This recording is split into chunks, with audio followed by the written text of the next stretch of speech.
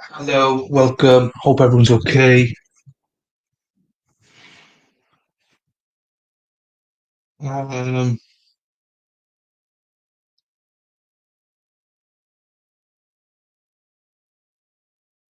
just released the tweet to say we're now live. Losing my voice. Not really. I'm excited. Great night last night. Thank you to everyone that joined last night. Oof, good viewers there. Uh,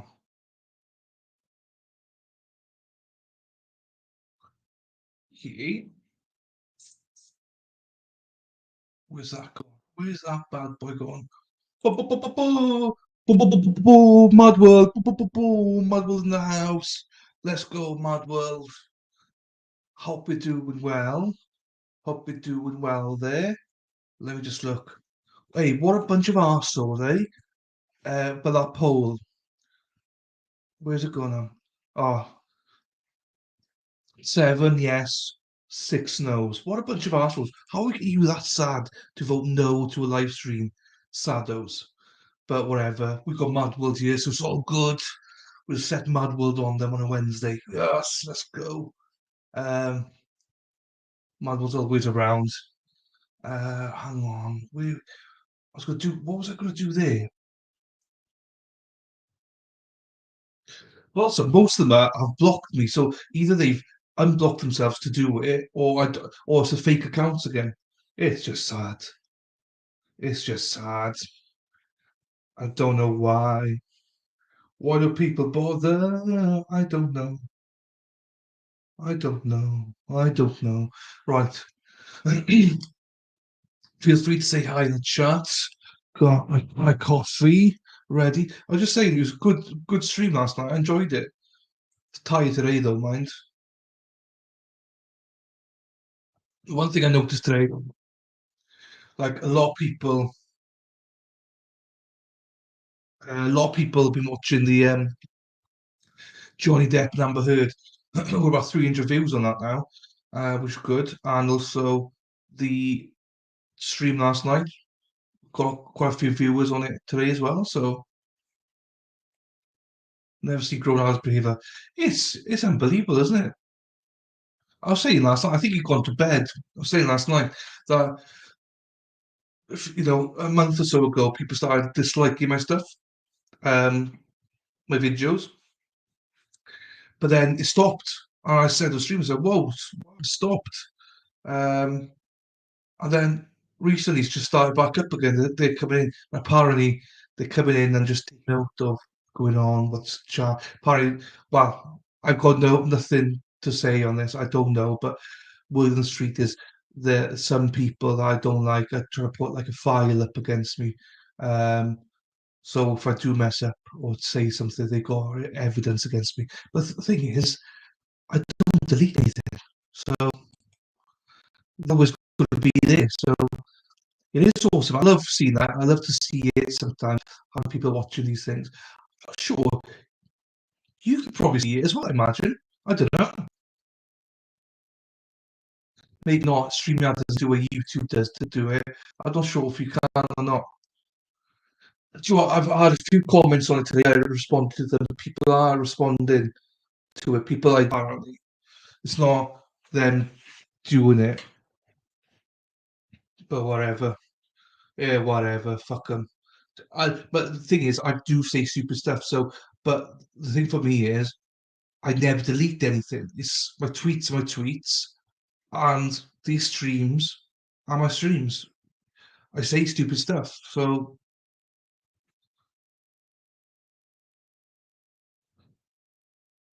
oh, right. Hang on. Let me say hello to Rumble. Rumble. Oh, that's what I was going to do. Chat to Rumble. Hey, Rumble. Hey, Rumble. Hope you're well. Hey, Rumble peeps. Hope you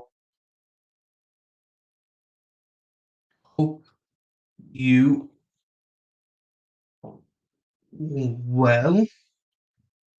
Please like and like the video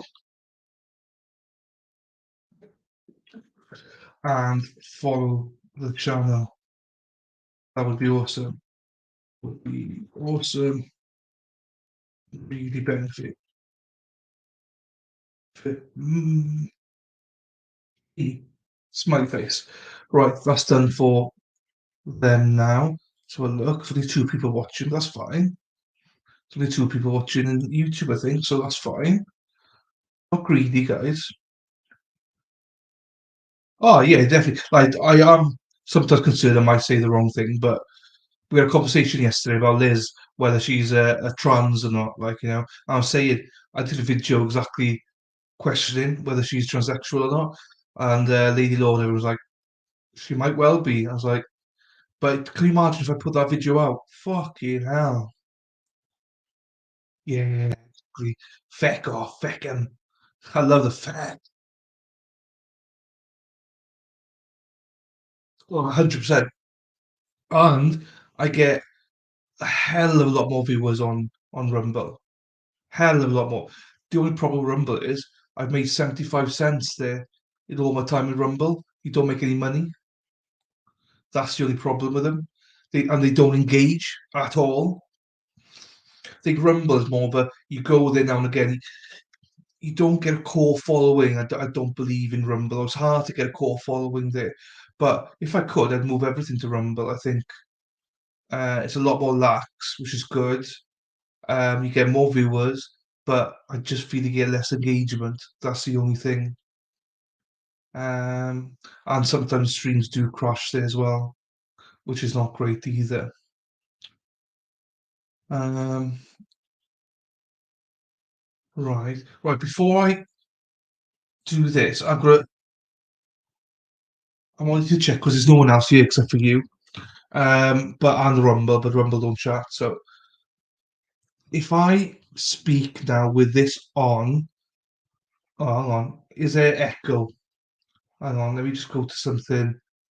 Travis or DJ, would you be able to say yes, that's true, Is or it no, that's not echoing? true? I couldn't Also, determine it. Not that far.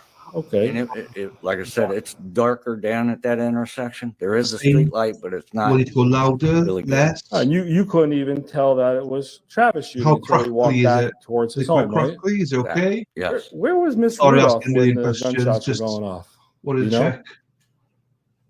If you know. I didn't notice. I know when after the gunshots that she was standing at the front door. Did you ever see Travis Okay, run that's into good. his house? I'll just take it back to there now then. So you can hear me over it. Fine, that's perfect. Um,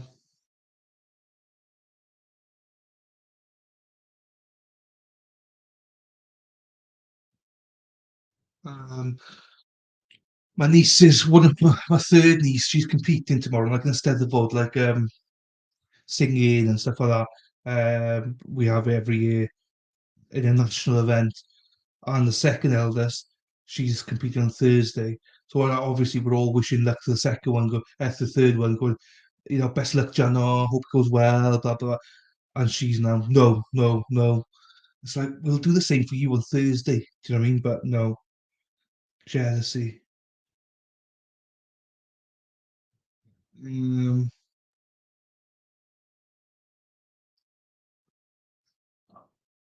Fine.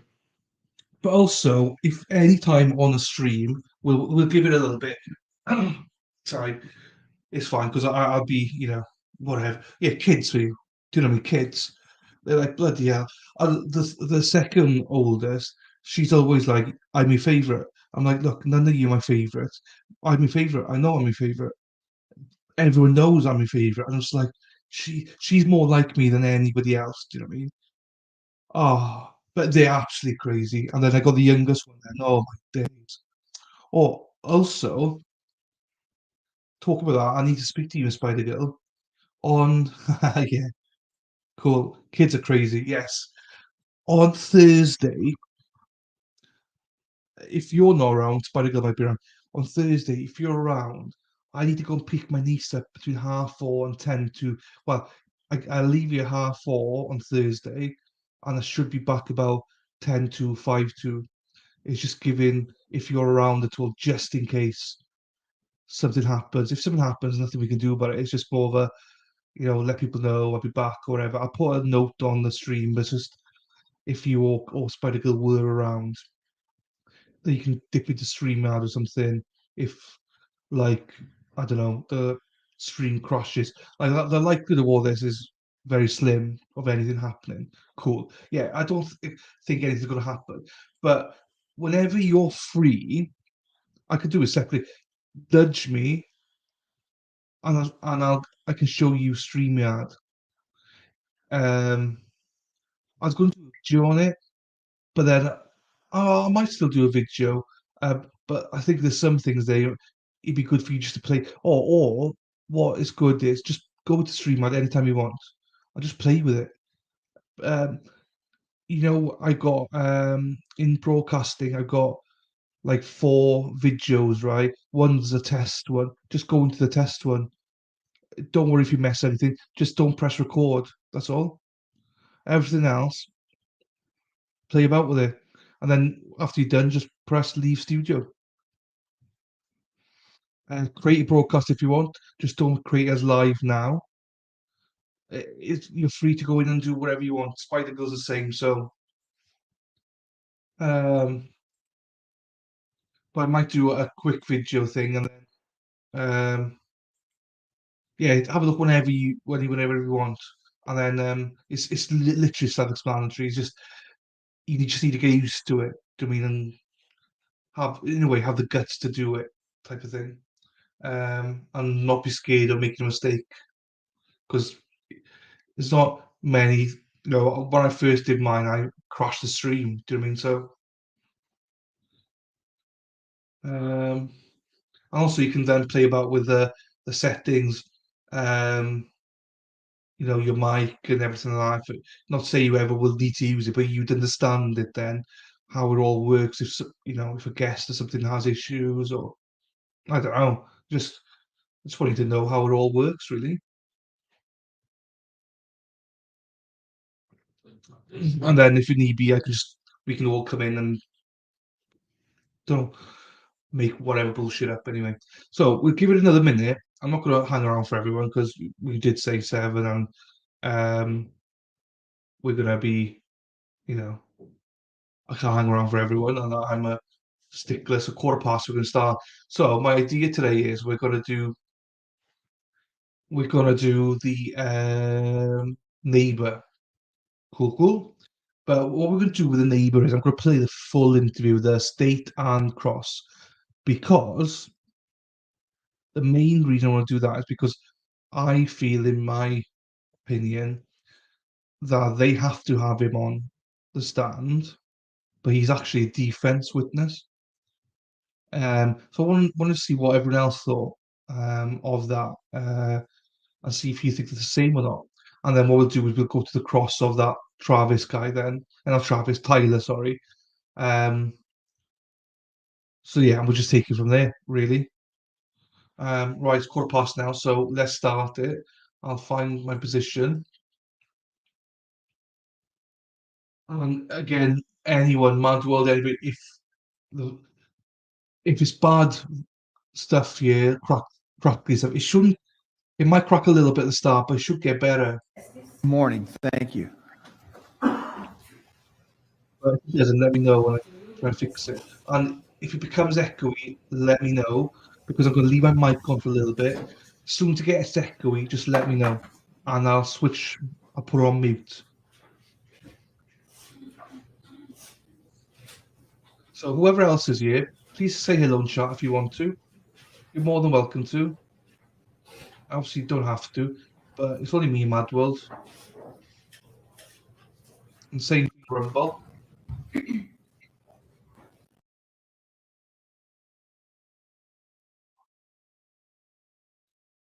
So I never get offended with anything like that, Mad World. I'd rather people be upfront with me and say, "You're all your shit."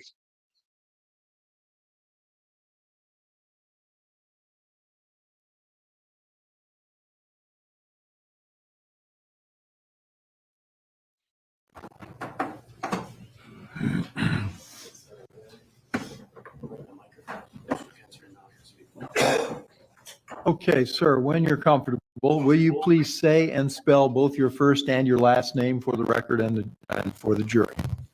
Reuben Estes. REUBENESTES. All right, thank you. REUBEN, right? Yes, sir. Okay, thank you. All right, Ms. Ellis, you may begin. Thank you, Your Honor. Good morning, Ms. Estes. Morning.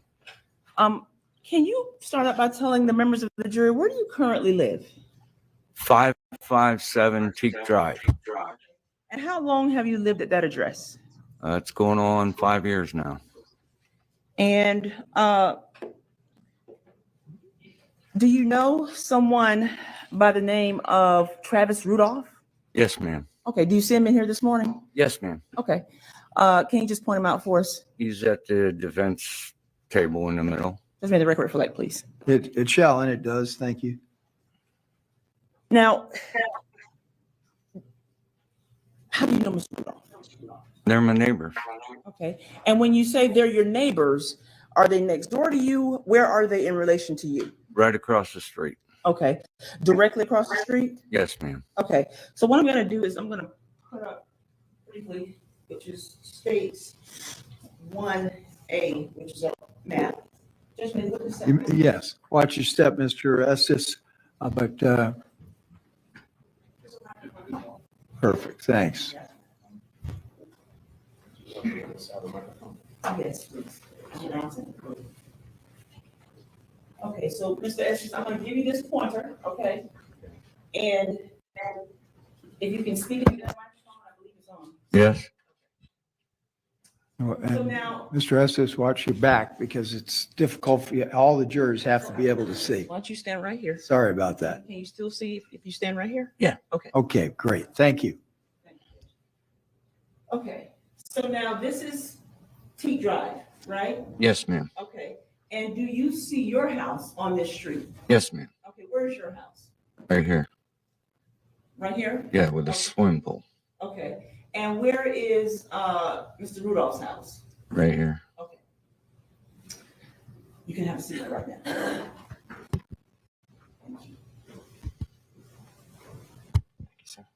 Just watch your step.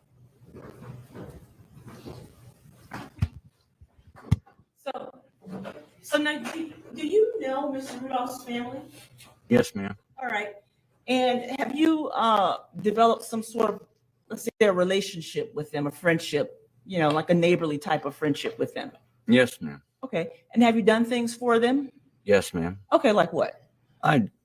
Miss Linda, Travis's mom, asked me to do odd and end stuff around the house. She brought me supper over to my house a couple of times when my wife was away. You know, we just neighborly. Okay. And so you would you describe the relationship as cordial, friendly, and as you just indicated, neighborly? Yes, ma'am. Okay. I want to direct, and what about your relationship with her children? Mr. Rudolph, you said you identified Travis Rudolph. Do you know of any other children that may live in the house that Miss Linda has? DJ. Okay. And have you seen them at the residence? Yes, ma'am. Okay. And are you friendly with Travis Rudolph and DJ?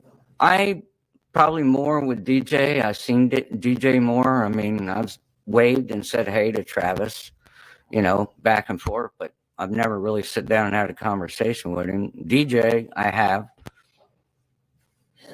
So I want to direct your attention to April 6th of 2021. Yes, ma'am. Okay. And before we get to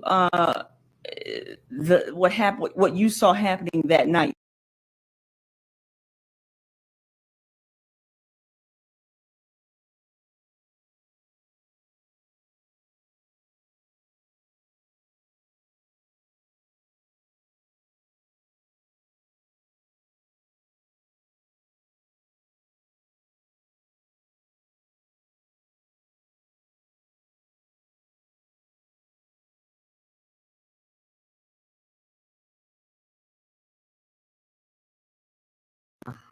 okay. You know, I mean, I have never said hey to her. Okay. Yes. And the day of incident, had you seen her there earlier in the day? If you recall. I don't know what time. I seen them when they were outside arguing. Okay. And what is your recollection? You know, it wasn't a good day for me, period. You know, that morning, somebody, a best friend of mine right down the street died, Sorry to you hear. know, and then I heard that and it's like, oh no, not again, you know, because they're time to time, they go at it out in the front yard and stuff. And that day, I mean, it was just normal yelling and going on, and she kept calling me bitch, and I'm sorry, you know, I mean, but that's what she was saying. And, you know, I mean, like normal, Travis was standing there trying to just not involve in it, you know, and DJ was trying to kind of break it up like normal. And that's usually how they went. And, you know, I tried to just, you know, not today. I don't need this crap today. Okay. So now, this particular episode that you saw in that day, had you seen them? You used the word "get into it" before, so this was not the first day that you saw the two of them, to use your words, get into it. No, ma'am. Okay. So, did it happen often? Did it happen? It was, you know. I can't tell how frequently, but frequent enough that you remember it. Okay. You know, I seen him standing there with his arms crossed and her slapping him. Okay. And him just, I told DJ, I said, tell your brother, you know, there's no woman worth that. Thank you, Mr. Estes. So now on this particular, let's go back to that day that what you saw with the two of them, right? Yes. At some point, did you not see them in the front yard arguing with one another? At some point, I heard a car drive away, okay, all right. and then I didn't hear nothing after that. Now, did there come a point where you did hear something later on in the night after that? Yes, ma'am. Okay. And can you tell the members of the jury what did you hear? I just all of a sudden heard somebody yell, and then I heard a bunch of like slapping and hitting, and I got up and looked out the door, and there was two piles of people out in the front yard fighting. Okay. You recall what time that was? Were you looking at your clock? If you know, you know. If you don't, that's fine. It was late. It was probably after midnight. Okay. All right. So now, in your residence, Mr. Estes, were you living alone at the time? At the time, my wife was up in. You hear this noise? You look out your door. You said. Yes, ma'am. Front door. Okay. And you fighting. Yes, ma'am. And where were they fighting? Out close to the road, like where the driveway is, or telephone pole. There's a lot. Looking at his house, it'd be to the right side of the house, in the front corner of the yard. But some of them were over here by the driveway. Some of them were over the telephone pole. Okay. All right.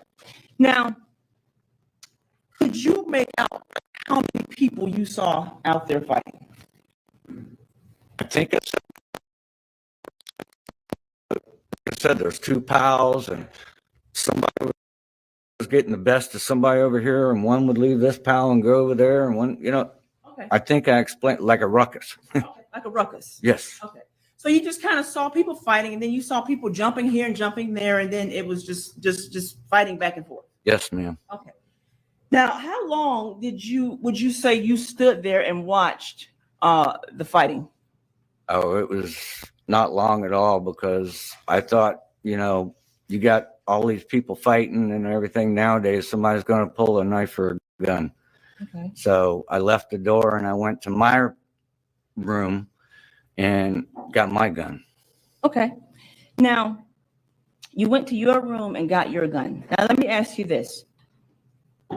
Did you go get your gun because you saw somebody out there pointing a gun, or you thought you saw someone with the gun during the fighting?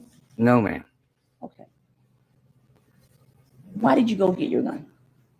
Because there's 6 people out in front of my house fighting in a pile. And you It's better to have it. protect yourself? Yes, ma'am. Just in case it went really bad. You were thinking something just may go really bad. Yes. Okay. During this fight,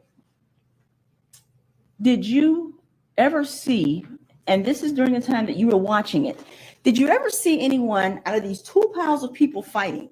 Did you ever see anyone in a position, like a stance, as though they were like pointing with their arm extended, as though they were pointing a gun at someone? Did you ever see that? No, ma'am. So now you said there are 2 piles of people fighting. They're going back and forth. You're looking at it. At any time at all, do you recall anyone? And I mean, obviously you own a gun, right? Yes, ma'am. When you shoot your gun, do you extend your arm? Yes, ma'am. Okay. Did you extend anyone with their arm extended like that? Did you hear the word gun? No. Did you think to yourself, other than because you saw the people fighting, did you think to yourself, to be getting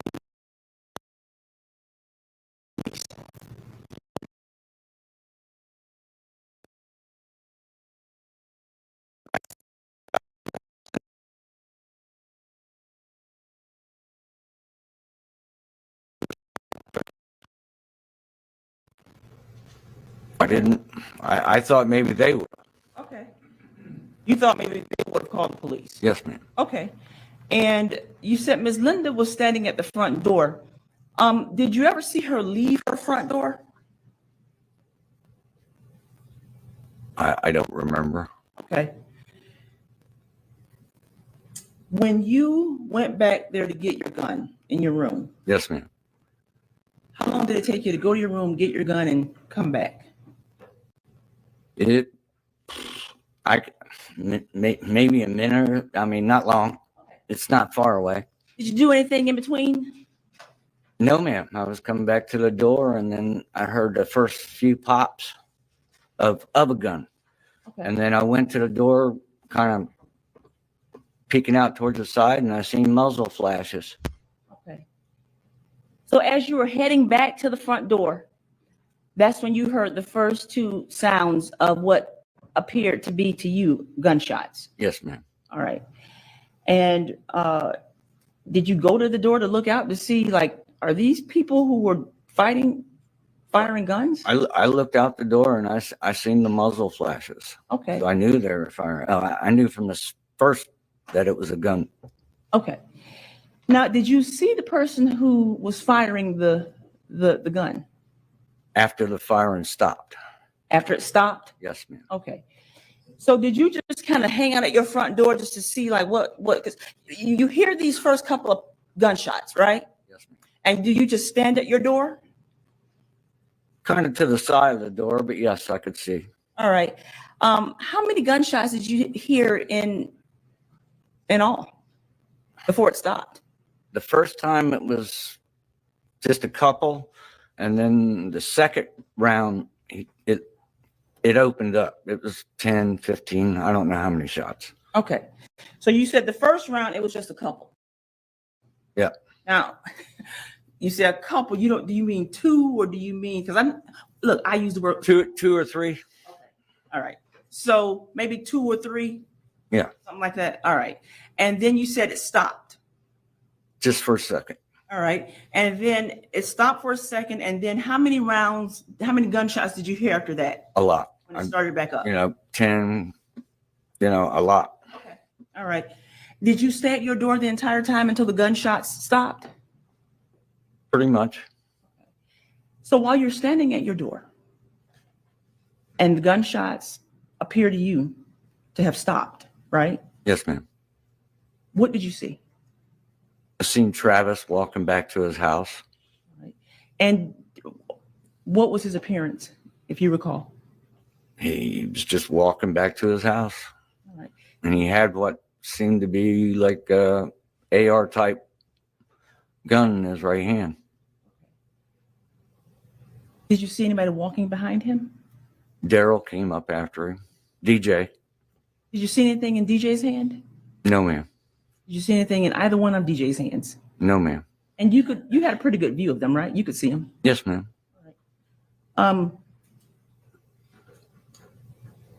As you saw them come walking back up to their house, Mr. Estes, did you say anything to the Rudolph brothers? Did you say, hey, what just happened? No. Okay. What did you do? I just turned around and I thought about it for a little while, and then I called 911. Okay. So you called 911 after that? Yes ma'am. Okay. And It was a little while though. I mean, it was a little while before I called them, but I called them after everything, after they went inside their house and stuff and everything. okay. All right. And when you called 911, did you tell them that there had been a shooting out at in your? I can't remember exactly, but yes, I told them that there had been a shooting out on my street. So when you called them, you said it had been a little while, right? So when you say a little while before you called them, do you mean that the shooting stopped? You saw the Rudolph brothers go back to their house. Is that right? Mm-hmm. And you didn't call them immediately upon seeing them go back to their house. Is that right? Yes, that's right. You waited. Yes, ma'am. Okay. You know how long you waited before you called? No, I don't. Okay. Before you called, did you see any law enforcement officers show up to the Rudolph house? No. Okay. I don't think so. Okay. Is that what made you call, because you didn't see anybody showing up? No, it's just, I guess, the right thing to do. You know, there's a shooting in my neighborhood. Okay. You know, it's a nice, quiet little neighborhood. Yes, sir. At some point, did law enforcement arrive? Yes, ma'am. Okay. And when they arrived, did you tell them, or did you walk out there and make them aware that you had seen what had happened earlier in the night? I made a officer, they were standing in my front yard, and I made him aware that I called 911, that I seen it. Yeah. Okay. And did they take a statement from you? Yes, it was a while later, but yeah, a detective, I don't remember his name, but he knocked on the door and he came to the house. Okay. And that would have been where he came to your house and took an actual recorded statement from you? Yes, ma'am, that night. Okay. That night, or earlier, No. later that day, is that? Well, it was early morning. Mm-hmm. So later on in the day is when you gave your statement? Yes, ma'am. Okay. After you gave your statement, did you meet with any other law enforcement officers? Did they meet with you about anything else? I think somebody came to my house one day with a picture of Travis and his girlfriend, and asked me if that was who it was that I seen, and I said, yeah. Okay. All right. Any other contact with law enforcement after that? Your office. Okay. Is that it? Yes, ma'am, I think. Okay. Judge, may I have a second, please? You may. It's just so honest. I generally think that they have to put him on there, but they didn't know how to put him on there because he's just too honest.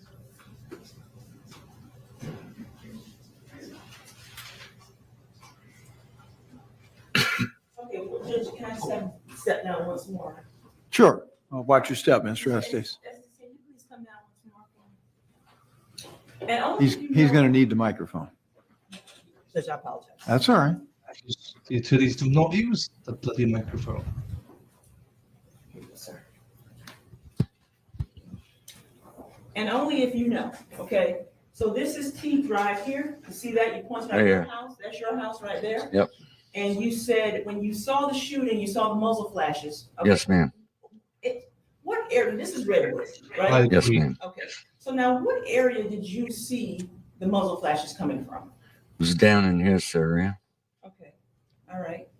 And is that where you saw all of the muzzle flashes coming from Yes, ma'am. until the shooting stopped? Yes, ma'am. Okay. And when you saw Travis and his brother DJ walking back up, could you tell where they were coming from? They were coming down the sidewalk. Right here's the sidewalk, and they were walking this way. Okay. All right. Thank you, Mr. Estes. It's just not scripted. You could just Go tell. ahead, back up to the witness stand. Thank you, sir. All right, any additional questions? Okay, any cross-examination of Mr. Estes? Yes, sir. Okay, thank you. Because it would have been weird if the defense called him, because he's a great victim to the defense, but it would have been totally weird. Why don't they call him? It's like with the back of the Murdoch trial when the doctor Yes, please. Good morning, did Mr. Estes. the Morning. autopsy. They How you doing? call him. You build power weird. plants all over the world? I mean, all over the United States. I used to. Oh, okay. You retired from that? Pretty much. I want to stay at home. How many years did you do that for? About 20, 30 years. Okay. And the neighborhood you said is a nice, quiet neighborhood. Yes, sir. You also have a boat for fishing. Yes, sir. Are you also a hunter? Used to be. You familiar with guns? Yes, sir. And you familiar how to use them? Yes. All the time you lived in that home, can you tell us and share with us whether or not you ever, even up until today, into that area, have you ever went and got your gun before out of your bedroom? No. All right. Did you feel your life may have been in danger? I was afraid. You know, there's a bunch of people out there fighting. All right. Was this a real fight, or is this like a couple of kids playing around in a schoolyard? I thought it was a real fight. People were punching each other. Yeah, punching, kicking. It was a fight, a ruckus. It looked like someone's trying to kill somebody. Somebody's trying to whoop somebody's ass. All right. Possible there could be some serious injury in this type of fight that you witnessed. So Like I said before, usually when you see something like that going on nowadays, somebody pulls a knife or a gun and goes. You don't know how this started, do you? No. All right. Let's. You said you were friendly with Miss Rudolph, right? Yes, sir. And you knew DJ pretty good or somewhat okay. You've spoken to him before, right? Yeah, I know DJ better than I did Travis. How come? Is there any reason why you didn't know Travis that well? We just never had the opportunity really to sit down and talk. You know, I said hey to him. He'd say hey back. All right. Did you know if Travis was practicing for football and not home on a regular Hi, basis? Gio.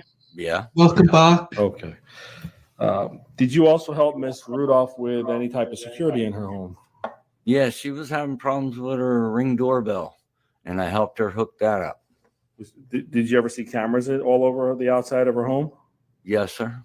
Why was she so concerned? Do you know why she was so concerned about? Well, they had told me, I think, well, DJ about her. Hold on. Well, he was about to give a hearsay and response, so ask sustained and ask another question. All right. Well, isn't it true you heard that from that Mr. Rudolph, the husband? Yes, Your Honor. I didn't finish my question. Yeah, look, finish the question. Don't answer, Mr. Estes, until I say it's okay, all right? Go ahead. Isn't it true that you heard Mr. Rudolph was killed and then Miss Rudolph became very concerned about security? Objection, Your Honor. Answer calls for hearsay, lack of foundation. And I'm offering for the truth. Overruled. Isn't that true, sir? Yes. All right. And you don't have those kind of security cameras in your house, do you? No. Okay. So she was a single woman living in that home with her sons, right? Yes. Isn't it true? Just pause there. Sorry to hear that, Gio. I hope you feel better. That's not good. Yeah, the audio's better, but we're trying to fix it. But I'm really sorry to hear you're not feeling well. Hope you're looking after yourself. And don't worry about chat and stuff. Just you look after yourself, now, Gio. But it's lovely to see you, as always. True that DJ is a farmer type young man Yes. and he has animals in the backyard, Yes. chickens, Yep. dog. I don't know if I've seen a dog or not. He has a rabbit that got out, and I had to help him catch it. How about a potbelly pig? I seen a pig. Do you know if he also has a place in Alabama, a farm in Alabama with horses and things like that? Yes, we talked about that. All right.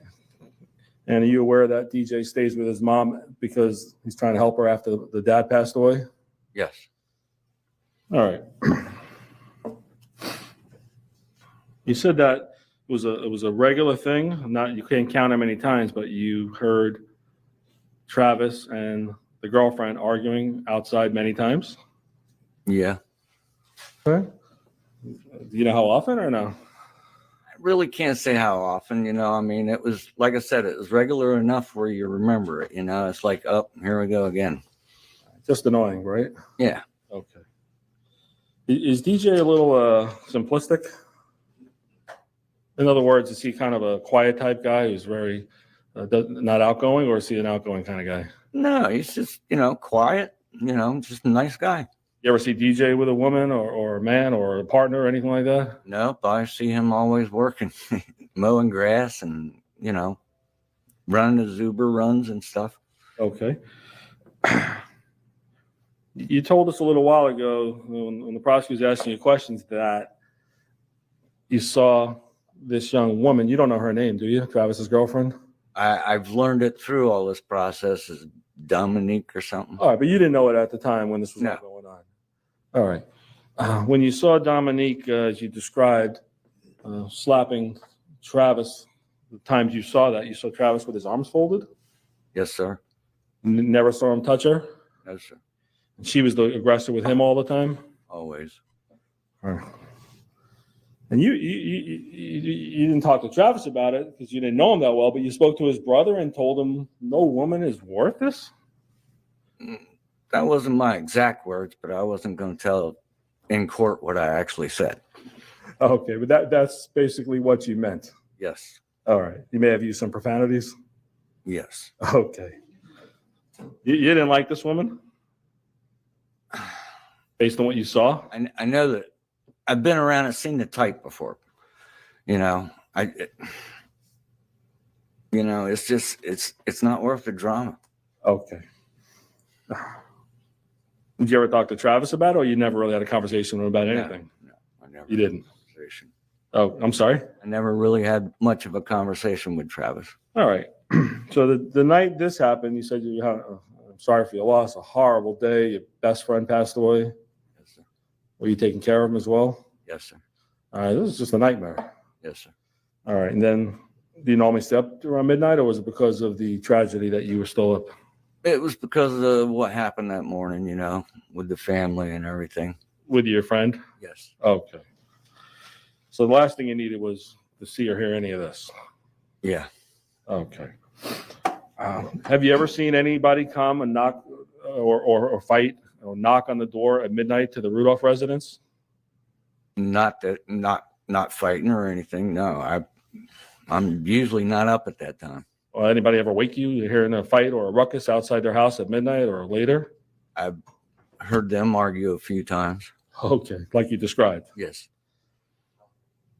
So the day before the shooting, a few hours before the shooting, you actually saw this woman who you now know as Dominique and Travis arguing, or you heard them arguing? I heard them arguing, and it's like, oh God, not tonight, not today, All right, where were you when you heard that? I was actually trying to lay down, and then I got up. I heard that, and I got up. All right, And I went to the living room, and yep, it's another one of them. So I just sit down, and turn the TV on. Other than this woman calling Travis a broke bitch, as you described, could you make out any other words that she or he was saying? I can't remember. I just remember she just kept repeating that, just calling him a broke bitch, and, the normal yelling, and, Okay. Do you know Travis has a BMW? He had one. Yep. Okay. And do you know where he usually parked it? In front of the house. And DJ, do you know what kind of car he had, if you remember? He had a little silver car. All right, where did he normally park? He was either in the front of the house or to the redwood side of the house. All right. Was there also a car by Linda, Miss Rudolph? Yes, her car is in the driveway. That's where she normally parks? Yes, sir. Okay. When you heard and you got up, was it dark out at that point? When you heard this ruckus between Travis and his girlfriend? It was late, yeah, but it wasn't. I can't tell you what time it was. Okay. And did you see any physical altercation during this time period? No, I didn't witness it. You know, Right. Did you see DJ outside? I heard DJ tell him to knock it off, and trying to. But that was normal too. Every time they got into it, DJ was trying to. He was like I don't know, a moderator. Trying to break it up and calm it down. All right. When you watched this, did you see DJ or Travis touch this young woman when you got up? I never seen neither one of them touch her. Okay. Did you see the young woman pick up a brick by any chance? No. All right. You didn't see anything physical? No. Were you watching the whole time or just a little bit? No. You get immune to it after a while. Unfortunately. Sure. You had no idea this was going to end in somebody shooting a gun, did you? No, sir. All right. I mean, the whatever you heard wasn't called for somebody or saw wasn't called for somebody shooting for what Travis and Dominique went through, was it? No, sir. You weren't expecting anything like that. No, sir. All right. And then you heard a car drive off? Yes, sir. You assumed that was the girlfriend? Yes, sir. All right. And did you see or hear anything else until you heard this and saw the fight? No.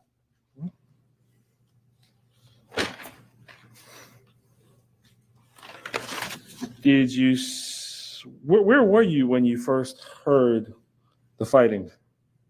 Sitting on my couch. Were you falling asleep or were you still awake or?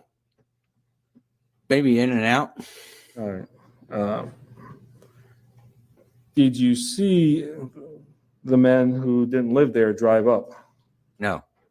Did you see a car that wasn't familiar to you in front of either your block or across the street directly by the Rudolph house? Did you see any strange cars there?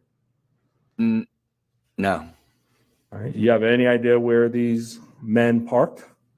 No. You know how they got to Rudolph residence? No. You don't know if they took a cab or they had a car? I don't know. Okay. So you have no security cameras, right? No, sir. You know if any of your neighbors do beside the Rudolph residence? If you know. I don't know. Okay. You never checked any houses for cameras, do you? No. Wouldn't mean anything to you, right? No. Okay. So when you wake up, Good question. you hear punching, slapping, things like that? Well, I wasn't really asleep. I just all of a sudden I heard like somebody slapping somebody, like somebody fighting. So I got up and I went to the door, and like I said, there was two piles of people in the front yard fighting. Did you see DJ in one pile? DJ would be in one pile and Travis in one pile, and there'd be a bunch of people over here and like I said, they just, whoever's getting the best at it, somebody jump over here, somebody jump there. It was a brawl, a ruckus. Would you agree that there was at least two men fighting with either DJ or Travis at any given time that you observed? Yes. Was there sometimes three men against one of the Travis brothers? Yes. And were you worried that the Travis brothers could get hurt? Worried. I mean, the Rudolph brothers. Yeah. I thought they could get hurt. I thought, like I said, nowadays when something like that's going on, somebody's going to pull a knife or a gun. Forget the knife or a gun. Just by the punching, did you see kicking as well? Yes. Choking? Yes. This is a serious fight. It was a brawl. Okay. You didn't go outside and get involved, right? I'm 60 years old. At that time I was. Of course. I mean, you didn't physically get involved. No, sir. Okay.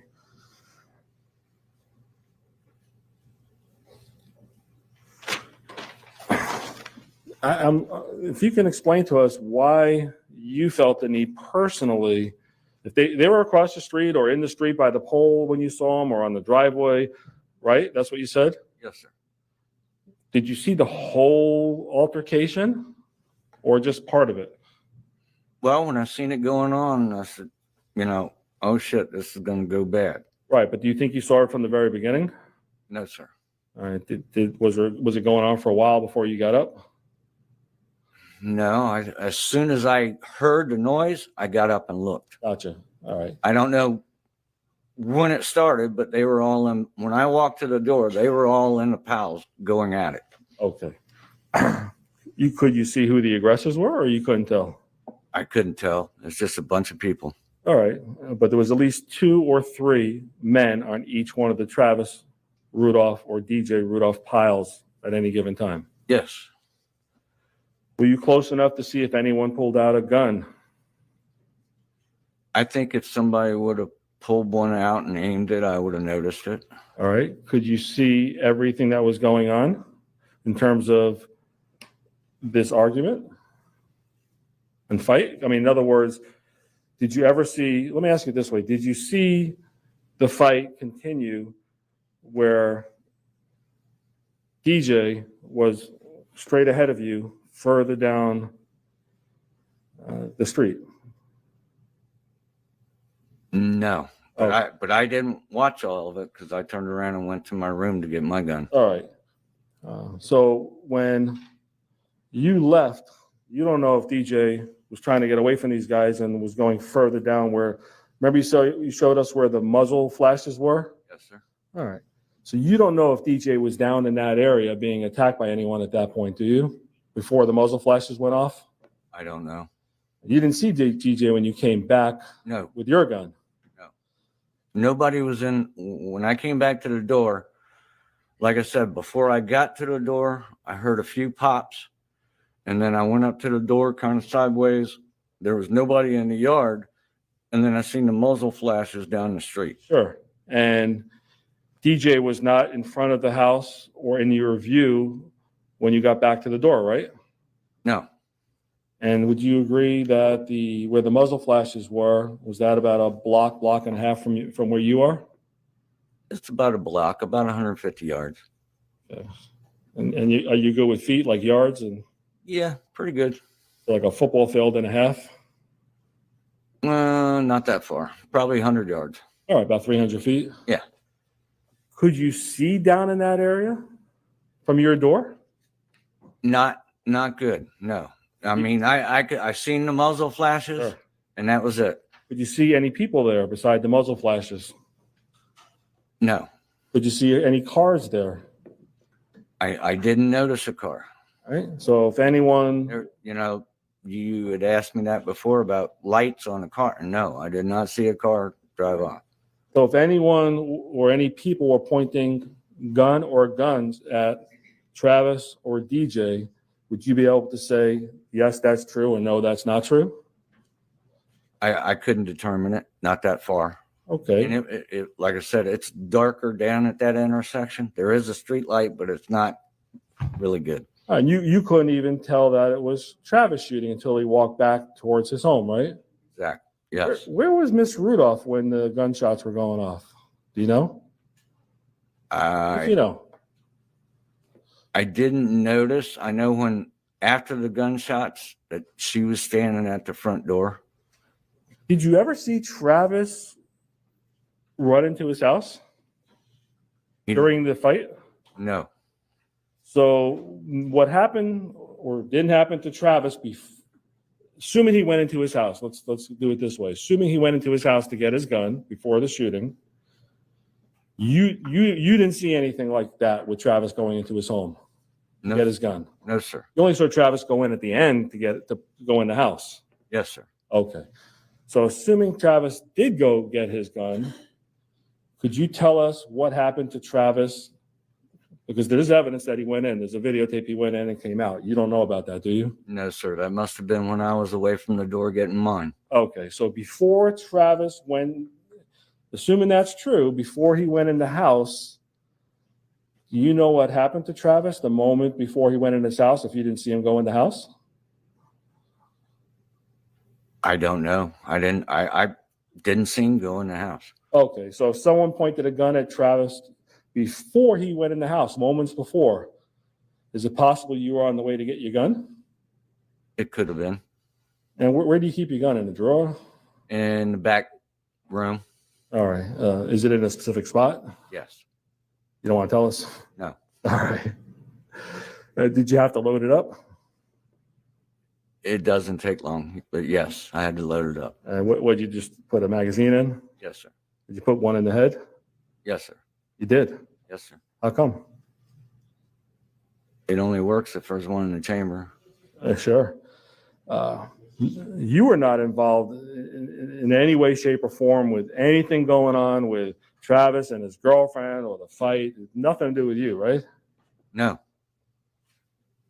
So why is the first time since you've lived there that you've grabbed your gun? What were you personally thinking that could happen to you? It could move over onto my property. So you were concerned for your life potentially. With all that going on, yes. Okay, and you were in your house behind closed doors. The door was open, but yes. All right, but you have a metal door, a screen door. Yeah. Okay. And you were still worried. Unfortunately, it's that time of world now. Sure. You were worried enough to get your gun and put a bullet in the head in case, God forbid, you had to use it. Yes, sir. Okay. You didn't obviously shoot your gun. No, sir. Okay. But you were ready to, just in case. Yes. And you obviously know how serious that is when you pull a gun. You didn't have to pull it, but to have a gun, you know the responsibility because you're a gun owner. Yes, sir. And you have experience hunting and shooting and Yes.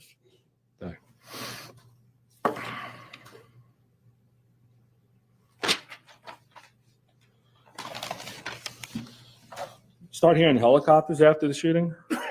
I'm sorry, you need some water? No, I'm good. Yes, I did. Right away? I can't tell you how long it was. All right. Did you start hearing sirens coming pretty quickly? Yeah, but like I said, I can't tell you how long it actually took Sure. for that stuff to start going on. All right. I mean, it wasn't hours, or was it? No. You start seeing blue lights around the neighborhood or flashing lights from police cars? Yeah, There's no secret the police were in your neighborhood, right? right. Did you see when Mr. Rudolph's sister showed up by any chance? I noticed the white car pulled up, and that was it. Okay. And did you see the white car leave? Yes, sir. You know who those people were in the white car? No, sir. Okay. I'm not familiar with their whole family and stuff. Just Travis, his mom, and DJ. Are those the only three people who live in the home across the street from you? Yes, sir. Okay. So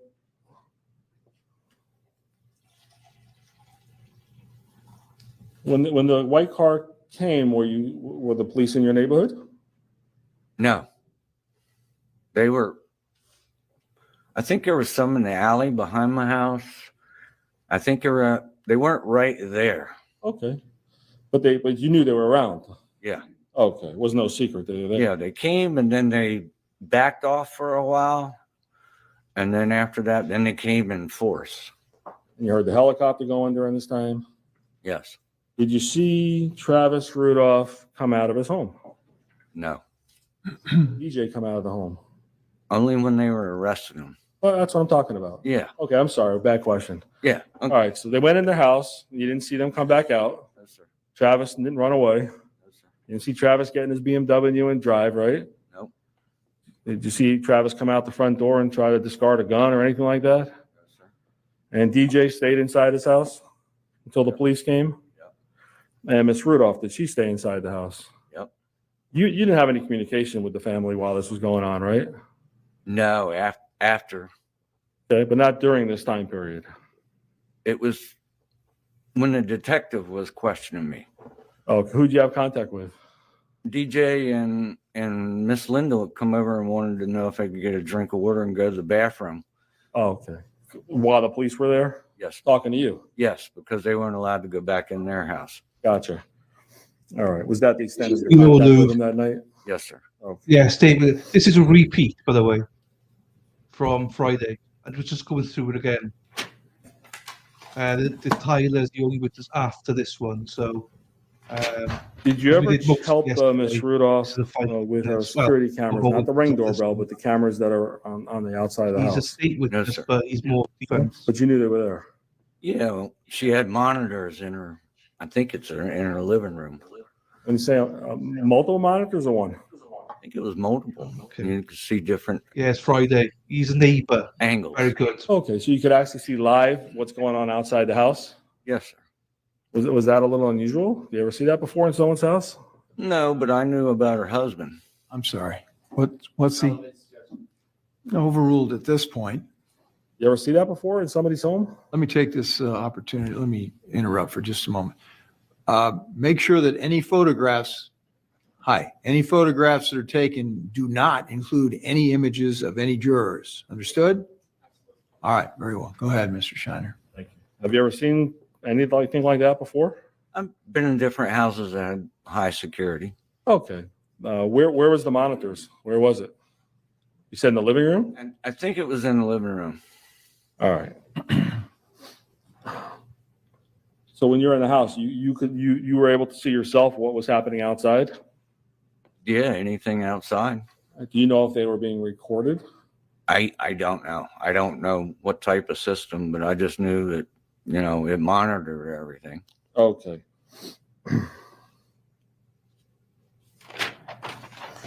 Could you tell the men that were there, how many men beside the Rudolph men were there? You mean in the piles? Yes, sir. Or during this whole time before the shooting happened, how many men were there beside Mr. Rudolph and Mr. Travis Rudolph and Mr. DJ Rudolph? Living there or during the fight? During the fight, sorry. During the fight? Gorgeous, man. No. Like Gorgeous. I said, Is you? it looked like there's 5 or 6 people, but I don't know how many they were because you'd have a pal over here and a pal over here, and they just kept jumping back and forth. I mean, at that time, to give an accurate number, since then I found out that it was 4 of them, but that would equal up to when I said 5 or 6 people. They're just all over the place. Okay. But fair to say there was more of these strange, you didn't know these guys, right? Beside the Rudolphs. No, sir. It was more of the strange men there than the 2 Rudolph men. Yes. Did you ever see any of those men before? Not that I can swear to. All right. They might have come visit or whatever, but I can't tell you. From your door looking outside, how far would you say the Rudolph house is, your front door is from yours? 50 feet. All right. No. So, Yeah. I'm sorry? Our house, a little bit of yard, the street, his is the same. When you look out your front door, you're not looking directly at the front door of the Rudolph residence. No, my front door pretty much lines up with the sidewalk on the Redwood side of the house. Okay. And your front of your door is actually on Teak Drive. Yes, sir. And the Rudolph front door would be to your left. If you're standing at your front door, you have to look to your left. Yes. How much to your left? Was it one house over, half a house over? Would you estimate across the street? Maybe half a house. So the Rudolphs live on the corner directly across from you? Yes. You don't live on the corner. You live in the middle of the block. Yes. All right. On the side of the house, were you looking straight ahead? So that would be Redwood Drive? Yes. And to My the left- my driveway lines up with Redwood Drive. Okay. So you to the left of the Rudolph home is the front door. Okay. Mm-hmm. From that front door, if I'm staying at the Rudolph house and on my back is faced, I don't want to turn my back to you, but let's say I'm looking out their front door. Yes, sir. So now I'd be on my left. My left would be Redwood, right? Yes, sir. Okay. And on Redwood Drive, was there parking spaces there if, assuming these men drove there, could they have parked their car there? There was usually a white pickup truck parked there and right there at the corner. But yeah, there'd be room right behind them if somebody was parked there. How about across the street on Redwood, on the other side of Redwood, there's parking spots there that night that someone could have parked there? Yes, sir. In front of my house is open. All right. So from where you were watching, did you ever see a car drive away after the shooting or during the shooting? No, sir. Couldn't see a car. No, sir. Didn't see headlights. No, sir. Huh? Did you see anybody during the fight? Did you see anyone's pockets, what they had in them? No, sir. No way you can see from there, right? No, sir. So if someone had a cell phone in their pocket or a gun in their pocket, there's no way you could tell us that. No, sir. All right. Did the Travis Rudolph and DJ Rudolph have a better view than you did of the men they were fighting with? Of course. All right. Stupid questions, but he has to ask. So them. after during the time you grab your gun and load it like you described, you start hearing a couple of gunshots, right? Yes, sir. And what's the block behind the Rudolph home? Do you remember the name? Sable. Okay. Was the muzzle flashes on Sable, or was it closer to Sable, or was it closer to your house? Closer to Sable. All right. Could you say if it was on Sable or before it or after it, or no way of knowing? I couldn't tell. It was down in the general area of that intersection. Okay. So as you're looking straight on Teak, is the muzzle flashes directly in front of you, to your left, to your right? As I'm looking out my front door down to that area, it looked like the muzzle flashes were going west, which would be going towards Redwood. West towards Redwood. So where do you see the flashes? So let me use the chart. May you step down, Judge? Of course. Watch your step, Mr. Estes. That's where it gets confusing. Use the What pointer. I'm trying to allude to is Where that who's got the pointer? Okay, thanks. those Sebastian Do that to and Mr. Estes, Tyler shot first, please. bang, bang, bang, Thank you. and then No. AR-15 was, or AK-15 was bam, bam, bam, bam, bam, bam, bam, bam, bam, 39 times.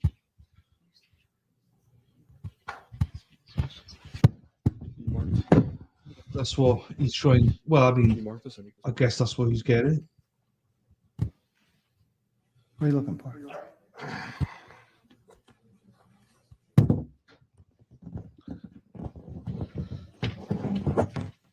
This really just drags it on so much. That's what Mr. Shiner, it's more important that Mr. Estes' voice be recorded than yours. Okay, thanks.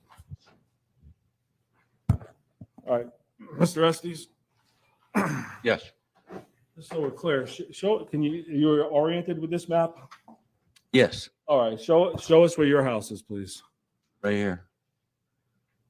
All right. Is it labeled at all, or? No, it's not labeled. But you have the pool. Yes, sir. Okay. So as you look straight down, you got a clear view as your front door, right? Yeah, that's right. There's my front door. You have a clear view of Redwood, Yes, sir.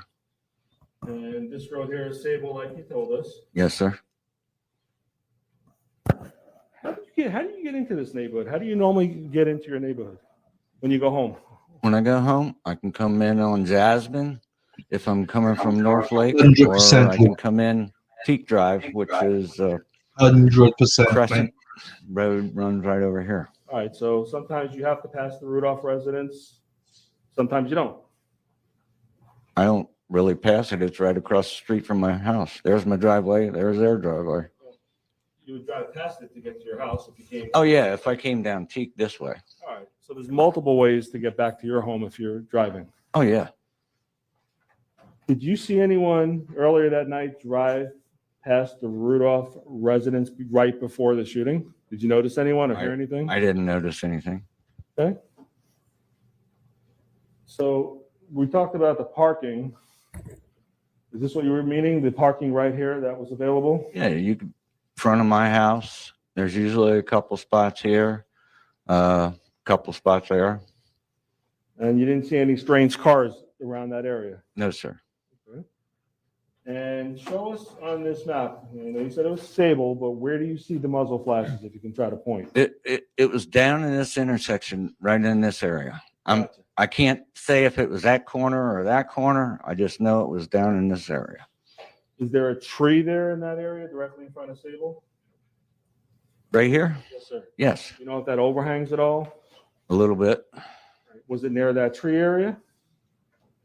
Hard to say. There again, somewhere in that intersection area. Gotcha. But it was more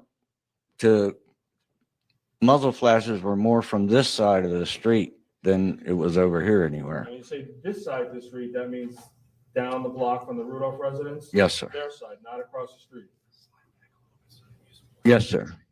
Sorry, this is an awkward position. Sorry about that. So the muzzle flashes would be, show us one more time, roughly, in your opinion. Around over in this area, going this way. Okay, so you saw initially in the area you said by Sable and Redwood, Yes, sir. and then west would be going. This way. Okay, so that the record is clear, that the exhibit you're using is what? What's it? Sorry about that. One. State Exhibit 1, and it's really, although multiple people have called it a map, it's really not a map. It's an aerial overhead, right? Okay, is it oriented north, south, east, west? Where's the north?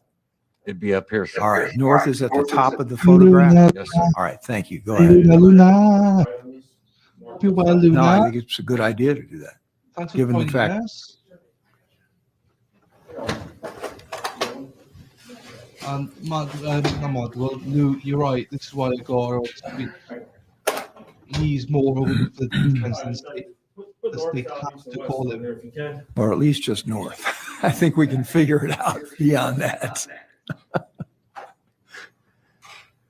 I hope you're well as well, Luna. And just so I'm oriented, which way is west? If you please put that. This way. You right west over there? I'm sorry. Want me to turn it around?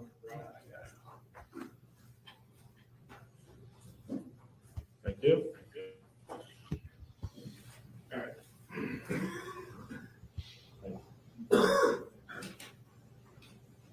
All right, so initially it was more east towards Sable, the first few shots?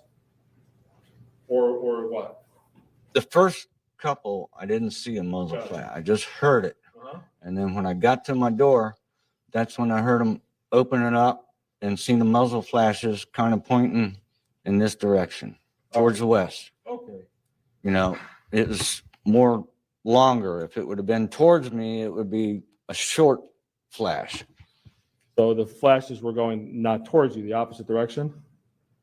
Sideways. Sideways westbound? Yes, sir. Okay. And could you tell, I mean, obviously, you know, Mr. Rudolph Travis was shooting, right? You know that now. I know it now. You didn't know it at the time. No, sir. Could you tell what he was shooting at? No, sir. No idea. No. And you couldn't tell anything that was happening in his peripheral or his view No, sir. or DJ's view. No, sir. And you know DJ was down there because you saw him come back up. Yes, sir. Right before Travis started shooting, did you see anybody run towards a car or run away? No, sir. Did you see two men beating up DJ right before the shooting? Down in this area. No, sir. So if anything happened in this area at the time of the shooting or right before the shooting, you can't see it. No. Like I said, I had left the door to go get my stuff. Okay. And do you have any idea where these men who were fighting went? Do you know personally? No, sir. All right. All right. Let me give They didn't, the car did not come this way. I know that. Well, you're assuming they had a car. You know, whatever you guys, just going by what you guys say, Right? I never seen anybody else pass my house. You never saw a car before or after the shooting that was involved in this. No, sir. All right. Hold on 1 second. All right. Thanks.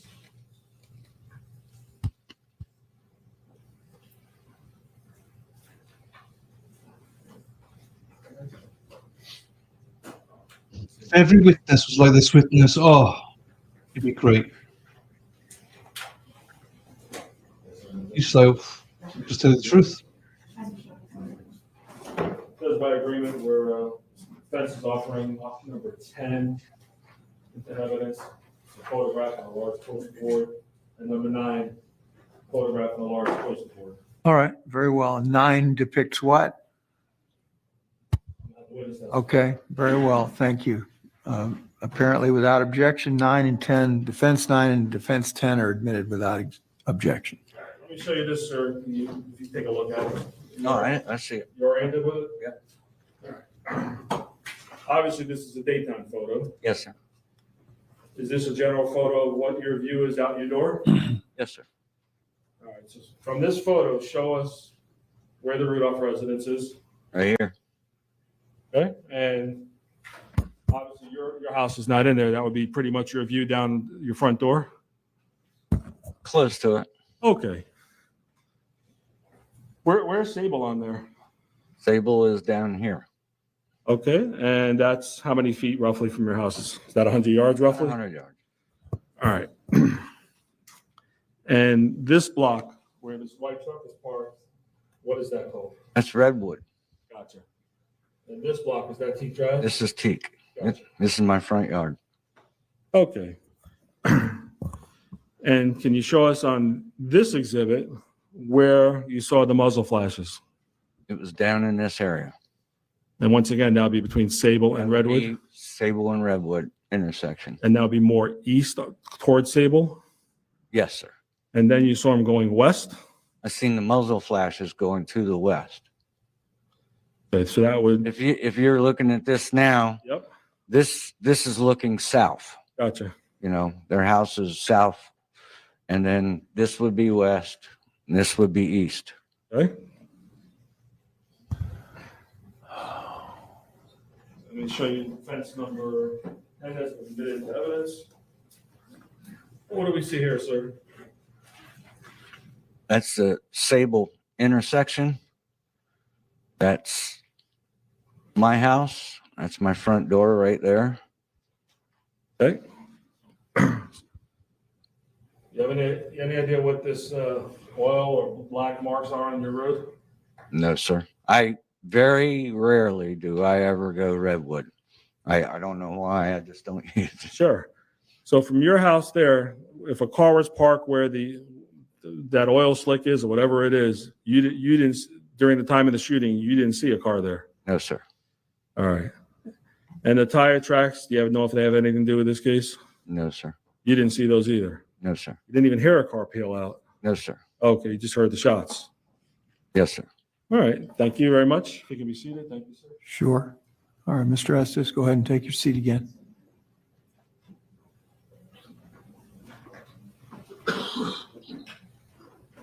I don't remember if it's a redirect or not. Well, it probably is. We'll watch this and watch Tyler then.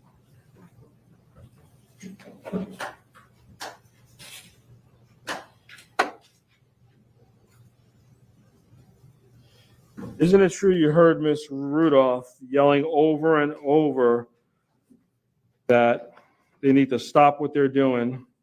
She has cameras and they're going to get in trouble, these young men. That was while a fight was going on. Yes, sir. She was at the front door yelling at them to stop. And she told them she had cameras. You guys are going to get in trouble. Yep. She wasn't telling that to her sons, was she? No, Talking to these strange men, right? that's what I thought. They pay attention to her? No.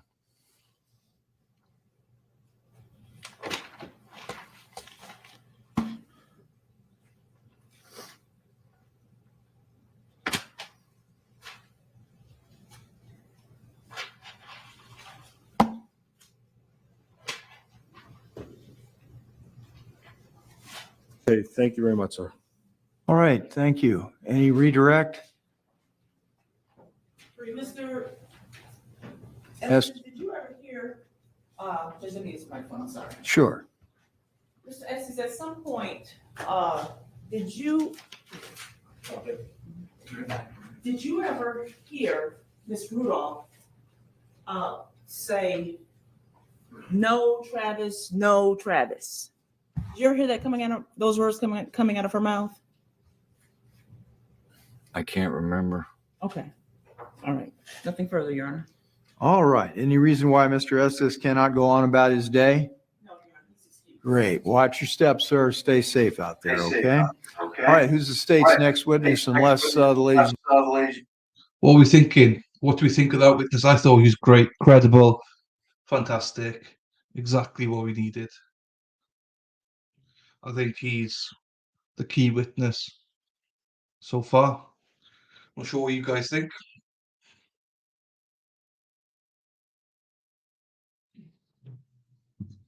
think it's yeah.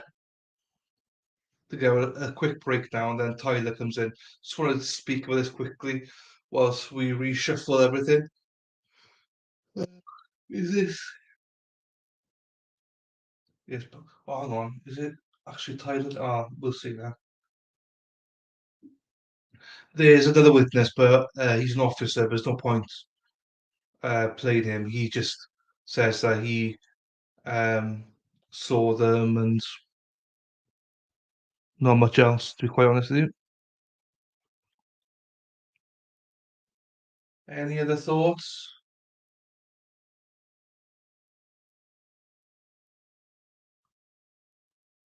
It's harder for you guys because you go to type and stuff. So you probably say, "Oh, fuck off. I don't want to type." I don't blame you. I wouldn't either, to be quite honest. But that's my thoughts on it anyway. I think very credible on an honest witness. I wish all witnesses were like that. And I think, to be fair, most of the witnesses we've had so far, minus those involved, have been really, really good. How's everyone today? I'm well, thank you, Luna. I hope you're well as well. We got Gio. Maybe Gio's left, but Gio's feeling bad. She's got a migraine and a upset tummy, which is not good news. We all love your new pick as well. I took a look at your pick twice. I was like, "Who's this? You're doing this?" So I got mixed up a little bit there. See, this guy is in trial. Yeah,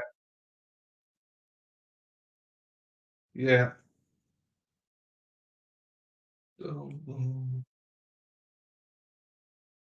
So Tyler's coming now.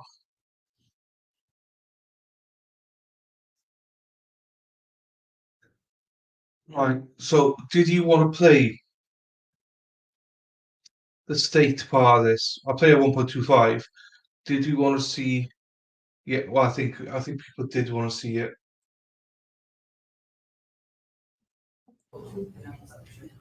It does say some stuff.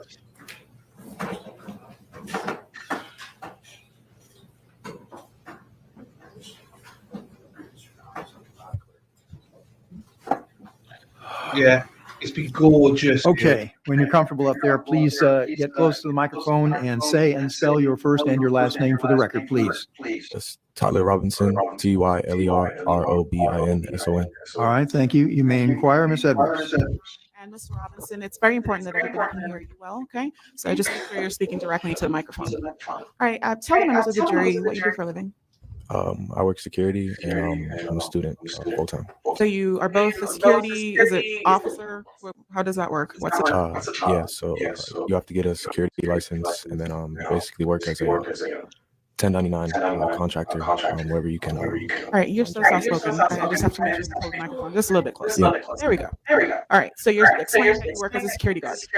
Okay, and you said in order to do that, you have to get a license. What kind of license? Security, a D license to work initially, and then a security G license to work while armed. Okay, so the D license is without a firearm, and the G license is with a firearm. Yes, ma'am. And did you have the G license? Yes, ma'am. Okay. What about, you said something about being a student as well, is that correct? Yes, ma'am. Okay. Tell us about that. What are you doing in school? I just previously graduated, or recently graduated with my AS, Associate of Science in Paralegal Studies, and I'm currently pursuing my bachelor's in Legal Studies with a minor in Political Science. You want to be a lawyer? It's not currently my plans. Currently, my goal is just graduating, but it's not completely out of the picture. How old are you? I'm 23. And so back in April of 2021, you would have been 21 years old? Yes, ma'am. I want to take you a little bit back in time to when you first met Jones. Do you recognize that person by name? Yes, ma'am. Approximately whereabouts in schooling were you? I met Keyshawn in sixth grade. And I'm sorry, not sixth grade. I met Keyshawn in 8th grade. We met in gym class playing basketball. And your relationship with Mr. Jones got to the point where you were friends. Yeah, that's like my brother. That's my closest friend. So you'd characterize him then as your best friend. And I heard you say brother. Best friends, brothers, yeah. Did there ever come a point during the course of your friendship that you lived with Mr. Jones? Yes, ma'am. Tell us a little bit about how long you were living with him, and were you living with him and his family? Correct.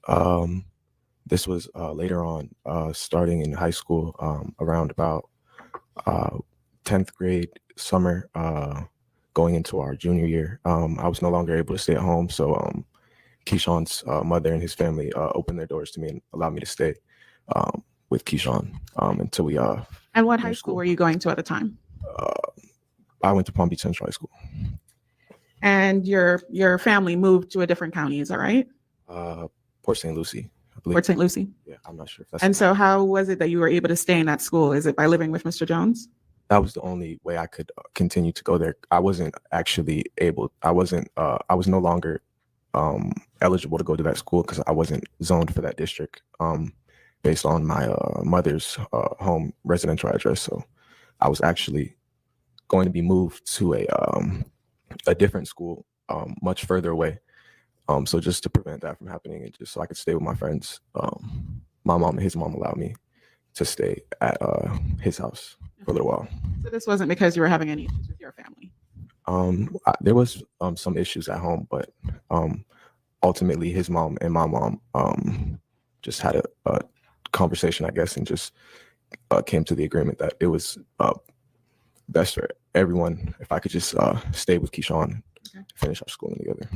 While you were living with Mr. Jones, you mentioned that his family was also in the home. Who exactly was living there? Keyshawn, his mother, his sister Dominique, his brother Antoine lived there briefly, and towards the end of us living there, his stepfather as well, I believe. Would you characterize the relationship that developed to become more close-knit, like a family? Correct. How long were you living with the Joneses? I would say I was living there for like a year and a half, maybe close to 2 years. Okay.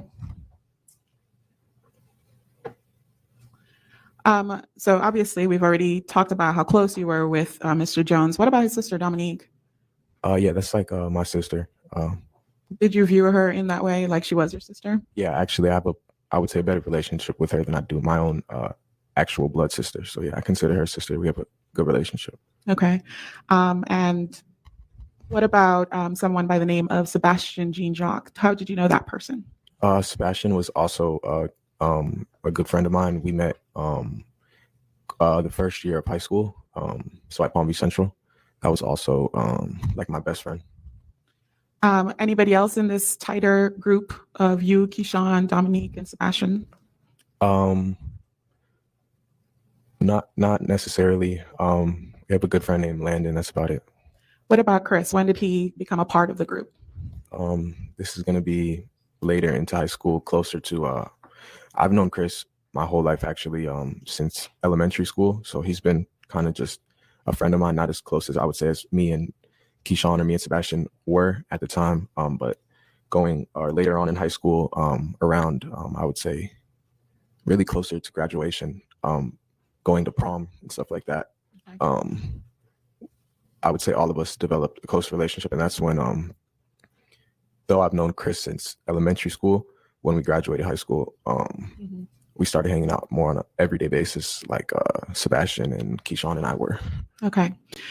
Had you ever met someone by the name of Travis Rudolph? Not physically in person, no, but I was introduced to him on like FaceTime as Dominique's boyfriend at the time. Okay. So you were close enough with Dominique that you knew who she was dating? Correct. And you knew Dominique had been married previous to her relationship with Mr. Rudolph, is that correct? Yes. And were you aware of whether or not she and her husband were still living together as a couple or still together as a couple by the time she started a relationship with Mr. Rudolph? I believe they were legally married, but I think they were separated. I don't think they were together, living together, seeing each other, anything like that. Okay. I want to take you to the night of this incident. So let's start with the April 6th of 2021. Do you recall receiving a call from Dominique on that day? Yes, I do. Okay. And did she advise you about anything that had happened between herself and her then boyfriend, Travis Rudolph? Yes. How did that make you feel? Upset, confused. Okay. You said upset and confused. I'll take them one at a time. What was upsetting? Upsetting, just what she was telling me and how upset she was. When someone you care about is that emotional, regardless of what the situation is, it's going to make you upset also. If it's someone you truly care about. So, And you did truly care about them. correct. Did you know anything about a surgery that she had done recently? Yeah, she just had cosmetic surgery, and that also maybe played into effect of art. That may have also been one of the reasons why it did make me upset, because just the days before that and stuff, she was in such a I would say like vulnerable state, and just after you have any surgery, you're just weak regardless of what the surgery is. So I just saw her in a much like weaker and vulnerable state. So You also said confusion. Explain that for us. just confused because I was under the impression that this was like I don't know the relationship well enough to call it a healthy relationship, but a normal functioning relationship. So when someone calls you that upset, telling you that something like this has happened, it's obviously a bit confusing at first. Okay. So you thought they didn't have this type of relationship. So when you heard that, that was Correct. so. Did you call other people? Did you call any of your friends to let them know what you'd been told by Miss Jones? Yes, ma'am. I called Keyshawn initially, just to touch base with him, and because that's his actual sister, so I was assuming he spoke to her. Then I also called next, I believe I called Chris Lowe. He was at home. I'm not sure what he was doing, working out or something. He was sleeping, I think. He said he was getting in the shower or something like that. So he was gonna come over. Meaning come over to where you lived? Come to my house, just at my own house. By this time, you weren't living with the Joneses anymore. You had your own place. Yes, at my own place with the roommate though. What about Sebastian? Did you call him as well? Yeah, I called Sebastian a few times, I believe. He was, I think he was at Flanagan's, or he was doing something like that, and he said he had to go home first, and then he was going to come over. So the plan was then for everybody to come to your residence. Is that correct? That they would be coming over to your apartment that you shared with someone else. Correct. Who got to your residence first, if you recall?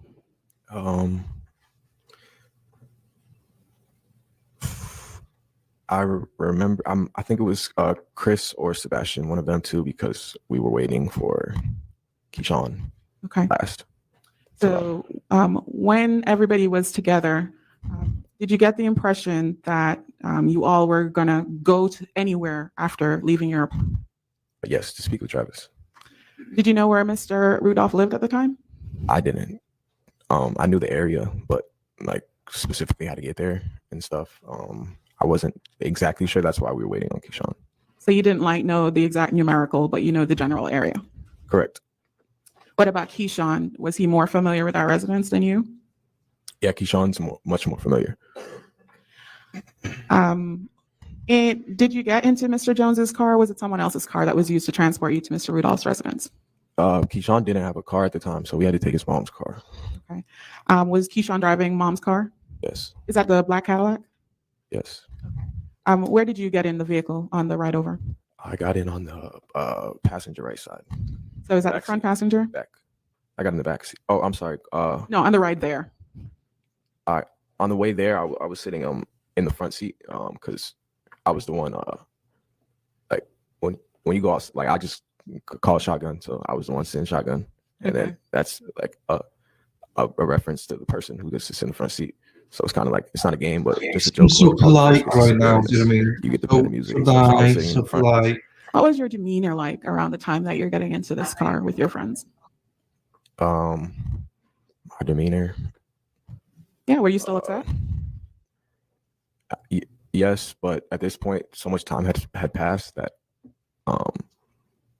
it was more or less turning into like, it almost seemed like a chore to go over there.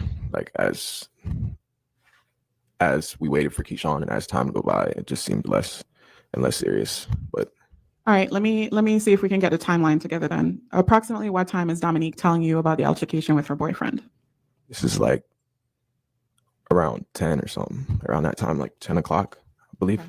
So by the time you're making your way over to Mr. Rudolph's house, approximately what time is that? It's like getting close to midnight, I think, like Okay. around that time. So it had been at least an hour or more since you'd heard. Yeah. Okay.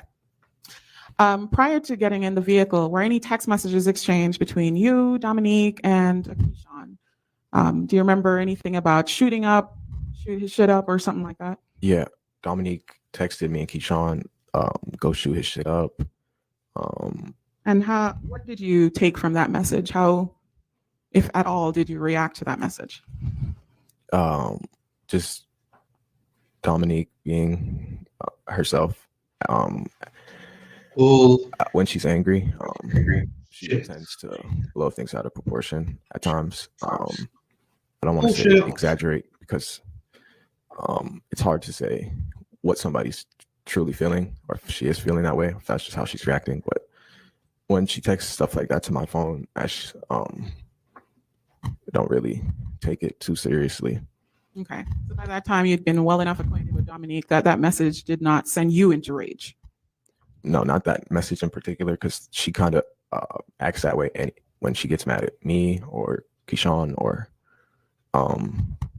she just wears her emotions on her sleeve. So I just figured she was being a bit emotional. She says People are she's emotional calm as a and say cucumber. things that are a bit irrational sometimes. Okay.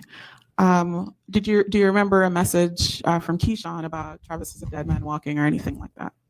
Yeah, Keyshawn did text that in the group chat. What was your impression after reading that message? Just Keyshawn trying to be a man, I guess you could say. His sister's clearly emotional. He wants to respond in a way to let his sister know that I am your brother and I'm going to protect you. Not necessarily in a literal sense, but I guess you could call it a figure of speech. As you all piled into that car, do you remember whether or not there were any discussions beforehand about you bringing your firearm to this residence? Briefly, I had a discussion first with Keyshawn. What was that? Keyshawn telling me he left his firearm at our. Well, it's hearsay. Listen, the objection, and both sides have used this, the objection non-responsive is really reserved for the person asking the question, but it is hearsay, so sustained. Unless there's an exception to the hearsay rule that you'd like to tell me applies. There is, Judge. Also, this door has been opened by cross-examination by other witnesses. Not with this witness. I'll move on. Thank you. So, Mr. Jones, you said there was some conversation without going into details about it, correct? With Keyshawn, yeah, I had a conversation with Keyshawn personally. And did you get the impression that you were not supposed to bring any firearms? Yes. Okay. What about why did you bring it then? Just two reasons. Well, one, I was scared. I didn't want to go over there with three of my brothers, and they're looking to me for protection. I didn't want to go over there with nothing, not knowing what we're going into. Initially, I left my firearm inside, and we were getting ready to leave. But I also had a conversation with Sebastian. Again, without telling us anything about what anybody else said. Right. Did you also have a fear that you needed to bring it? Right. It was basically a fear I had to bring it. The first reason, and then the second reason, around this time, I just recently filed my application to receive my concealed license permit. So I was just kind of excited to have my firearm, and I just turned 21. So around this time, I'm bringing my firearm with me, casually places. I don't want to say everywhere, but I'm bringing it to a lot of places. At this time, I just thought that's what men do. So you're sort of getting into learning how to carry it with you a bunch. Correct. Got it. It's a bullshit. About Was that this the guy's ride over mom? there? Did you take it out of your pocket, show it to Unbelievable. anybody else as you were in the car or while you were in your apartment?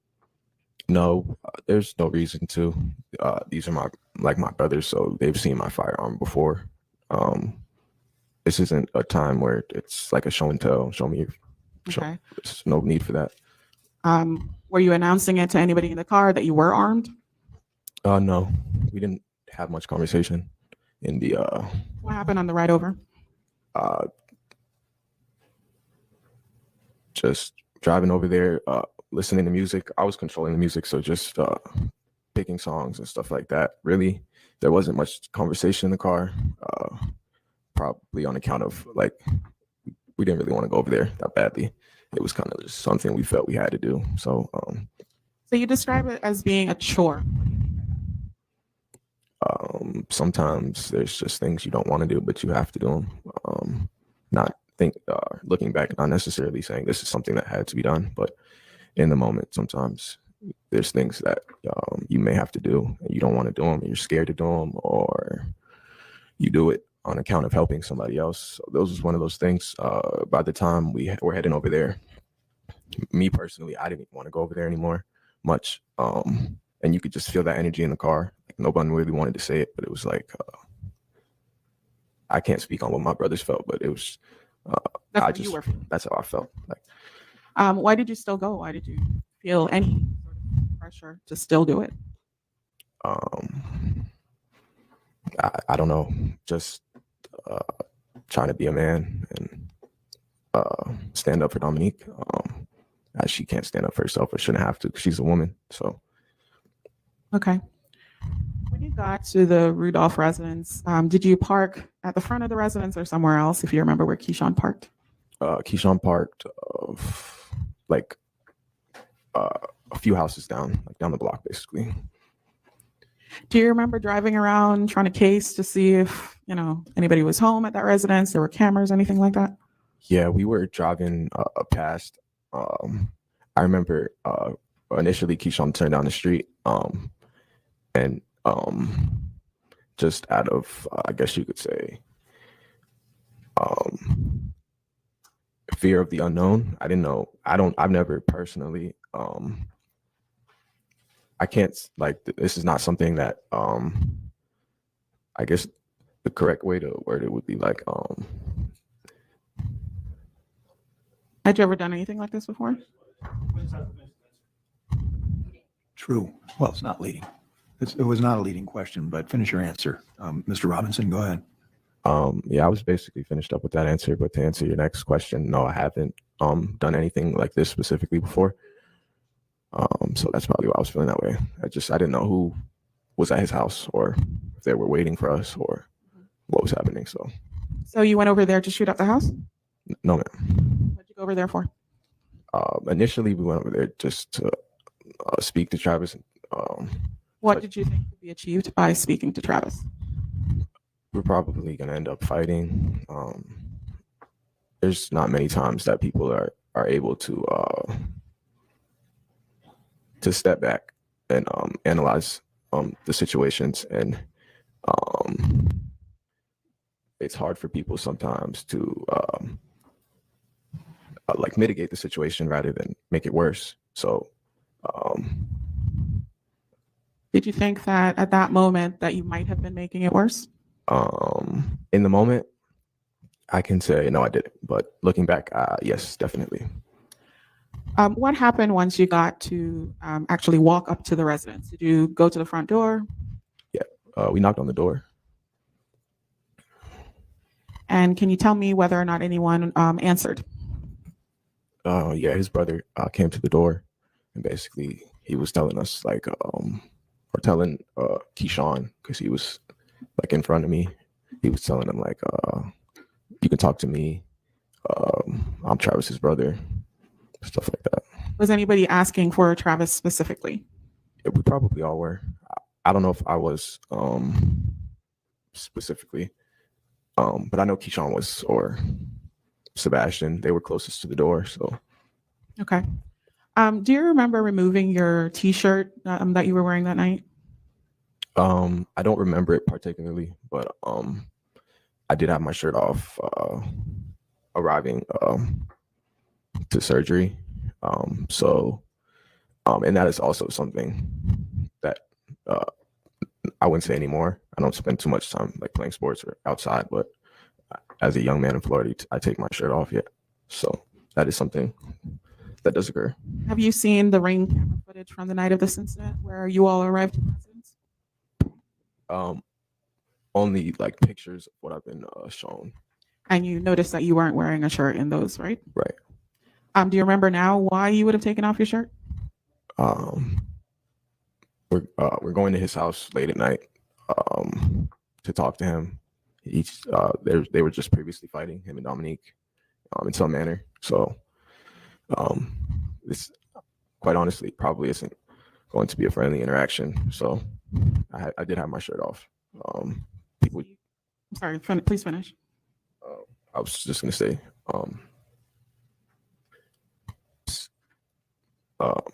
You're looking for a fight?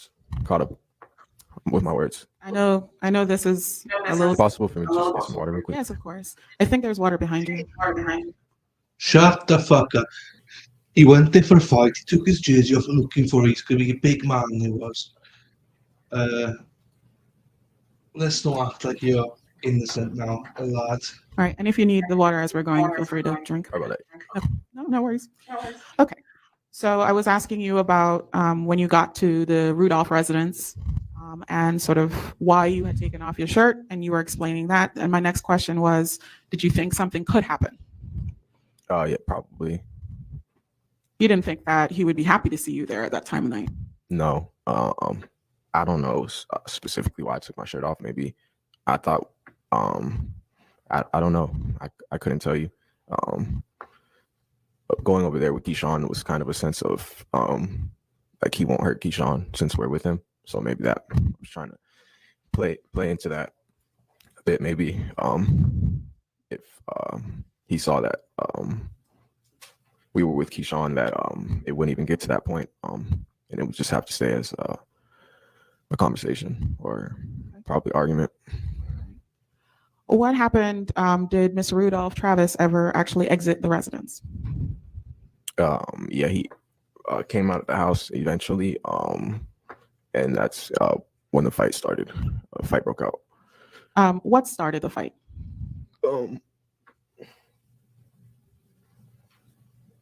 Travis ran towards Keyshawn and was trying to slam him on the floor, basically. And what did you do in response to that? We kind of got like all wrapped up. I'm kind of having him in like a headlock, trying to grab him off Keyshawn, but I can't really grab him just because there's so many of us all wrestled together. So we kind of all just fell on the floor. At this point, is your firearm still in your pocket, or have you retrieved it? At this point, it's still in my pocket, and just because we started fighting and stuff, I kind of forgot it was in my pocket at this point. So is it like fist fighting then? And like you said, trying to do the headlock, trying to pull people off each other at this point? Yeah, it was a fist fight, but it wasn't much of a fight. I wouldn't say anyone was doing anything too serious to either side as far as harm or damage would go. No, it was kind of just people squaring up and for the members of the jury that might not understand, what's squaring up mean? Just getting in a position to fight. More or less, everyone's just trying to assert their dominance, show that they shouldn't be messed with. I don't know what the mentality is going into a fight. As the fight progresses, is there sort of two different groups of fighting, or are you all sort of wrapped up together fighting? It's at first we're kind of all wrapped up, but then as the fight progresses, it kind of breaks off into groups, people fighting, different people. And where were you as far as when the fight broke into the two separate parts? At this point, I'm in the front yard, like by the front door area, like in the main yard. Whereas, So like right up front where you all had knocked at the door? right. Okay. In the front yard, not on Not the by the porch. door, not by the Not on the porch, but actually in the front yard. So, So the grass then. yeah, the grass area of the front, closer to the street, sidewalk area. And who is in your sort of group that are fighting right there? Me,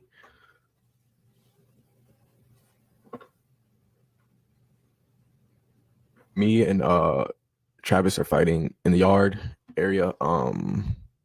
And Sebastian and Travis's brother were kind of fighting to the side. And at this point, Keyshawn and Chris are kind of happened so fast. So I'm explaining it. And it seems like there's so much downtime, but I'm saying within seconds, Keyshawn and Chris are standing there now. Mm-hmm. And then a few seconds later, it progressed even further. Did you pull out your firearm at any point in what we've described so far? No, ma'am. As the fight is progressing and now Keyshawn has joined into your fight with Mr. Rudolph Travis, are you continuing to fight? Does there ever come to be a lull in the fight? I would say, yeah, there was a huge lull in the fight. No one was really swinging anymore, just because, as I said, this wasn't like a big, I guess you could categorize it as a brawl because of how many people were fighting, but it wasn't, it wasn't like we're trained professional fighters and they're trained professional fighters and we're going blow for blow, and it's kind of just silly slipping, falling, a few punches being traded, people being tackled. It was just a weak fight. No one wasn't fighting too seriously. All right, I don't want to say that, but just the end result wasn't very good. Can you tell us whether or not Mr. Rudolph's mom was outside at any point during this fight? Yeah, she was outside. What she was doing or saying? She was trying to show us something on her phone. I guess a video from earlier of what occurred or something that happened. But Did y'all stop to watch it, or what happened with that? No, I didn't get a chance to see what video she was trying to show us. Everything's happening so fast. She's trying to show us a video as we're fighting. So basically, I didn't really hear what she's saying until we kind of paused for a moment. And then there's kind of a brief break. And then I kind of got punched again, which started the fight back. Okay. So you said there was a lull. Then you could kind of hear what you were saying. Then you got punched. Who punched you? Do you know? Travis punched me. Did you punch back or hit back? I was swinging back or at least attempting to. I couldn't tell you if my punches connected with him or not, but I wasn't. You weren't just sitting there. Wasn't just standing there letting him punch me. At this time, I'm kind of trying to like ask him what happened. Like, not in a way that's very open-minded. Not asking him what happened, but more or less in an accusational manner. Kind of. So you're confronting him at that point. Yeah, correct. Are you getting any verbal responses from Mr. Rudolph about what had happened, or are you just fighting? No, nothing. No, not really. This fight, how does it, as far as grouping go, is it you and Mr. Rudolph Travis, and who else is a part of this melee at this point? At this point, for about 5 to 7 seconds, it's all about it. Last 5 to 10 seconds. That's as long as it lasted. Me and after I got punched, me and Travis are kind of squaring up or engaged in a fighting position for about 10 seconds, and then Keyshawn and Chris and Sebastian are all in my peripheral. And within these seconds, I see, like I said, Sebastian's kind of more fighting his brother, where Keyshawn and Chris are at this point kind of I think they came to the assumption first that it was probably time to leave, so they're probably just focused on getting back to the car at this time. Did you see them actually exiting and trying to leave? out of my peripheral, I realized that they weren't close to me. I could see that they were moving further and further from where I was. So I didn't necessarily know that they were leaving until a few seconds later. Because again, it's not like this was like it was like quick. So like a few seconds later, I heard Keyshawn say like, "Oh, we gotta go. It's time to go." All right. Did you notice that when your attention was distracted by that, Mr. Rudolph went into the house? Yeah, I seen him run into the house.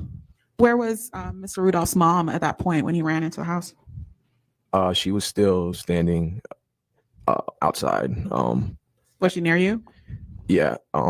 At this point, we've moved closer to the driveway, where the closer to the intersection driveway area. So we're standing there towards the end of his driveway. And again, I don't know exactly what his mom was telling me at this point. Is she still sort of trying to get you to look at something in her hand? I believe so. Did you get concerned at all when you noticed Mr. Rudolph was heading back into the residence?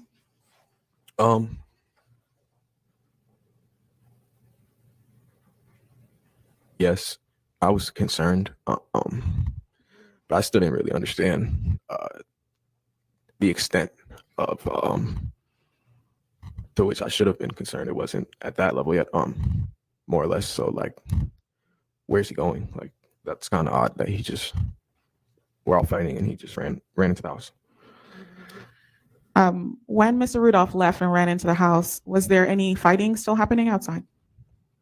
At this point, Sebastian and Travis's brother are fighting kind of more closely towards our car, where our car was parked. So when you say, if I could borrow states 1 and the east.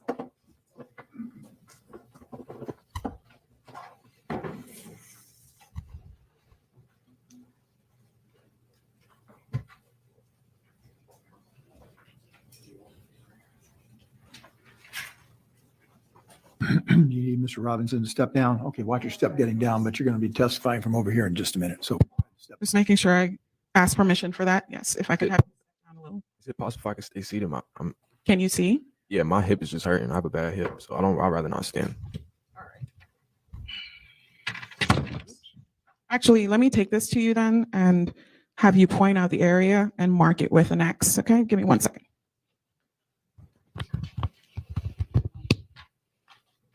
Thank you. Okay, Mr. Robinson, if you could, with an X, with a marker, just mark approximately where you believe Sebastian and the brother were fighting. That was like, see where this tree is? sorry, let him use your.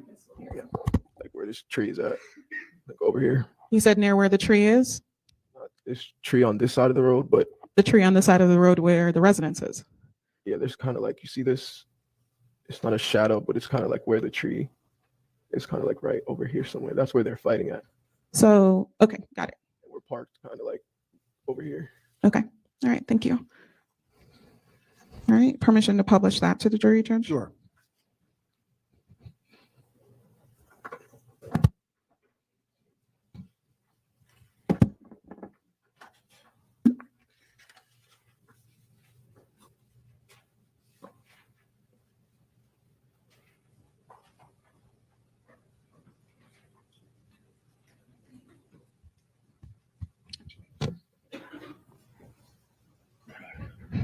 And you said your car that you arrived in was parked further down the block, correct?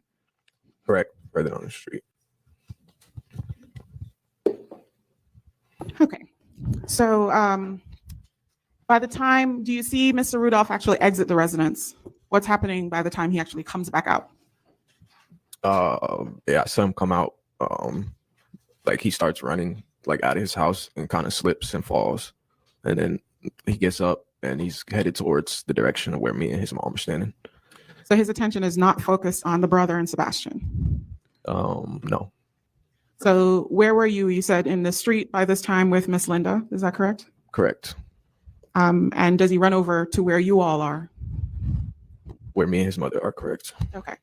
And could you tell at that point that he was armed? Yes, ma'am. What kind of firearm did you see? Like an AR assault rifle with like a drum on it. So like a magazine that holds like a lot of rounds or ammunition. Like it had one of those on it too. So like a bigger gun. When did you have a gun of that type? I'm sorry, what was that? Did you ever have a firearm like that?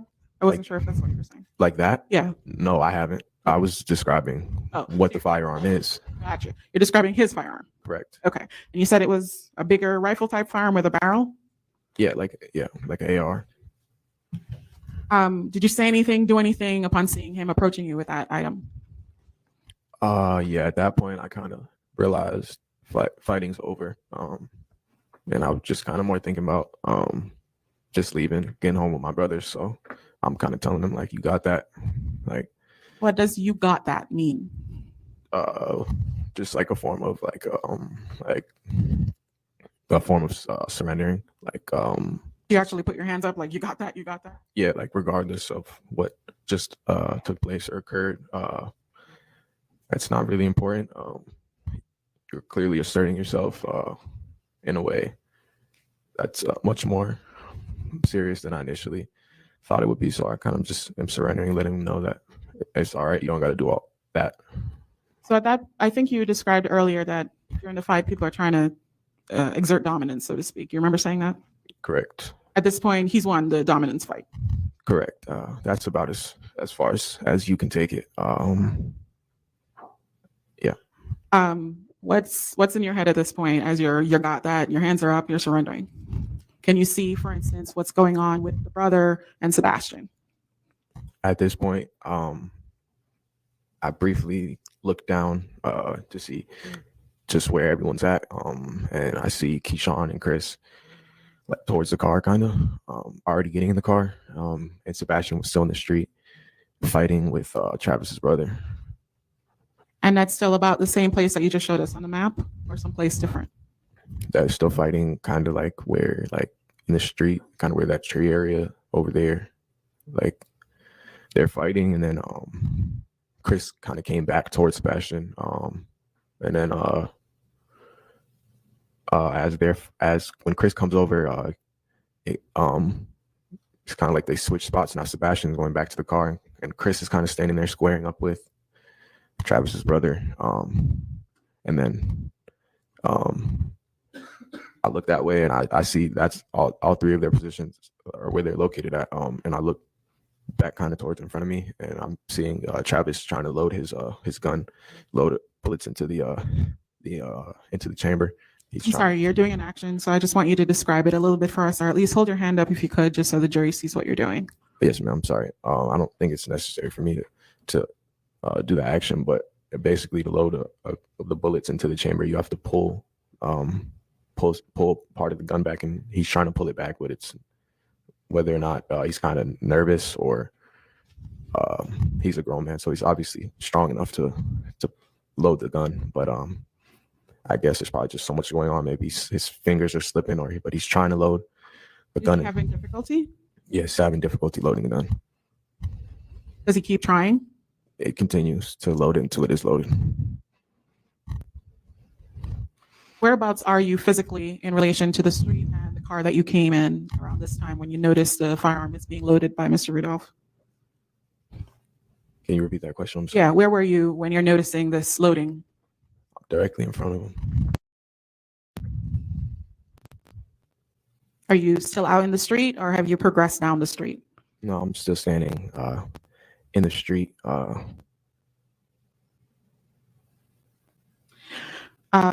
Did there come a point that you noticed that the brother and I guess Chris is the one left with him now, they're no longer fighting? It kind of. I know that's not a sufficient answer, kind of, but Explain what you mean. it happened so quickly that as I see Chris is no longer fighting, at this point I've realized he's probably going to start shooting at us. So I'm running down the street to get back to the car. because they're much further away from me, so I'm not really sure if they can see what's going on or not.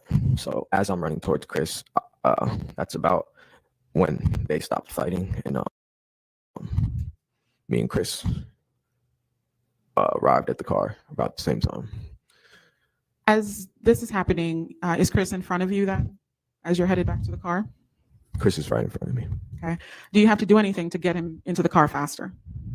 I'm trying to get into the car, but Chris is kind of taller, so it's kind of taking him like longer to bend over and get in the car.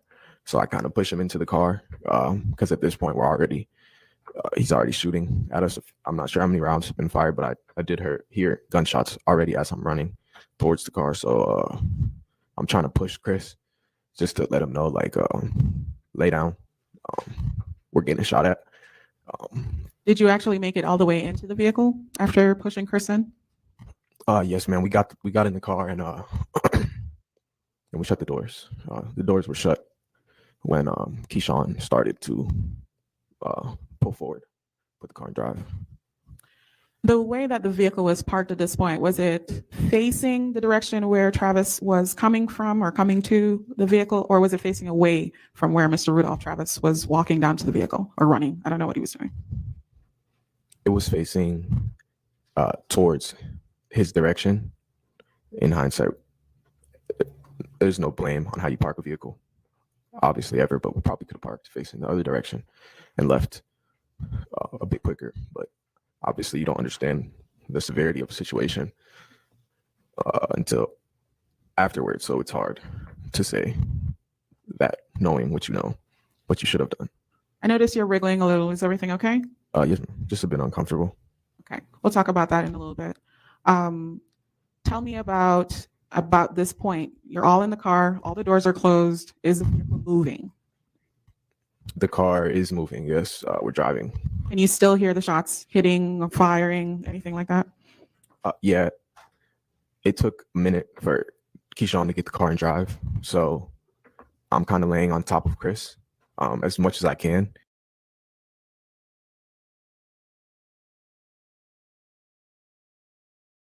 For the vehicle where your feet would go, where your legs would go in the vehicle, he's kind of filled up that whole area. He crouched down? He's laid down basically. So I'm like kind of laying on top of him trying to get where he's at, but there's no more room. You said the car doesn't move for a minute. Do you mean a literal minute, or is that just your way of expressing yourself? Just a form of expression. If we sat there for a minute, we all would have died. So it was maybe 10 seconds to be literal. Okay. And you said the vehicle doesn't immediately move off. What happens? Describe that for us if you can. Keyshawn there's a lot going on. He's getting someone shooting at him from, I don't know how close it was, but it seemed like right in front of us. That's practically as close you can get. So someone's shooting at you. It's not like we're in the Army or we're law enforcement officers or trained for these type of situations. So he's probably scared, hearing bullets and just knowing that he could possibly die. So it's hard to drive a car knowing that's going on. And then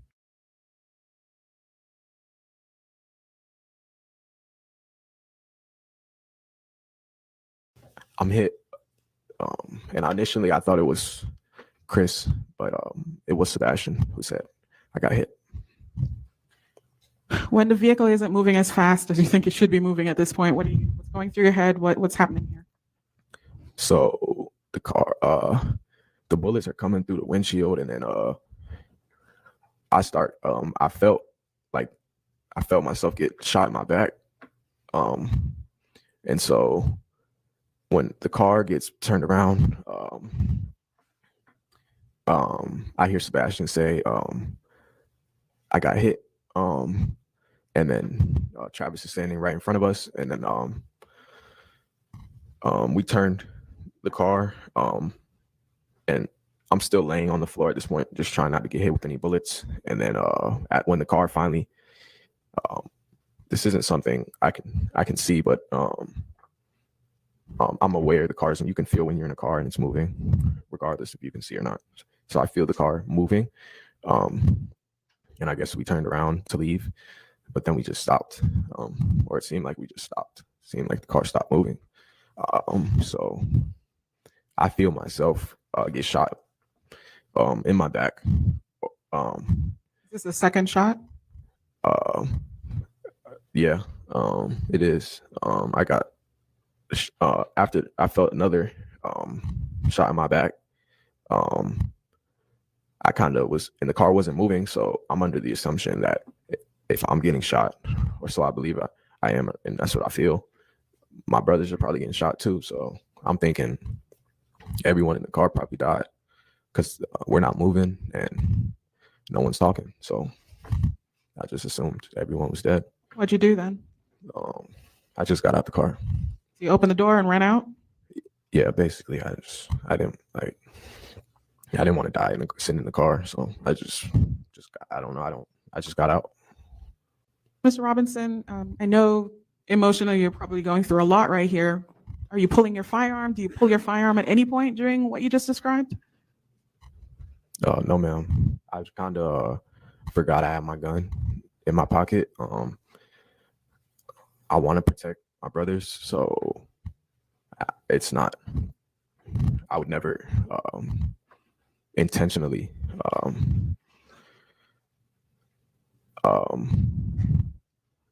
allow myself, or I would never intentionally if I knew I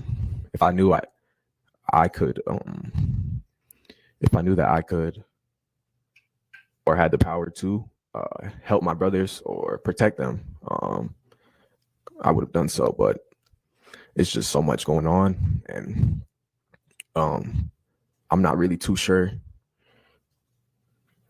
what's gonna happen for myself personally. So it's hard to think about what's in your pocket, or where's my gun, or I need to shoot back at him when someone's shooting at you, stuff like that. Fair to say at this point, your It's not mind really is important. survival mode. Yes, ma'am. Surviving at this point is all that mattered. So you get out of the car. Do you start running away from the vehicle and away from the bullets that are still coming? Yeah, I hear the bullets, and I can feel them going past me a bit. I can hear the bullets hitting the metal of the car. And then I felt a bullet hit me in my hip area, like my lower abdominal area, and that one hurt the most. It kind of took my footing from me a bit. I slipped a bit, and was so yeah, I got shot again, and now I'm just trying to keep my footing and run down the street, because I know if I don't or if I fall, or if I don't get down the street, or just from where I'm at, I'm probably gonna die. So just trying to stay on my feet, get away. Okay. As you're running away, can you tell whether or not anybody is behind you?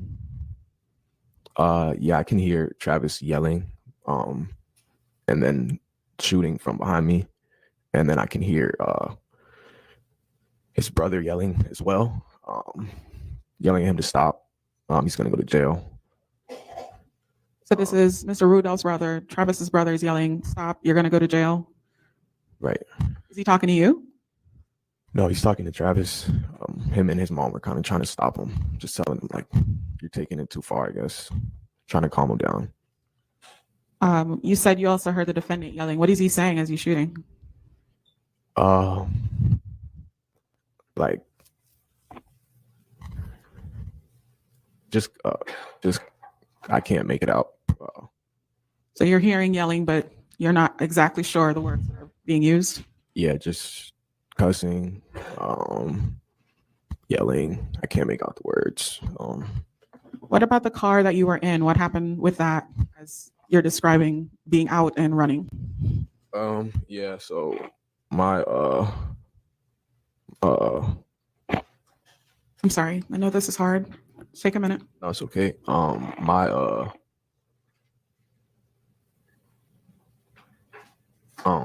Oh yeah, my brother didn't see me get out the car, so he was trying to leave. He was trying to leave. He thought I was in the car. Did the car actually start moving and speed off? Yes, ma'am. And you were left behind? Yeah, not intentionally though. Of course. So you're running for your life at this point, I'm guessing. Is that correct? Correct. Where do you go to? Initially, I'm trying to first just flee, like get away from, first get out of trouble. So just get in a position where I'm no longer being chased. So I ran behind some houses where it kind of got dark at, and just was trying to just get to a position where, like I said, someone wasn't chasing me. And then after that was kind of when I realized like what shape I was in. I was in pretty bad shape. So it kind of shifted from surviving to seeking help. Just whoever. I didn't have my phone on me. I left it in the car. So it was a huge mistake. So I was just trying to see if anyone was readily available with a cell phone or anything to help.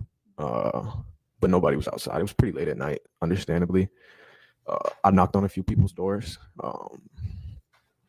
Nobody really was awake. I believe there was one house. I knocked on the door, and they didn't really respond much, but I could see through the window. The window was open. I could see they were standing by the door, looking. And I kind of like looked down towards my hip area, and I could just see I had a hole in my hip, and it was like blood, almost like draining out of my body. It was moving quicker than I've seen something like that. But I'm knocking on the door, and they don't.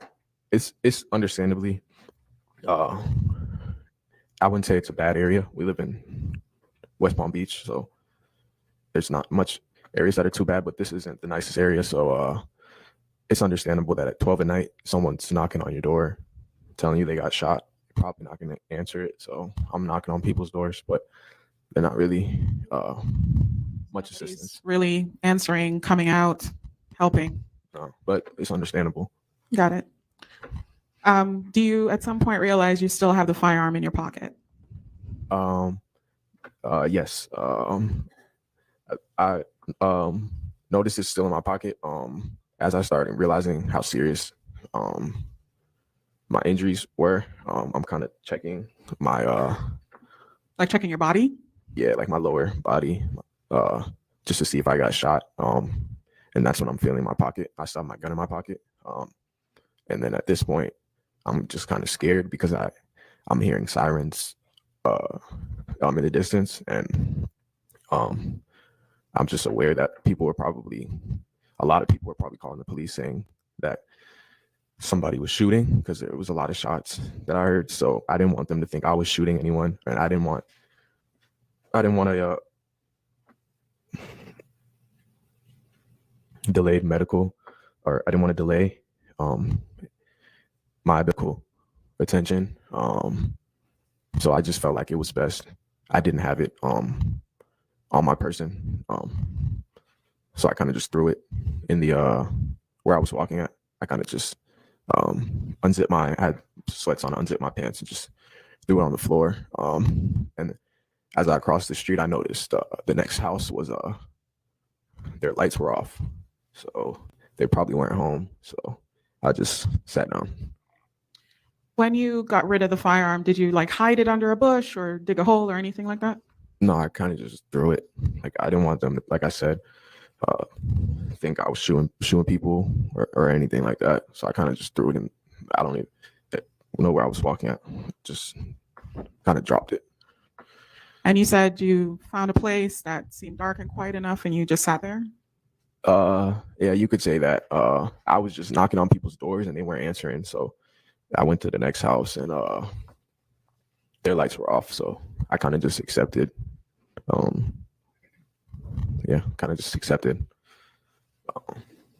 the I don't want to say my fate, but I kind of accepted the consequences of my actions. And I just sat down. I was tired, so just ready to rest.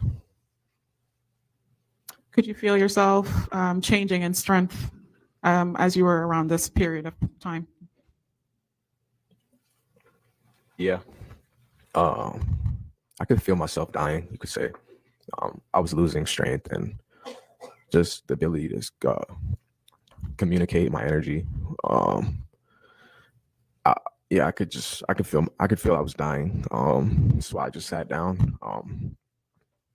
You can only fight so much. So I couldn't really find anyone, and I didn't have my phone to call the police. I couldn't find where my brothers were at, so I just sat down. How did you, if you did, end up getting any help? There was a older gentleman, not older, sorry, that's rude, but older than me, and he was in the street, and he had a phone in his hand. He was running towards me, saying he heard everything, and that the police are coming. He was saying, like, don't worry, they're coming, they're on the way. Okay. You starting to get hope at this point? No, I wouldn't say hope. I wasn't too worried about like if I was gonna make it or not at this point. I'm kind of just I heard one of my brothers say he got hit, so I'm kind of just wondering what's going on, where everyone's at. I wouldn't say I had hope, but there's obviously a sense of relief in knowing help is coming. At this point, did you know what had happened with Sebastian that you'd heard was hit, or any of the other friends that you had in the car? No, ma'am. I was relatively ignorant to basically the status of any of my brothers, just because I wasn't with them anymore. And as I'm asking the law enforcement like what's going on and stuff, they're kind of just they don't have much info for me, so I didn't know much of anything. All I knew was I had been shot multiple times, and that I was on the way to the hospital, and I probably needed surgery. So really all that was on my mind was like, if I'm in this, if this is the condition I'm in, hopefully my brothers aren't in a similar position. So that's kind of what was on my mind. So it sounds like eventually police get to you, or some kind of aid gets to you besides the gentleman that was older than you. Is that correct? Yeah, the police arrived, a few officers arrived, and kind of just asked me what was going on, kind of just stood over me, and they were saying that the paramedics were on the way. They were discussing like what they should do, and then one of them gave me a like a shirt or something of that nature, towel, and was just telling me like you should put you should apply pressure to the wound on you have on your lower extremity, because it's pretty serious. I guess to stop the bleeding. So I was kind of just holding my hip. So that's a shot in your hip. Yeah. And what side of your body are we talking about that you were shot at with the hip? My left side. All right. Judge, I've already shown to defense counsel what will be marked as states 10A through I. If I may approach the witness. You may.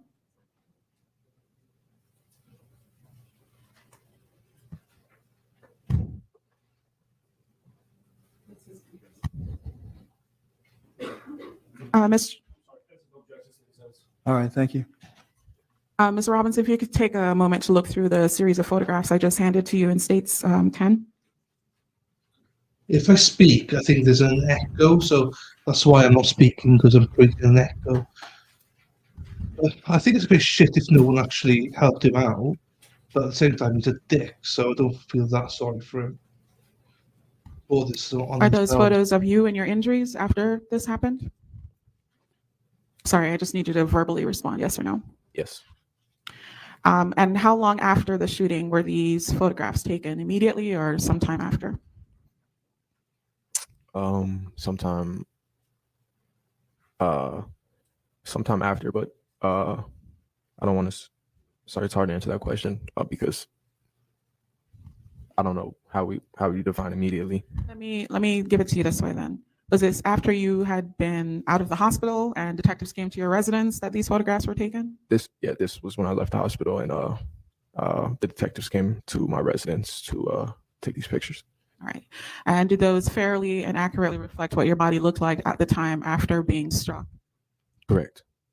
All right, Judge, at this time, state would offer that into evidence. And there's no objection. So State's Exhibit 10, Composite 10, A through I, which would be 9, I guess, photographs is admitted without objection. And permission to publish, Judge? You may.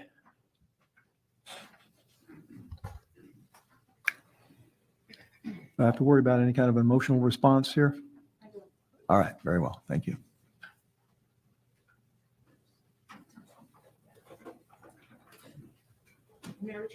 Sure.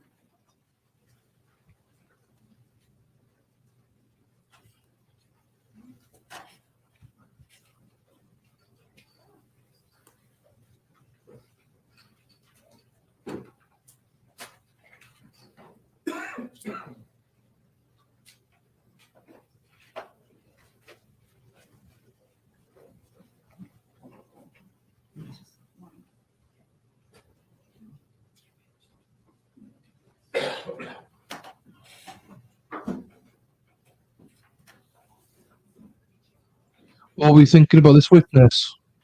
Especially those who may not have seen it before. Rumble, what do you think, guys? You're not speaking in a minute, so what do you think? And whoever's here on YouTube, just say hi in chat, guys. What do you think of the witness? As I said, I feel a bit shit for him that no one helped him out. But he's also a fucking scumbag, so. State is now publishing States 10A. Oh, oh, oh. Oh, oh. And Mr. Robinson, can you tell us what portion of your body we're looking at here? My right shoulder. And were you struck in the right shoulder in the back there? Yes, ma'am. All right.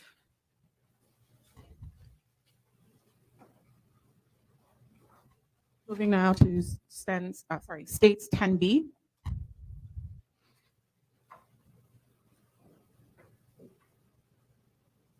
Same question, if you could identify for us where we're looking, what part of your body? That's my lower back. And again, is this the left side of your body? That is on the right side of my lower back. All right. And again, were you struck here as well? Yes, ma'am. And that's the injury we're seeing there. Yes, ma'am.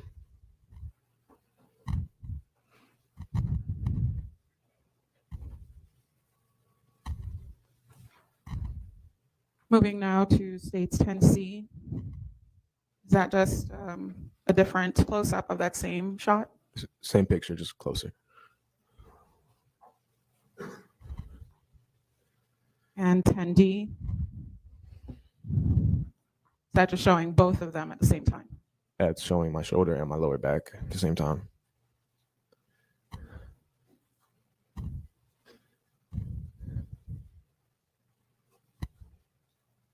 Moving now to 10F.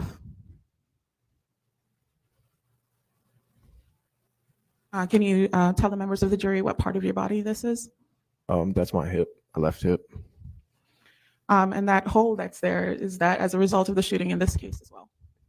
Yes, ma'am. That's where I got shot. So that's the one the officer was telling you to put pressure on? Yes, ma'am.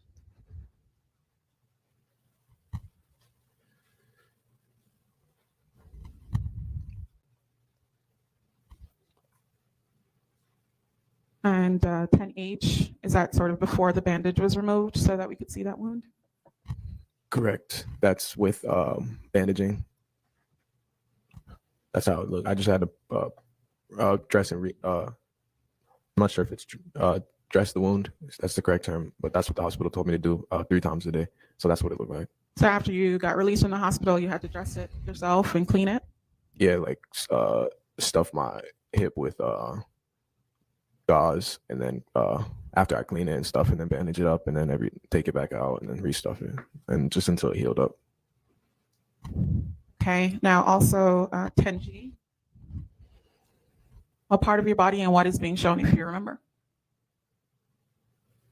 That's my arm, my wrist, my left, or looks like my right wrist. I'm not sure if the correct term is shrapnel, but basically, I guess when because the bullets are so hot and they're hitting metal pieces or like fragments of the metal. This is what the hospital told me. I don't know for sure, but they said pieces of the metal kind of break off, and when you see those little specks underneath your skin, it's basically the metal hitting your skin, and then sometimes it heals underneath just because they're so small, so it's still there. And again, this is also a result of the shooting in this case. Is that correct? Correct. And then finally, states 10I.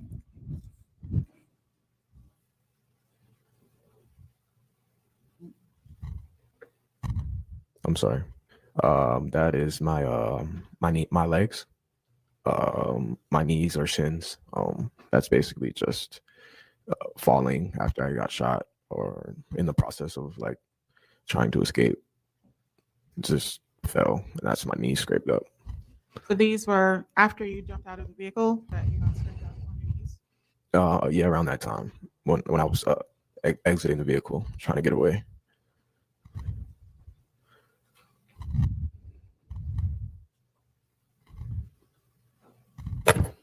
Okay. I know you've been saying that you're uncomfortable. Why are you feeling uncomfortable? I'm just not in the best physical shape. I didn't really receive much. I didn't do any physical therapy or anything after the incident. So the doctors told me I don't necessarily need anything like that. But I guess when you get shot,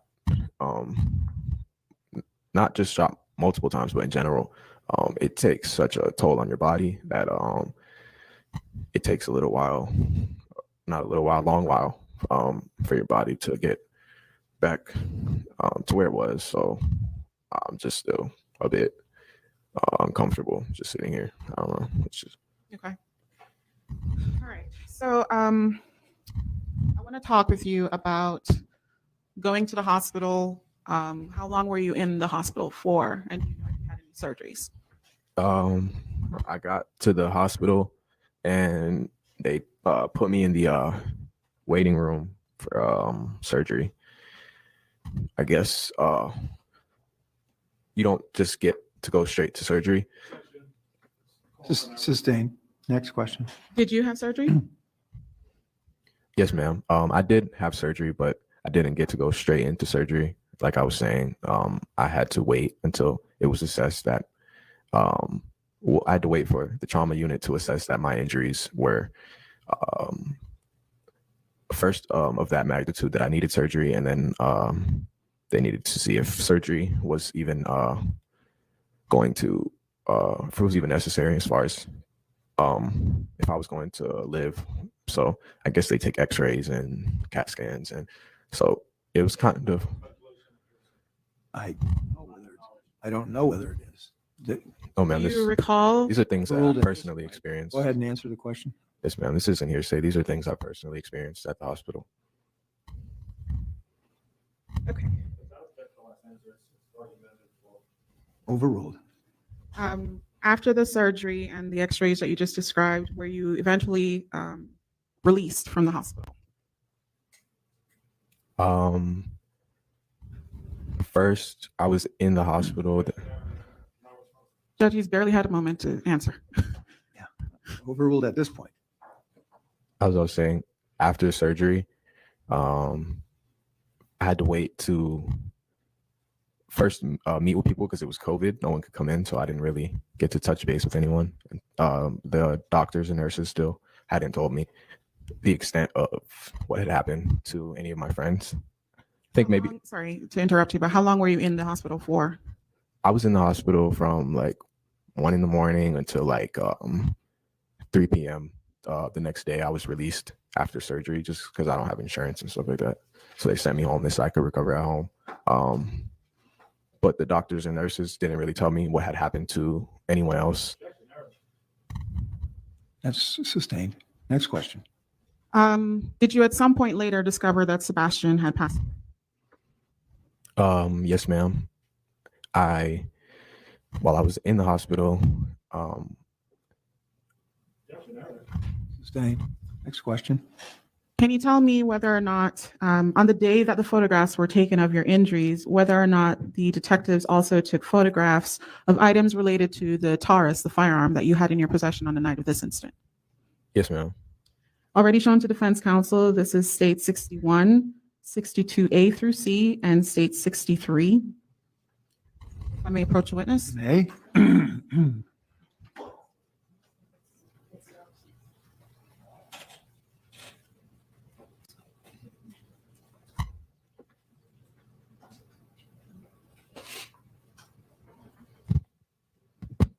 Okay.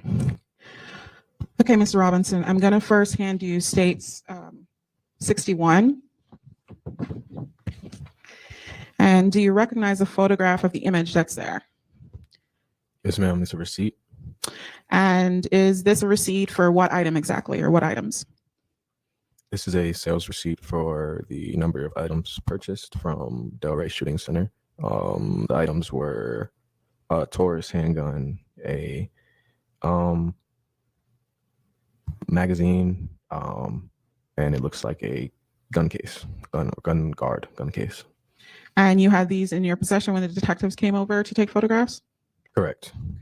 And does this accurately reflect that receipt? Correct. And is this receipt for that same Taurus that you had in your pocket that night? Yes, ma'am.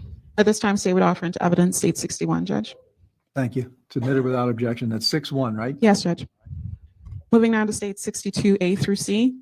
And again, if you could take a look at all the photographs, let me know whether or not you recognize the images.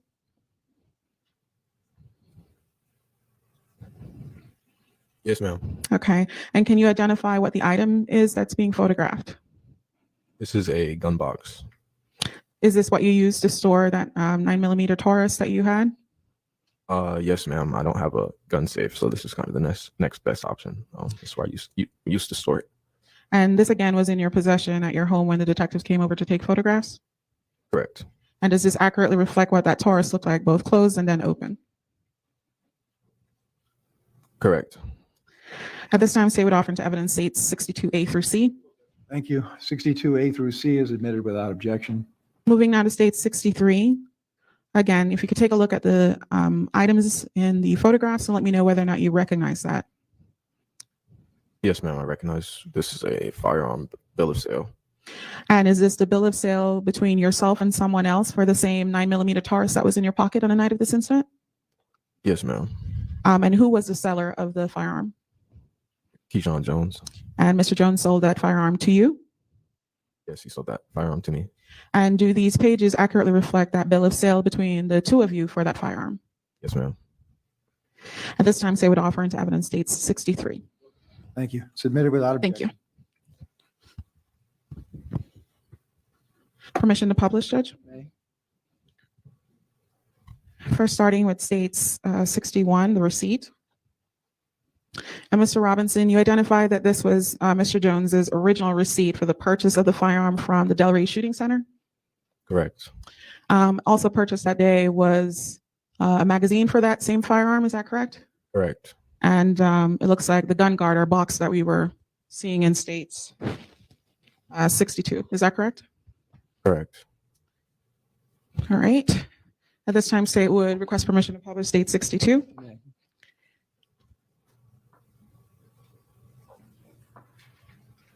Showing state 62A. Is that the gun box that we've been discussing? Yes. And obviously the box is closed. 62B, is that now the box when it was opened? Yes.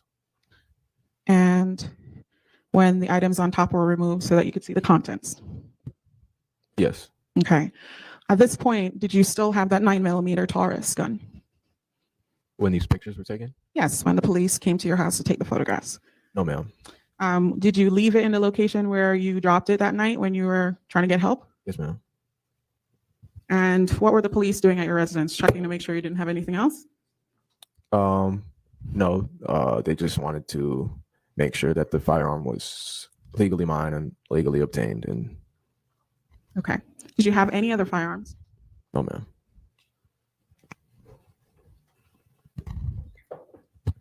Moving now to State 63, permission to publish that. You may. Showing State 63A, the first page of that bill of sale. And again, this is a bill of sale between yourself and Mr. Keyshawn Jones. Is that correct? Yes, ma'am. All right. And it's a 3-page document. Was that correct? Yes, ma'am. And so State 63B is then the second page. I Is thought that correct? Keyshawn said there was no bill of sale. And then finally, the third page for the signatures and notaries. Yes, ma'am. I'm sure Keyshawn said no bill of sales. I didn't remember how much he sold it for. It's weird. Okay. For the next exhibit, Judge, that I will be requesting permission to utilize, am I I would wrong ask here? for assistance from Mr. Clausy, if that's okay with the court.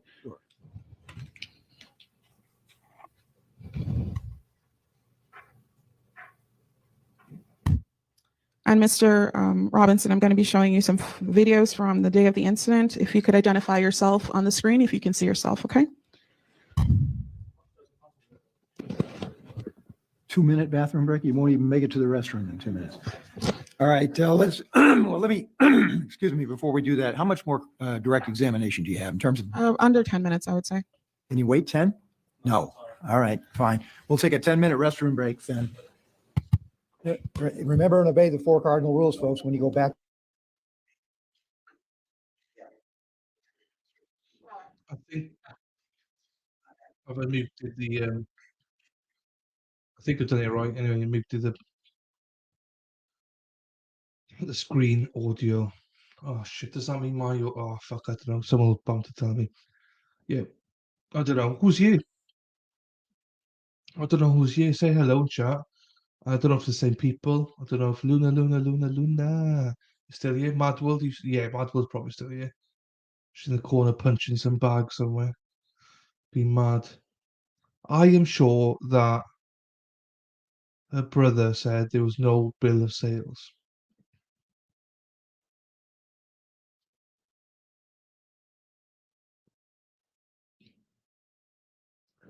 I'm pretty sure he said that because he did not remember how much they sold the gun for.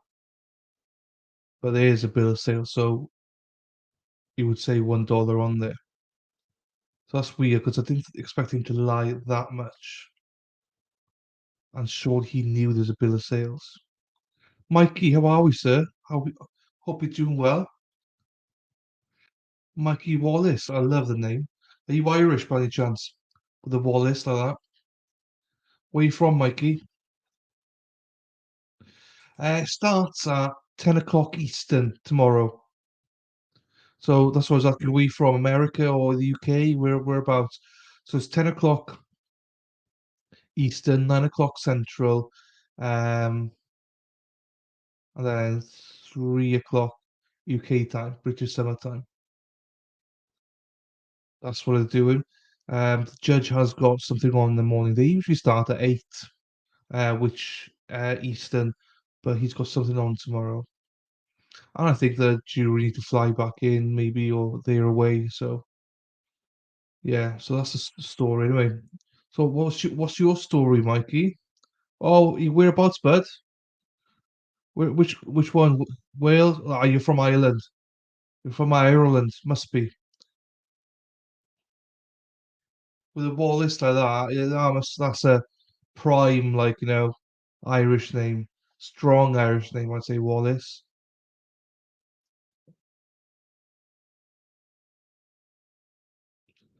And if Madwell's here, she's gonna be perking up now, going, "What? Ireland? What are we doing?" So, have you been watching this at all, Mikey, because been streaming every day, so it's quite exciting. Not many people are watching it, but I think it's a hell of a good trial. Oh, London. Okay, cool. It's just that the name, like, there's no stronger name than Wallace, so, or you could say Scottish as well. I mean, in fairness. Good man. It's first time you're here, so thank you for appearing on stream, my friend. Hopefully, consider liking and subscribing, my friend. So yeah, so our time tomorrow is 3 o'clock. It starts. So hey, come back at 3 o'clock tomorrow. Watch it, yeah, if you're gonna watch it. A lot of people watch it whilst they're at work and stuff like that. Or play catch up afterwards. You're more than welcome to be here. So honestly, mate, it's a hell of a trial. It's so I played. If you go on my channel, this is like a 4B before tomorrow. I played some of the key witnesses, their testimony. They are wild. Right? We're watching this guy, right? I'm not joking. We're watching this guy who is obviously answering questions for the state. You wait when he starts answering questions for the defense in a bit now. He is fucking wild. Him and the attorney, after probably an hour or so, they go back after each other flat out. It's quite interesting. But so this guy, Travis, his girlfriend, watched that one as well. Oh my god. Oh my days. The fucking attitude on that bitch. I covered it yesterday in a video. So if you want to watch that, it'd be worth you watching it at like 1.5 speed or something. Those are the key witnesses. And this video's had the neighbor who saw everything in the darkness. He was an excellent witness. And now Travis. Not Travis, fucking Tyler. Tyler's actually finishing off his testimony tomorrow morning. But whether he turns up or not, who knows? But yeah. So I'm not sure if you always watch trials or if you are interested in true crime. But yeah, as I say, please subscribe. We're a friendly lot here. We got Madwell. She must be sleeping. She's one of the mods. She's from Northern Ireland. Lou might have popped out. He's from Dorset. There's not many Americans in today because the Memorial Day. So yesterday we had a load of people in, good fun. There's mostly UK-based people here today. But we got a nice little channel going here. So welcome back here anytime, my friend.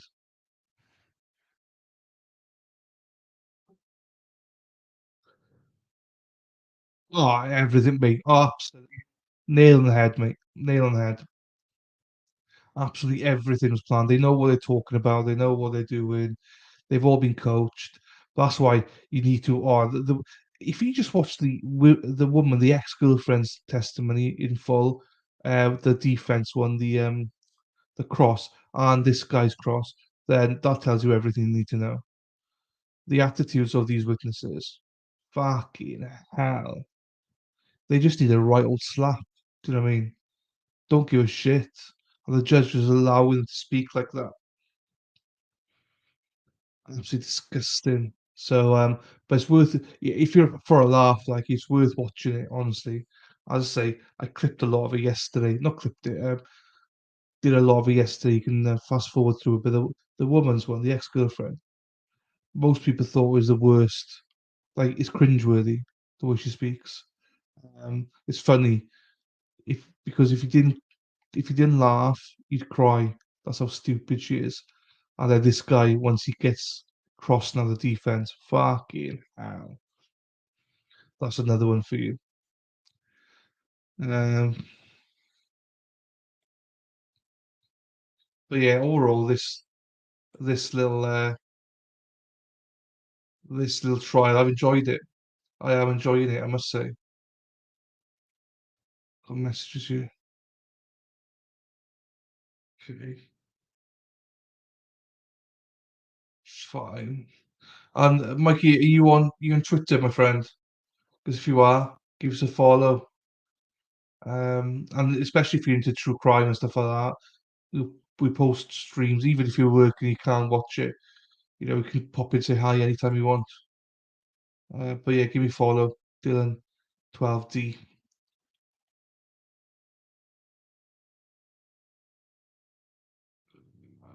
Get your files. Fine.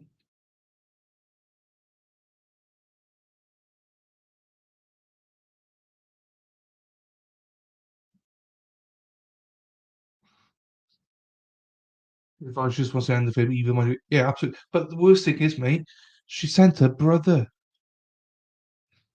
Now, if her brother killed him, that's him, jail for life. She didn't give a shit about her brother or his friends. And what annoys me is this guy keeps saying, "Oh, my brother's my brother." So they've been told to call each other brothers. They're like, oh, they're all family. Because it's just weird that four friends decide to go with this guy's house. So that's why they call each other brothers. Oh, we're so tight, we're brothers.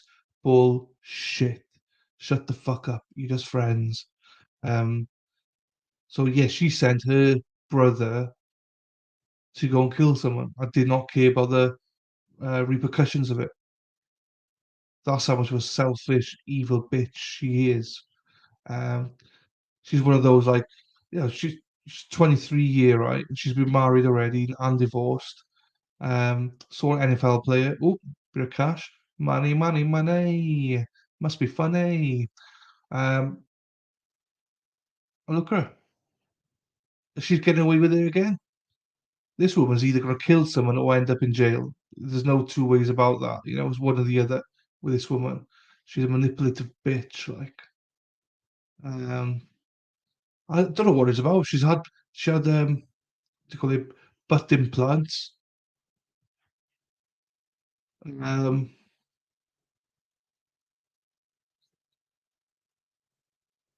have you woken up, Mad World? Good evening, Mad World. I thought you disappeared. It is late, so I thought oh, she's gone. She must have gone. So Mikey hasn't been on this channel before. I'm trying to persuade him to subscribe, Mad World.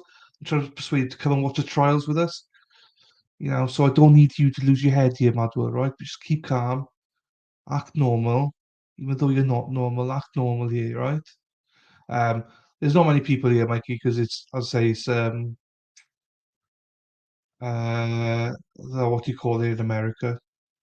Geez, Memorial Day, and also it's yeah, no, I know the score. Hey, you know the score. Uh, I've always told you toddler comes first, because I know that you can come back and watch this at 2.0 if you need be. So it's all good. That's why I play the subtitles so you can whiz through it quick, like you know.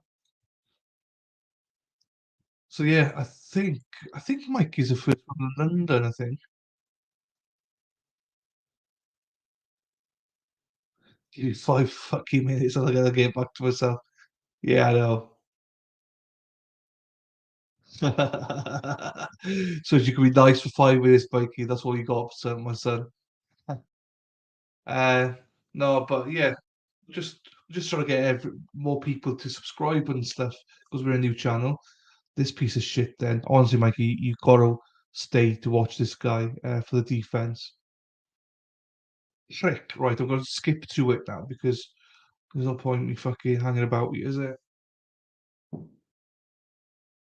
So he's only got another 10 minutes or so on cross. They said so. Here we go.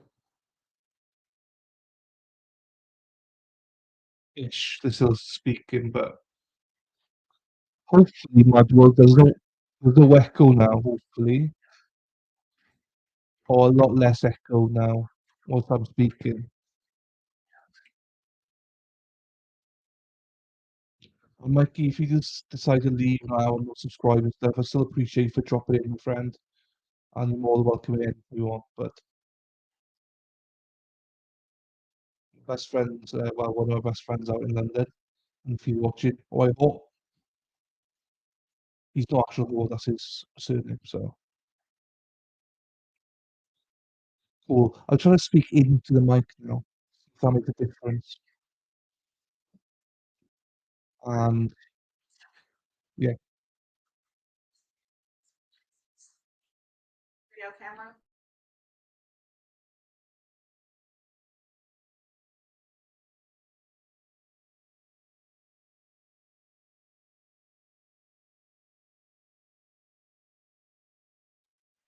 It's a loud bang. They said, no, it was normal. That's a fucking loud bang.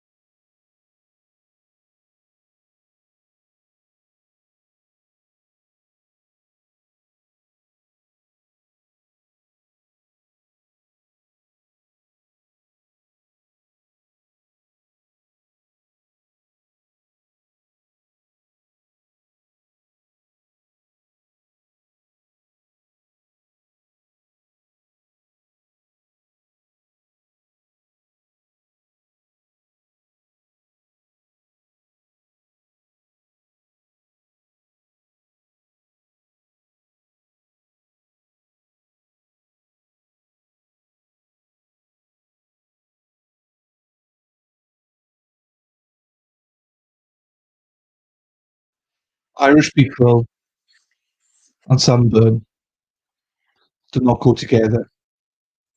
You should know that.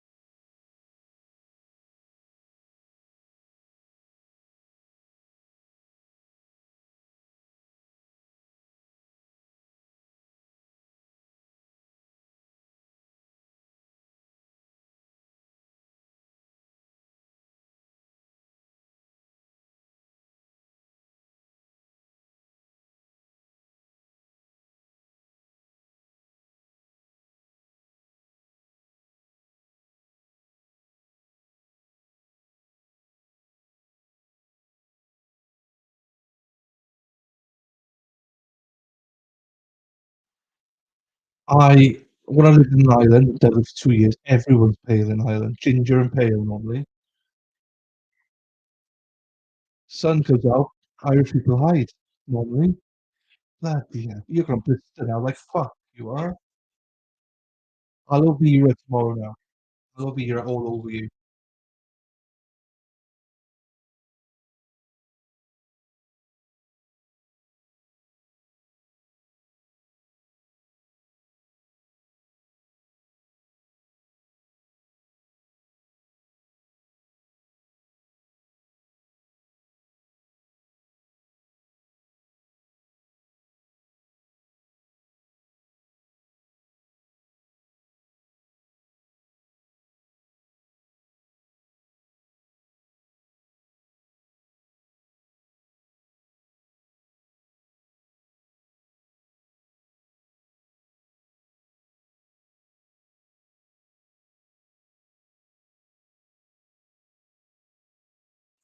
I've never done it at all, but my friends have. But I'd never do any of that stuff. Beds that it's not fake down. Why would it be fake down?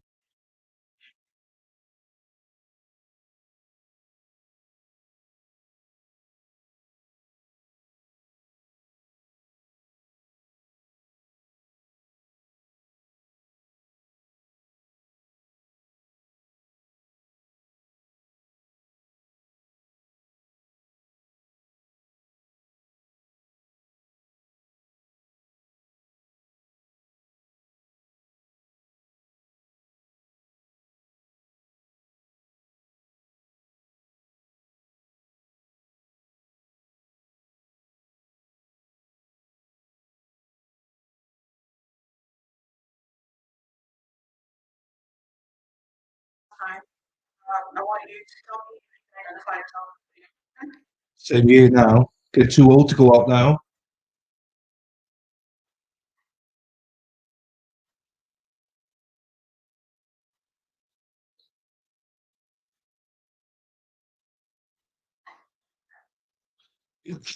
You're 40 though, aren't you, Mudworld? Or was that Spidacle's 40? I thought you were 40 as well for some reason. I don't know why. Or you 41 for some reason. We were having a discussion last night after you went to bed.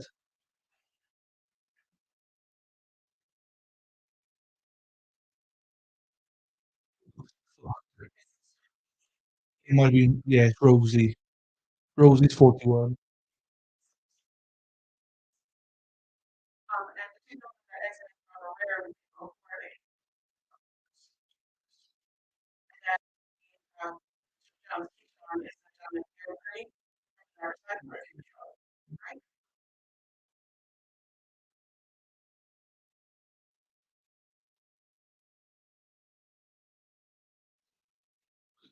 I'm 41. Rosie's 41.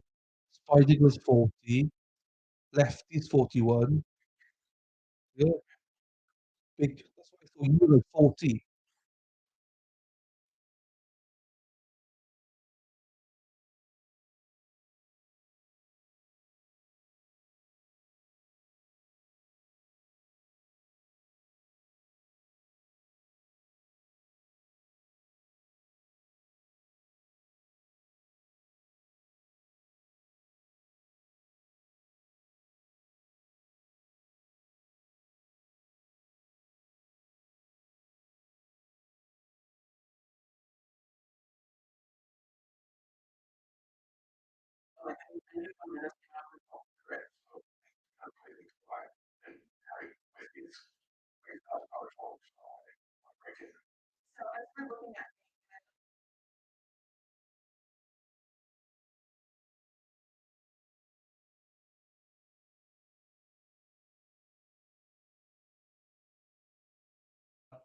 No, don't say anything about us being old or me being old, all right? 40s and new 20s. I don't feel 41 at all anyway. So I need to soon catch up with this, don't. Yes. You've got a kid though, eh?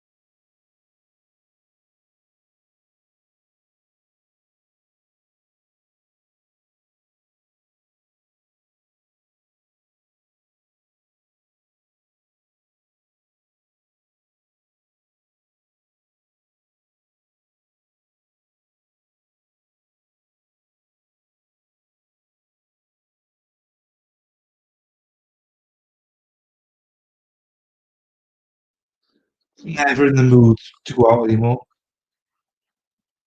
All my friends are married or whatever. Fuck that. And I could go club in my activity. Done with it. Done.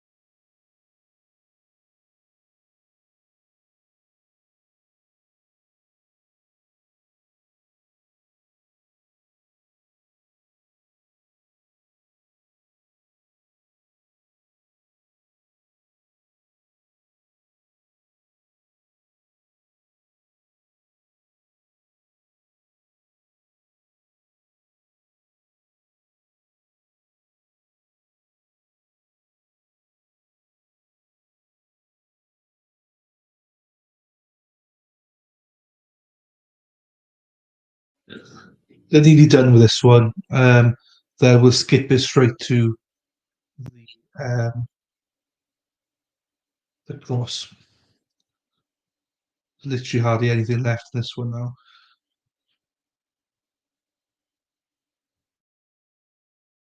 She's asking these questions because he was an arsehole in the bench trial and refused to answer questions. So obviously the defense are going to be asking him, tough questions. And most of his answers were, I don't know, I don't know, I don't know.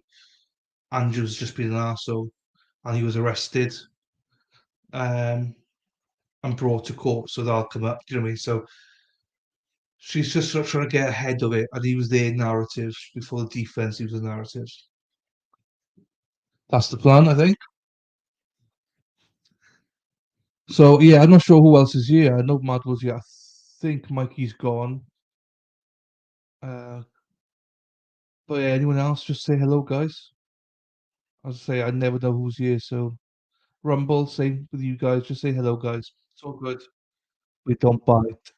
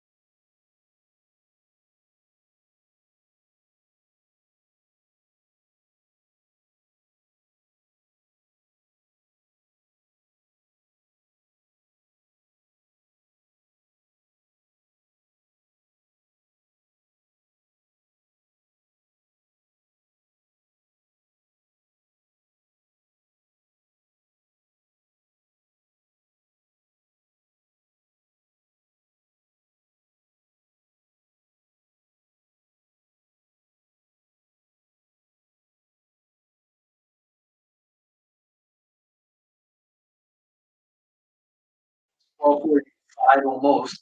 All right, we are going to stop screen. We're going to jump into it. The next one. Still put at 1.25.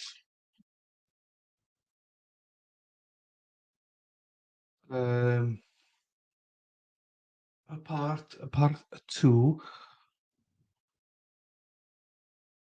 Hold on, Lulu. Here he is. That's fine. I don't have to speak at all. Just I always wonder who's here. Do you know what I mean? So thanks, Lou, for being here, my friend. And yeah, don't worry about chatting. Just I always like to know who's here, so that they have the option to chat. But you always chat, so it's all good. I know that if you were available, you would chat, my friend. And this one now. So this was going to be about 3 hours, but at 1.25 speed.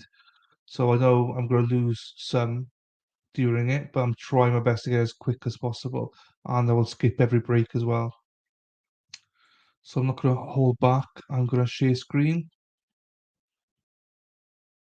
And we're going straight into it.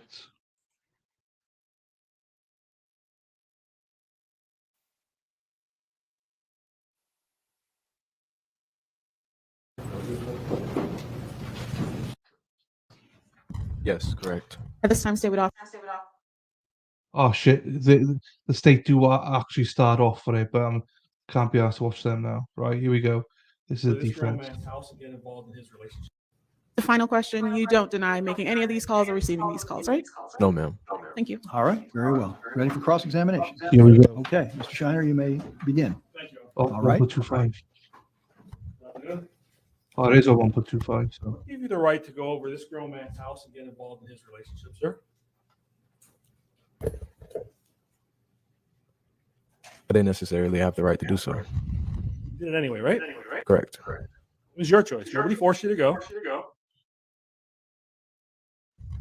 Yes, sir. Sorry, I can't hear you. Yes, sir. Nobody forced Keyshawn Jones to go, right? No, sir. No one forced Keyshawn Jones to go. Grown man, right? Keyshawn Jones is a grown man, correct? Smart guy going to honors college. He's an FAU, right? Correct. Keyshawn does go to the honors college at FAU. Smart guy too. You got your associate's degree. You're going on to college for furthering your education, right? I'm trying to do so, correct? Right. Chris Lowe, grown man, right? Correct. Chris Lowe is a grown man. Works out a lot. No, he doesn't really work out a lot. You don't think so? I know he doesn't work out a lot. How about back in 2021 when this case happened? Was he working out? I'm not too confident on what Chris's workout regimen was in 2021 to say. Best friends, right? Best friends, yes, but not his gym trainer. No, sir. You never went to the gym with him back then? On occasion, we did. He's what's he about 6'3", 6'4"? I personally think he's about 6'1", but he says he's 6'2". Okay, and how tall are you? How tall were you back in the day when this happened? Same height, I'm sure. I was 5'10" then, and I'm still currently 5'10". How much did you weigh back when this case happened? I didn't really use a scale or anything like that. I didn't weigh myself often. About the same size as you are today? I would say yes, sir. You know if you weigh 180 pounds? No, sir. I don't keep a scale at home. I don't weigh You myself. can't tell us approximately how much you weigh. No, sir. I'm not a doctor. I don't have a scale. I couldn't tell you. No idea. Honestly, no, I don't. Couldn't tell you. I haven't been to Publix in a while. And your other friend that went with you who passed away, Sebastian. Yes, sir. Forced him to come, did they? No, sir. This whole thing started when you get a call from Dominique Jones telling you she was in a fight with her boyfriend, right? Right. And then you took it upon yourself as soon as you got that call to call your buddies, right? Your brothers. I'm sorry. Can you ask that question again? You get the call from Dominique, and then you start calling your brothers, right?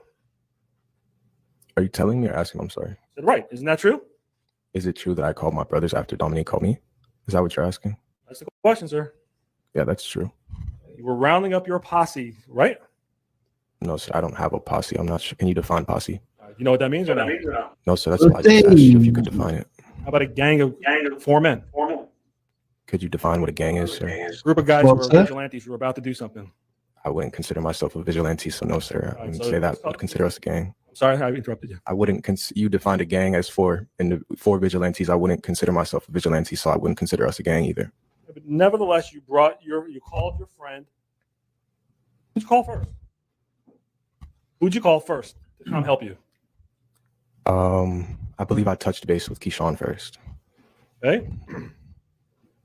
You knew Keyshawn was mad, right? I knew he wasn't upset, but by his tone, I wouldn't say he was mad. Keyshawn's not generally a mad person or He angry wasn't mad person. until somebody disrespected his sister, right? Well, I'm not Keyshawn, so I can't really speak on how he felt. He's your friend. You know him better than anyone. You said he's your brother. You lived with him. You know he was mad, right? Like I said, I wouldn't describe him as mad, but I can't tell you exactly how he felt because I'm not Keyshawn. Okay. So he was okay with this happening. Allegedly, his sister getting slammed on the ground like she alleges, right? Was Keyshawn okay with that happening? I don't think he was okay with that. Okay. There's a difference between not being okay with it and being angry. All right. So you won't even give me that he was angry. You won't agree with that. Overruled. It's cross-examination. Go You ahead. won't agree with that, right? I won't agree that Keyshawn was angry. I won't give that to you. You won't agree with that is the question. That he was angry. Your brother, your best friend. Again, I wouldn't say he was angry, but it's subjective. If what you define someone being angry as, or what I define someone being angry as, it's up to the person to say. But you were with him that night. I was with him, and like I said, he was pretty regular composure for how he carries himself. That night was no different. So you call Keyshawn, right? Right. You discuss what happened to Dominique, right? Briefly, yes. You don't know what really happened or didn't happen to her, do you? Correct. It's not possible for me to really know. I wasn't there. See any injuries on Dominique? Did you ever see any injuries from this incident on her? No, sir. It wasn't possible for me to see injuries because I wasn't with Dominique. Out of the hospital the next day. You didn't see any injuries on her when you saw her again. You saw her at the hospital, actually, didn't you? I was focused on my own gunshot wounds at that time. I'm saying I didn't see her beforehand. How about when you got out of the hospital? You never saw her again? I was primarily focused on my own gunshot wounds, not if she had bruising on her body. I was beyond that at this I point. asked you what you were focused on. I asked if you ever saw Dominique again is the question, sir. You asked if I saw her bruises, actually, but to answer both of those questions, I didn't see her. I didn't see her bruises, and I'm justifying that with because I was focused on my own gunshot wounds. Let me ask you a simple question. When's the next time you saw Dominique after you got out of the hospital? I saw her at the hospital, but to answer your question, the next time I saw her was she came to my house to bring me something to eat, probably when I was healing. Did you see any bruises on her then? Or did she show you bruises that were allegedly caused by Mr. Rudolph? You're not going to like this answer, but I was focused otherwise on my gunshot wounds. So my question is, did she show you or did you see any bruises? Yes or no? No. Okay.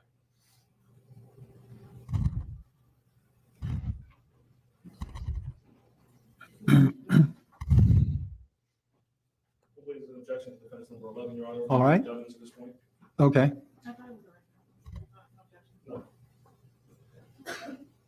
All right, very well. If it's not already in, it is now. Show you defense number 11. I'm sorry, man. No, yeah, sure. Show you number 11. Can you see it all right? Yes, sir. That's your gun, right? Yes, sir. That's where you dumped your gun, right? That's where I threw it as I was fleeing for my life. So you were fleeing for your life. The guy was threatening to still kill you. Travis Rudolph was chasing. Let me get a mic. Please. You can hear me? I can hear you better with the mic. Problem. So this is where you, what's your word, through or placed? Whichever you prefer. It's your, All right. your statement. It's where you threw your gun while you were running for your life, right? Correct. And he's chasing you still, shooting at you, threatening he's going to kill you and finish you off, right? Correct. And that's when you think it's important to throw your gun away. If somebody's trying to shoot you and kill you as you're running away, you dump your gun? Well, no, sir. The way the series of events took place was I disposed of my gun after I felt I was no longer being chased and I was safe. Jumped one fence and threw the gun right there, right? I waited a while, and once I was no longer being chased, then I jumped the fence, correct? And then Go ahead. You're not finished? No, sir, I wasn't. Then I waited for a while, and then I jumped the fence. Then I disposed of my gun. So the guy, Mr. Rudolph's chasing you with his firearm, saying he's going to finish you off and kill you, shooting at you still, right? As you're running away is your testimony. It's on video, sir. That's what your testimony is. My testimony is, yes, that's what happened. So he's chasing you in the backyard, right? No, sir, he didn't chase me very far into the backyard. His brother chased me further into the backyard. You saw that on video. That's not what you said previously. You said my client was chasing you, right? Sustain.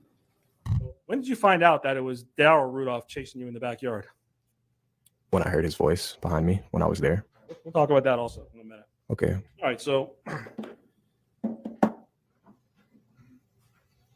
you got rid of your gun because you knew you are one of the people responsible for getting Sebastian killed, right?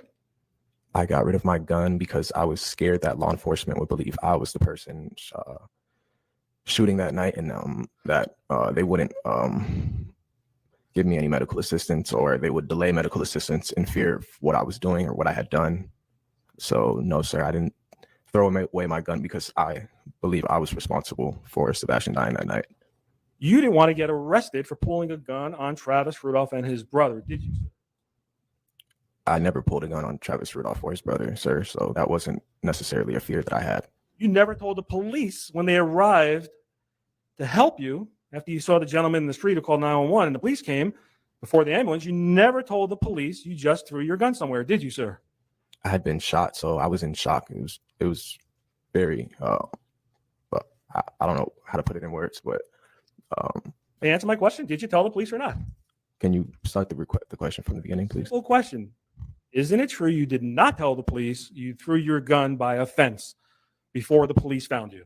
Isn't it true that I did not tell the police? Correct, sir. That isn't true because I was focused on that I had been shot and I was scared that I wouldn't live. So. Okay. Would you be surprised the paramedic said you had all your faculties about you and you were sitting up talking properly? I was trying to maintain my composure and breathe and stay alive. So. All right. So did you tell the police or not? I'm not sure what your answer is. Did you tell them you threw a gun there? Wait, I already answered that question, sir. Yes or no? I already answered that question. All right, just say it again, please. Yes or no? No, sir. I did not tell the police because I was focused on my own gunshot wounds. Why do you keep having to answer? I'm just asking yes or no questions. All right, sustain. Next question. I don't like answering questions and not justifying them. I don't want to give you empty answers or leave room for Wait for the next question, please. Yes, sir. The paramedics came there. Did you tell the paramedics you threw a gun? No, sir. Weren't you worried that a kid could find this gun and possibly hurt somebody? What's the objection? What's the legal objection? Sure. Stand up and stretch, ladies and gentlemen.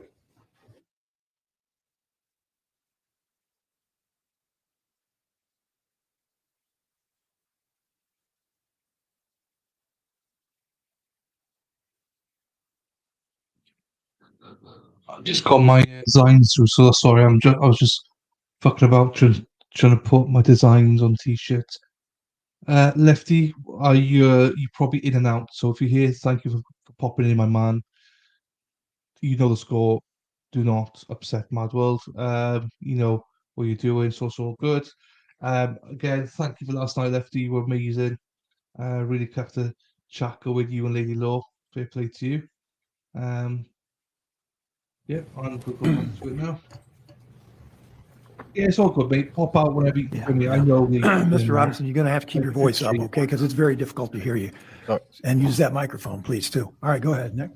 Mr. Shiner, go ahead. You never even thought about it. Child would find this gun and possibly do something bad with it. Right? No, sir. When you get to the hospital and you give a statement to the detective, do you know his name, the detective you spoke with? No, sir. I cannot remember. Don't make me lose my mind. And you never told that police officer you threw your gun somewhere or dumped your gun, whatever word you want to use, right? Thanks for being here, babe. Correct. Okay. It wasn't until you were released from the hospital the next day, right? This year off, never. You released the next day, correct? Yes, sir. You have to talk up because it's being recorded. I'm sorry. Sorry. Yes, sir. All right. And did you say on direct that Detective Vanderlyn showed you photographs of your gun? Overruled. That's my notes. I could be wrong. That's why I'm asking you. Did you say that before? Yeah. Sorry. Can you repeat the question?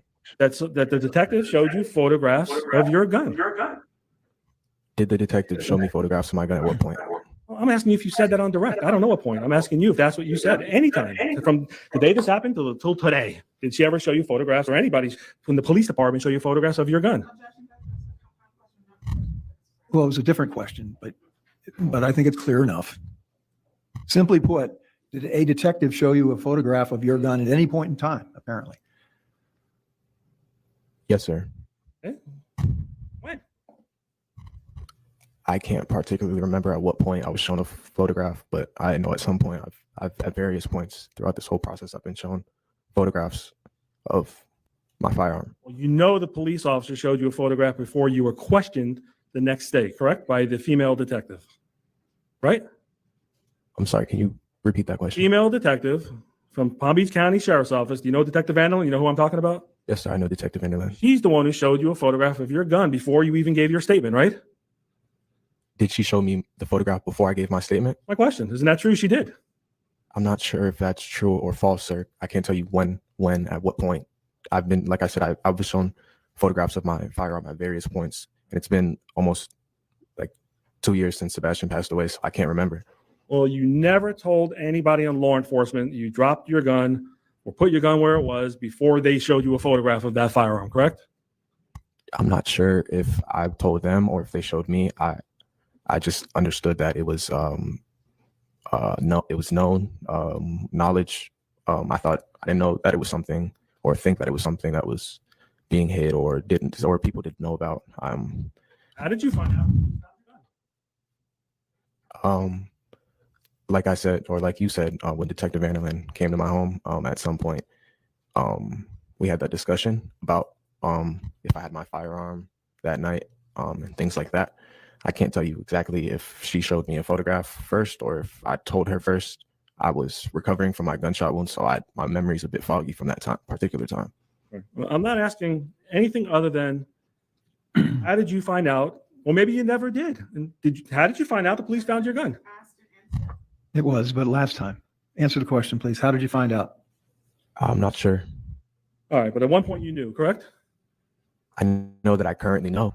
All right, tell me what police officer or officers you told you threw your gun where we just showed you or I showed you those pictures before they came and talked to you. Again, after this. I can't necessarily recall the statement that I gave at the hospital when I was post-surgery, that the first statement I gave. So it could have been at that time. If not, like I said, I know I had a discussion with Detective Vanderlyn at my house. So, Okay. Well, I thought you agreed with me earlier when you spoke to the detective at the hospital. You didn't tell him you threw your gun. sorry, sir. Like I said, my memory is a bit foggy from when I was at the hospital because I just got out of surgery and I was receiving pain medication because I was in such pain. All right. So now it's possible you told the first officer who questioned you in the hospital that you threw your gun, right? We're moving backwards, but yes, sir. I All right, believe may I so. approach the witness? You may. Need a copy of your audio statement. Have you ever seen your audio statement before or heard it? Yes, sir. You have a copy of this? No, I don't have a copy. When did you hear it and see it? Luna, don't get involved. You're too Oh, I'm nice. sorry. No, sir. I haven't. Let them I get believe it out. I may have been presented a copy of it in my Booty deposition, but I bastards. haven't been over this. I haven't.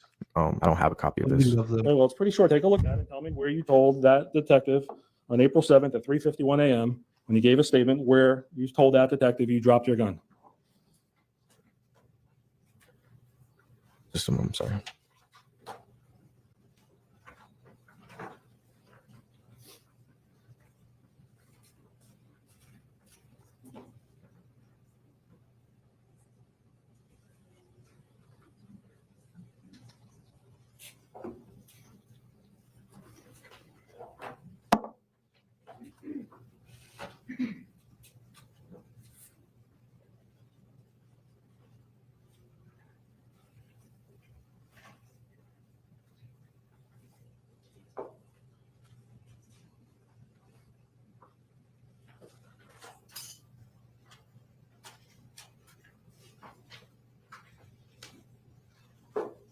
Takes fucking forever. Judge, if I may stipulate, there's a reference to the firearm in the initial statement.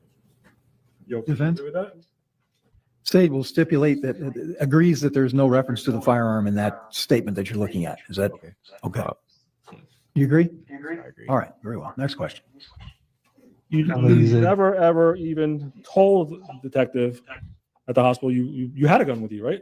No, sir.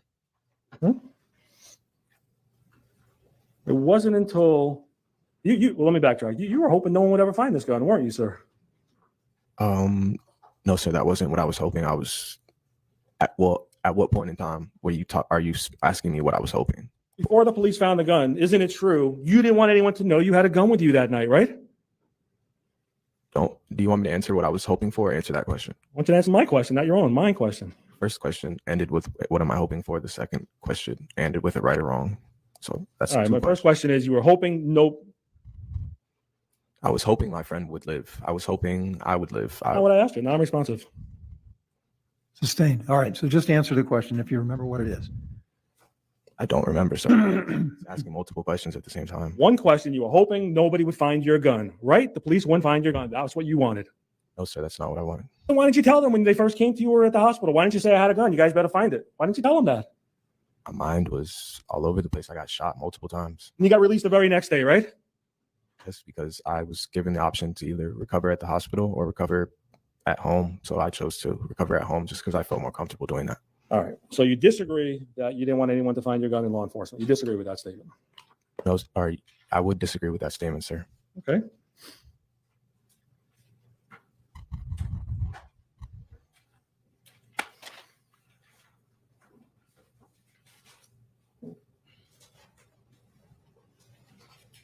Why'd you have an extended clip with hollow bullets in that gun? Hollow point bullets. The bullets I had in the gun were just the ones that I got when I was given it. And then as far as an extended magazine, I believe that that is one of the stock magazines that actually comes with the firearm. It just has a piece of the plastic removed to make it appear as if it's an extended magazine, but when in fact it's just a magazine that has that holds a higher capacity of rounds. Oh, so that's the way you bought the gun from your friend Keyshawn, with that extended magazine? Again, it's not an extended magazine, but that is the way I bought the gun, correct? Okay, so it's a normal magazine in your opinion.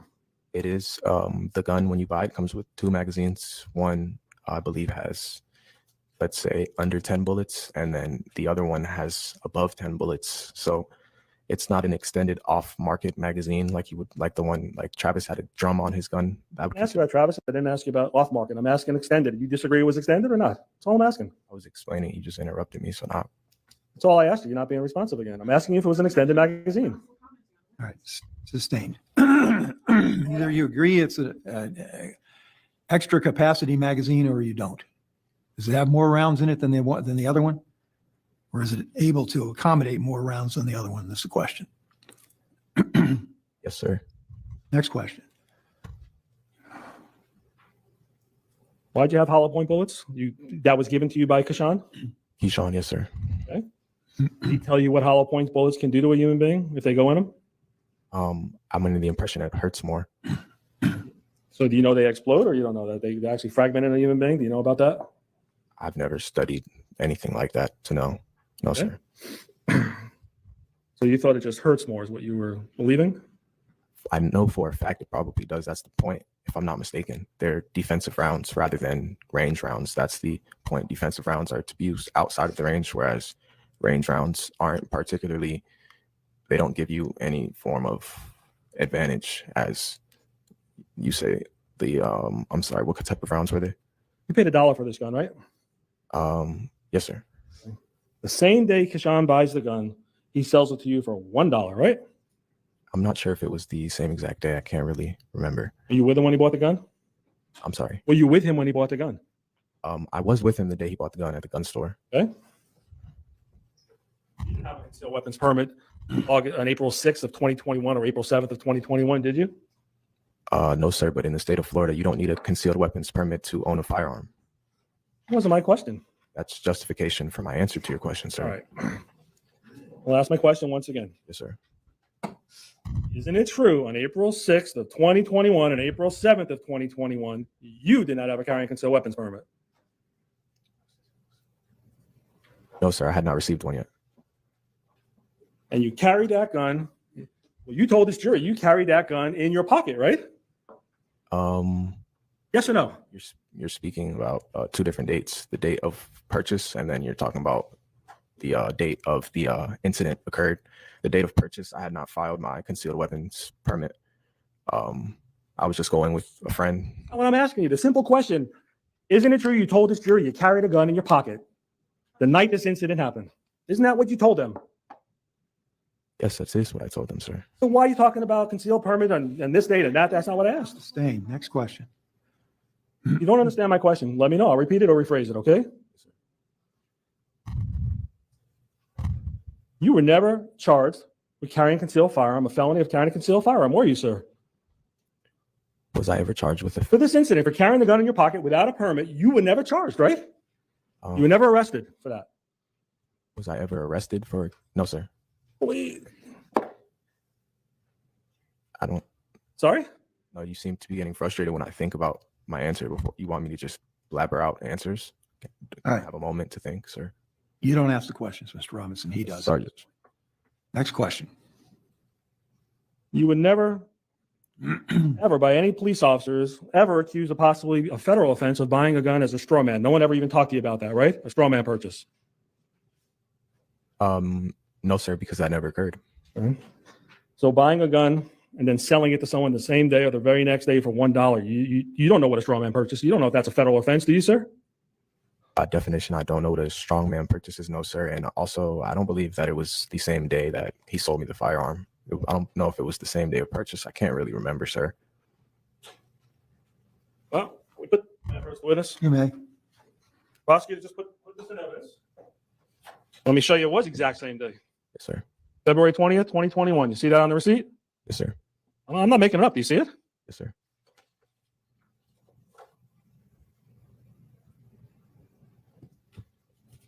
Tell the jury the date of the bill of sale. Where am I looking, sir? February 20th, 2021. Exact same day, right? I see the first one again. Yeah, of course. Correct, sir. But the bill of sale, I believe. No question pending, Judge. I object to his Next answer. question. Nobody from law enforcement questioned you about buying and selling a gun on the same day, right? No, sir, because the bill of sale wasn't necessary for the saleable purchase of a firearm in Florida, and the date was just used as a reference date per se, because we didn't have an exact date of when it occurred. As You're a lawyer? You're a police officer? no, sir, not at all. All right, next question.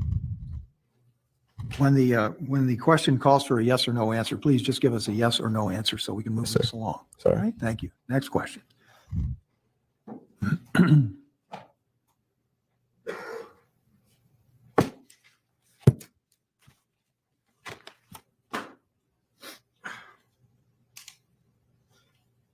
You explained to the jury earlier that you and Sebastian met in school, right? In Palm Beach Central? Correct. And you lived with Kashan's family for a couple of years? Correct. And all of you, all four of you gentlemen that we talked about in this case, you need me to mention the names to you, or you remember the names? No, I know our names. All right. You all are very close, like brothers, right? Correct. You're their protector, you said, right?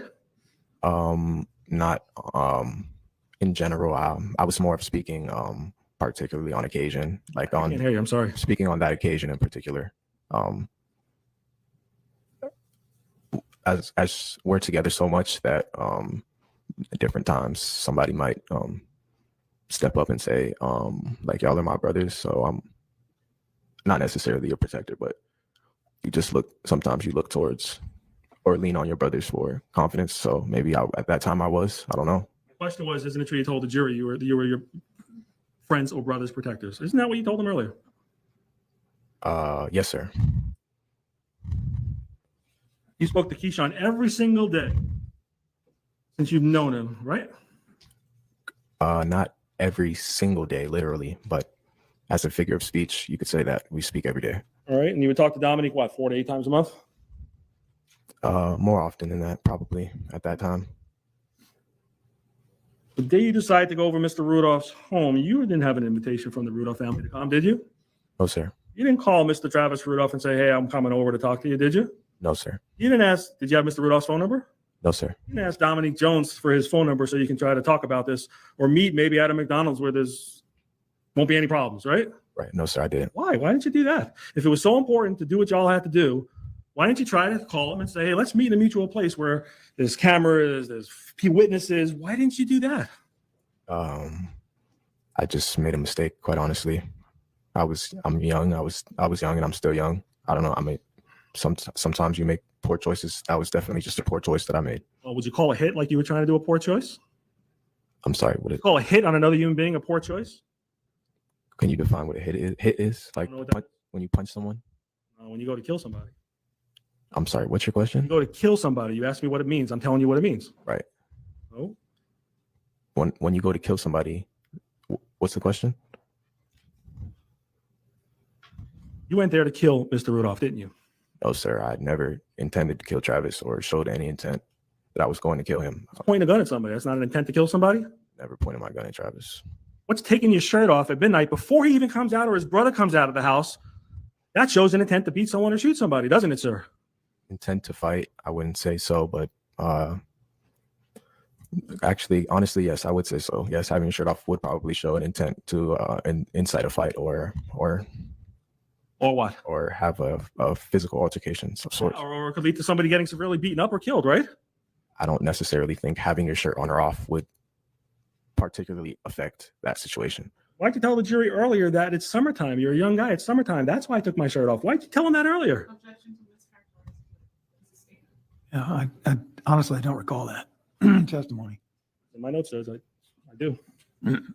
All right. Well, based on that representation, then go ahead. Can I ask the question? ask another question? Before? Sure. Go ahead. Did you tell the jury that it was something to the effect, I took my shirt off because it's summertime. I'm a young guy. That was more or less my justification of, I said I take my shirt off often. So I was justifying why I would take my shirt off, why I do it often, why it's not a irregular occurrence. I'm telling you, I'm a young man. We live in South Florida. I take my shirt off. I'm not saying on that particular instance, that's why I took my shirt off. No, but to answer your question, I did tell the jury that. All right, you were trying to let everybody know you weren't there to do any damage to anybody, and that's why you were saying, I'm a young man, it's Florida, I took my shirt off. That's what you were trying to insinuate when you were answering Miss Edward, the prosecutor's questions. Isn't that true, sir? No, that's not what I was insinuating, sir, but I wasn't there. Oh, dear, sorry, but What difference does it make if it's summertime? You weren't there for summertime to go to the beach or play basketball, were you? Right. It makes no difference, sir. It was cold that night. We live in South Florida, so I would say April, no, it was probably not cold. Well, do you remember? It was spring. I know. I've lived in Florida 23 years. Never. You gets remember the cold in temperature spring. that night? No, sir. I don't recall the temperature that night. Okay. Far from the point. Or from what point? That Sebastian was murdered. Okay, that's all you want to talk about. Particularly, yes, I was called to be here. I want to be here. So you take your shirt off. Why do you take your shirt off before the brother of Travis Rudolph, DJ, comes out of the house? Tell us why. Before anyone comes out. It happened so quickly. I don't know. Why'd you have your gun with you? Made a terrible mistake. Okay. All right. So the gun is allegedly in your waist or in your pocket? In my pocket, sir. Left or right? I would say my right pocket. I can't recall. Just a guess? Yes, I can't recall. So that would be a guess that it was in my right pocket. So that your gun was in a holster, wasn't it? No, sir. My holster was at home. Okay. It's in the picture. So when you carry a gun, because you want to be a man, you said you want to be a man and act like a man. So I put my gun in my pocket. Right. Is that what you normally carry a gun in your pocket? No, sir. I've learned from that and just life, like you're saying. I'm not sure if you're telling me to teach me or you're telling me just your opinion, but you're right. You shouldn't carry a gun that way. You should carry it in a holster. I made a mistake. You were carrying a gun in your pocket like that every time you carried a gun? Because you said you carried a gun other times during that time period, remember? Did you carry it in your pocket also? I can't recall, sir. No, you didn't do that. You put it in a holster. You didn't want to shoot yourself, right? I can't recall where I kept the gun, sir. You have to give me a particular instance of where I was and where I kept it. I'm not with you. It was your statement that you said you carry that gun multiple other times, you said, on direct examination. So I'm asking you if you had a holster or not. I did have a holster, but it was at home. On the other occasions, I'm asking you. Correct. So you left that holster at home every other time you carried the gun with you? I don't really remember every single time, sir. We're talking about stuff from 2 years ago. Okay. Over 2 years ago now. How do you carry it now? You carry it in a holster? I don't necessarily carry a gun anymore, sir. You're talking about these G licenses and whatever letters you use for your security job that lets you carry a gun. Remember you were talking about that? I was explaining at the time of the incident, I did have a security G license, but currently my security G license has expired as of January 1st, 2023. So I no longer have a security G license. I can't tell you where my concealed weapons permit at, and I can tell you where at home my firearm is located. It's not really that important to me anymore. I'm more focused on school. Okay. You knew Dominique was married at the time of this shooting, right? Yes, sir. You didn't know if Dominique worked during this time period, did you, sir? I believe she worked because if I ever needed like help or like lunch, or I could text her and she'll send me a few dollars to get something to eat. My question is, isn't it true you didn't know if Dominique actually worked during the time of this? No, sir. You didn't know? No, sir. What does her sending you a few dollars have to do with my question working? I'm just trying to. It doesn't have anything to do with it, sir. You've been to the shooting range before this incident happened, right? A few times, correct. You knew how to shoot your gun, right? If you wanted to. To get your security G license, you have to be proficient in shooting a firearm, or you have to show proficiency at least that day at the range. So, yes, I did know how to shoot my firearm. It's not very complicated. Pull the trigger, right? Basically. And put one in the head, right? Basically. You were describing how Mr. Rudolph allegedly couldn't load his firearm. Remember that? That's a different firearm, so the process of loading it is different. That's why I'm telling you. Basically, it depends on the particular firearm. Different firearms are loaded in different ways. How do you know about the gun that Mr. Rudolph had? How did you know about that? I can see it, sir. I play lots of Call of Duty. It's not like I'm ignorant to what an AR looks like, sir. We live in America. It's a Second Amendment right. Everyone has guns. I'm not ignorant, sir.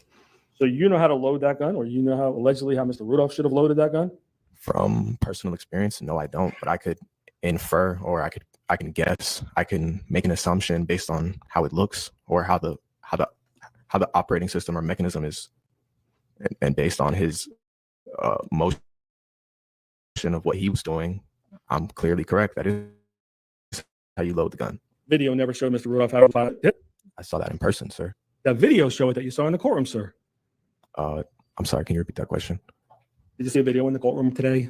Did I see a video in the court today? I have various videos in this court today, sir. Well, you know what I'm talking about. The one with Travis coming out with the gun on. I remember Travis coming out with the gun and shooting me. I can never forget. All right. So, talking about the video came out of the house video. Hey, next question, please. So the video you saw, Mr. Rudolph gun, it does show him putting a bullet in the head like you want this jury to believe. Isn't that true, sir? Not true, sir. Really, what the jury believes.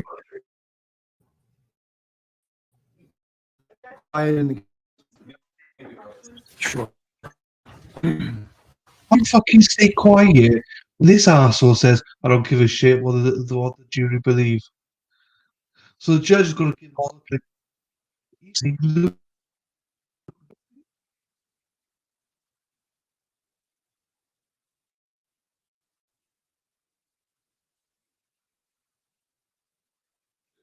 yeah, I'm still as bad with I haven't seen all this, so.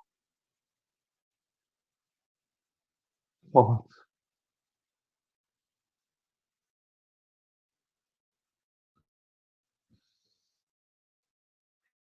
Gentlemen, gallery, are permitted entire trial.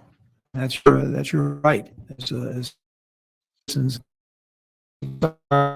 permitted to do is engage in any kind of behavior whatsoever that is this trial. That is not fair to any of the jury, the lawyers, and Mr. Rudolph. So, in any kind of actions proceed to be disruptive. All right, continue. You're an arsehole. Question all the time. Do you agree Travis Rudolph firearm doesn't courtroom today does not show him having problems loading the gun? I wouldn't say that video was of clear enough quality for me to see directly if he was having trouble loading the gun, but I can tell you from my personal experience. 10 times I'm asking about the video. If you didn't know, you don't know. That's okay. Just sticking to the video, it wasn't of clear enough quality for me to see that he was or wasn't struggling, so I don't know, sir. Okay. You went to the shooting range with who? Keyshawn before? I've been to the shooting range with Keyshawn before. Sean Jones carries a gun pretty much wherever he goes. Isn't that true? I'm not Keyshawn. I couldn't tell you. His best friend, his brother. You lived with him. You guys will do anything for each other. You don't know that? It's a long period of us even carrying firearms. We were under the age to legally carry them, and then when we were of age, we didn't have them very long, and then now currently it's kind of just a disinterest in them altogether. Right? We're brothers, of course. Carries his gun wherever he goes to this day. Isn't that true? I am not sure whether or not he carries his gun. I'm sorry. Okay. We're busy a lot, and with we go to different schools, so it's not like I'm with him every second and every day. Okay. You not only practice with that Taurus 9mm that you dumped in this case, you also shot a Glock before, right? Keyshawn owns a Glock that I shot at the gun range before. I didn't ask you who owned it. I'm just asking if you shot a Glock before. Sustained. You did get the answer, however. Next question. You also shot an FN firearm before, right? Correct. What's an FN firearm? What's that? It's just like a brand. There's different brands of firearms. So that was actually my first time shooting a gun. I went to the gun range with a friend, and that was the brand of gun that he owned. What caliber is it? I believe the same as most handguns, 9mm, with the size of the rounds in reference to the caliber. Okay. So you were trained as a security guard and also trained by going to the shooting range multiple times, right? I went a few times, and I was only the security course was just, I wouldn't say I was proficient enough to say I'm an expert or anything like that, but I had some training. Is it your testimony you never spoke to Mr. Jones or Mr. Chris before you spoke to Detective Vanderlyn? You gave her a tape statement when you were released from the hospital. Is that your testimony? I spoke with them briefly. They were the ones who told me Sebastian passed away. Spoke to them on FaceTime? Correct. Chris was actually at your hospital room, Chris Lowe, right? Yeah, that was the first person who came to see me. Before you spoke with Detective Vanderlyn, correct? He did come to see me before I spoke with Detective Vanderlyn. Yes, sir. Right. Dominic Jones was also in the hospital before you spoke to Detective Vanderlyn too. Isn't that true? Yeah, she was the one who was holding the phone when Keyshawn and Chris came on FaceTime and told me Sebastian passed away. You never told any of the police officers, and I'm talking the first responders who found you. Were you sitting up or you don't remember when they found you? I believe I was sitting upright just because I was trying to keep pressure on my wound. Okay. You never told the first responding police officers. How many were there? Two? Do you remember a couple of them? A couple or a few, you could say. Okay. You never told them or the paramedics or the detective that Gate took your statement in the middle of the night the following after surgery, or you never told Detective Vanderlyn the following day that Dominique told you and Keyshawn to go shoot his shit up. Isn't that correct? He would not be Correct, worth sir. it. It was in text. There was no need for me to tell. We had our phones. They were down to see it. Did you tell him or not? No, sir. Why not? They do spot I check. was They do everything. focused otherwise on my gunshot wounds. All the police officers I spoke about. Anytime you never told him your brother Keyshawn texted first, actually, before Dominique did, texted first that Travis is a dead man walking before you went over to his house, right? You never told any law enforcement that, did you? Ever?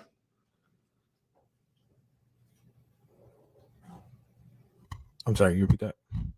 Somebody's phone. Sorry, I got distracted. No problem.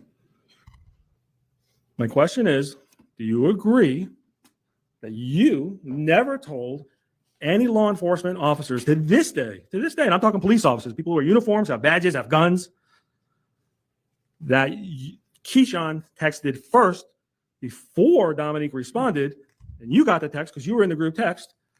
You never told anyone that Keyshawn texted that my client, Travis Rudolph, was a dead man walking, right? That was an extremely long question, sir. Did you ever tell anyone that anybody in law enforcement that let me just break it down for you. You spoke to multiple police officers, right? Correct. Many times. Various times throughout this whole 2-year process I have. You never told a single police officer who has a badge or a uniform ever that your friend Keyshawn texted Travis is a dead man walking, right? It was common knowledge already. I didn't ask you if it was common knowledge. How do you know it's common knowledge? How do you know that? I don't. You're right. You're right. I don't. How do you know that? You're right. I don't. You're under oath. Why are you saying things that you don't know?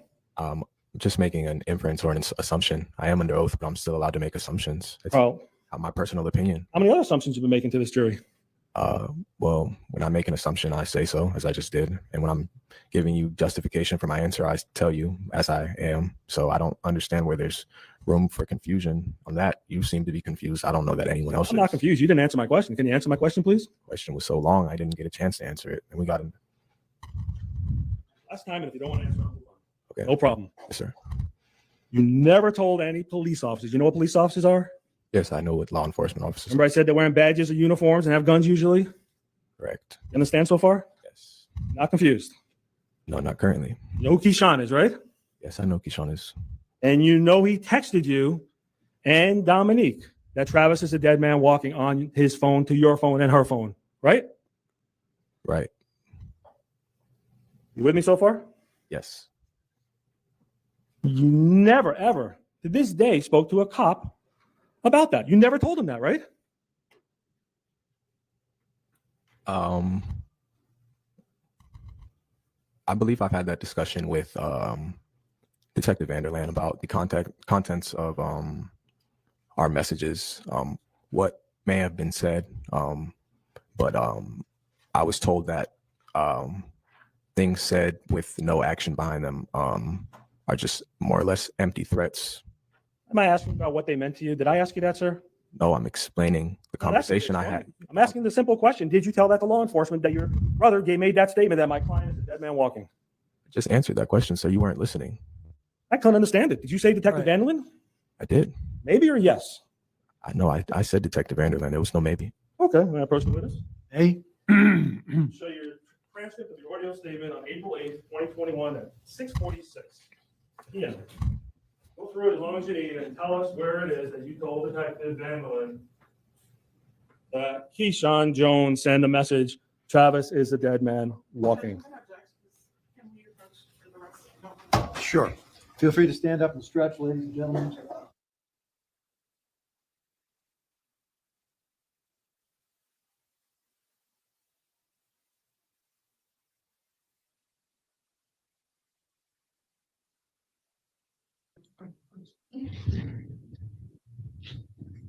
It's hard work.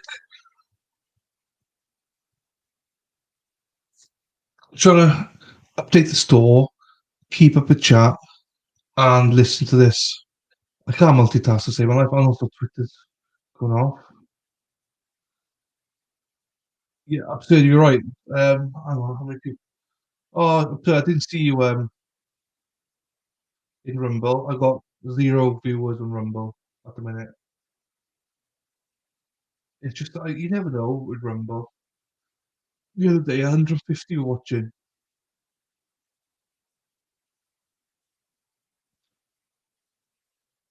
Well, Belfast is very similar to Cardiff. Just obviously, Cardiff's a bit nicer. That's all. Wales is a bit nicer.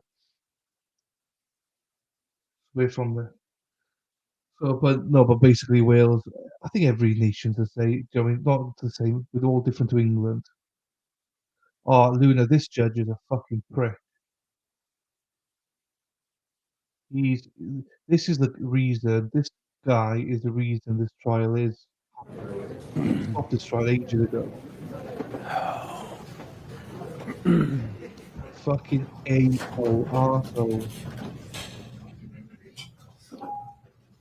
He's got no control of the court. Okay, Mr. Robinson, have you had a chance to look through that? Okay, Worst great. judge I've ever seen so Go ahead. far. Anyway. Mr. Shiner, go ahead and ask your next question. You never told Detective Annalyn during that interview, on April 8th, 2021, that Keyshawn made that statement we just talked about multiple times, right? Correct. You have another formal interview with Detective Annalyn? Welcome, No, sir, William. I don't believe First so. time viewer. Never call her on the phone and say, hey, detective, I forgot to tell you this. It was this nonsensical statement my friend made about Travis is a dead man walking. You never did that. Where you from? No, sir. You never told Detective Annalyn or any police officers that Dominique made the statement to go chew the shit up, right? No, sir. You didn't want anyone to know that, right? I guess you could say neutral position on that. I didn't really care or not whether people knew that because that's not necessarily what occurred. Neutral about those facts? That's premeditated murder if you guys would have killed Mr. Rudolph. But no one was doing that. No one was trying to do that. Because you guys got surprised that his mother came out the door. Isn't that true? No, his mom was not outside for quite a while. It was just us and him and his brother. So You got surprised his brother came out, right? I don't live at his home or I don't go there often. So I'm, like I told you, or I'm not sure if it was you or the initial. My question is, were you surprised? Yes or no? Or I don't know. Surprised by? By the brother coming out. Were you surprised that the brother came out? Yes, no, or I don't know. Like I was saying, I don't know who lives with the residents, so that's not really of much surprise to me. Who would come out of the door first? I don't go there, and I don't live there. So if you go somewhere you don't go often or haven't been often, and someone comes out of the door, you're not necessarily expecting it to be any particular person because that's not a place that you visit often. You're expecting Travis to come out, weren't you, sir? That's who we went there to speak with. So Shirt off to fight with Travis Rudolph, not Mrs. Rudolph or Mr. Rudolph named Daryl Rudolph, right? I didn't necessarily take my shirt off to fight with anybody. Okay, because it was a hot summer night. It wasn't hot. You actually said it was cold, but I don't know what the temperature was. It was 2 years ago, spring of 2021. I'm not a meteorologist. I don't. Okay. You know Travis Rudolph had firearms, didn't you, sir? Before you went to his home. I did not know that he had firearms at his home. No. Okay.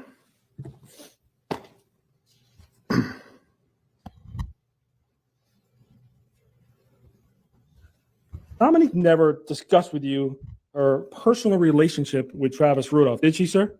No, sir. Never told you if they were going to get married or she was upset that he was going to Winnipeg to play in the CFL. She never told you about that, did she? No, sir. She tell you she was upset because the last month Travis Rudolph was in Miami and she was concerned that he was cheating on her? Did she tell you anything like that? No, sir. She never told you about her sex life with Mr. Rudolph, did she? No, sir.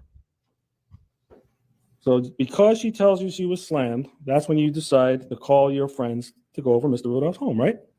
Correct. You don't even know Mr. Rudolph, did you? I didn't know him well. No, sir. Know him or not? Didn't know him well. I don't understand that. Did you know him or not know him? You ever meet him? Physically, no. On FaceTime. Okay. A few times. Did you guys go to a gun show together? No, sir. I wasn't there. Huh? When the detective spoke with you, and you probably have the statement in front of you, that would have been on April 8th of 2021. You signed a medical release at that time, didn't you? Or to get your records. Correct. You don't know when she got them, do you? I'm sorry. You don't know when the detective got your records, do you? No, I have no clue when she got my records. No clue. Okay. Dominique never called you about any of her relationship with Mr. Rudolph other than this night, right? No, sir. I don't believe so. Okay.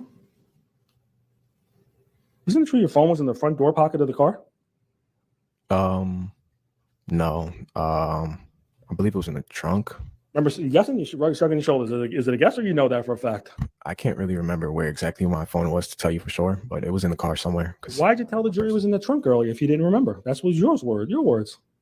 I believe it was in the trunk, but it seems like you're trying to tell me it was in the door pocket. So I'm trying to tell you, sir, I can't tell you exactly where it was. And I just didn't have it on my person. It was in the vehicle, out of my possession. Saw that video a little while ago. Remember the video? Yes, sir. Actually, open the front door and put something in the car, right? Probably, sir. I wasn't watching for that. You just saw it. You don't remember that? I when you played the video, I wasn't asked to look for that particularly. So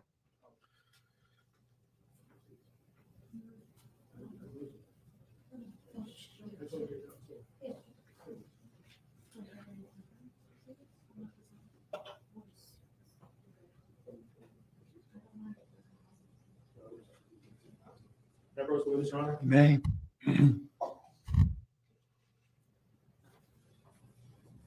I'll show you what's been marked as defense exhibit number 12. 1-2. Ask if you recognize this. Yes, sir. Recognize it? You can talk to the mic, please. yes, sir. Okay. Defense would offer into evidence. Well, how do you recognize it? It's a cell phone.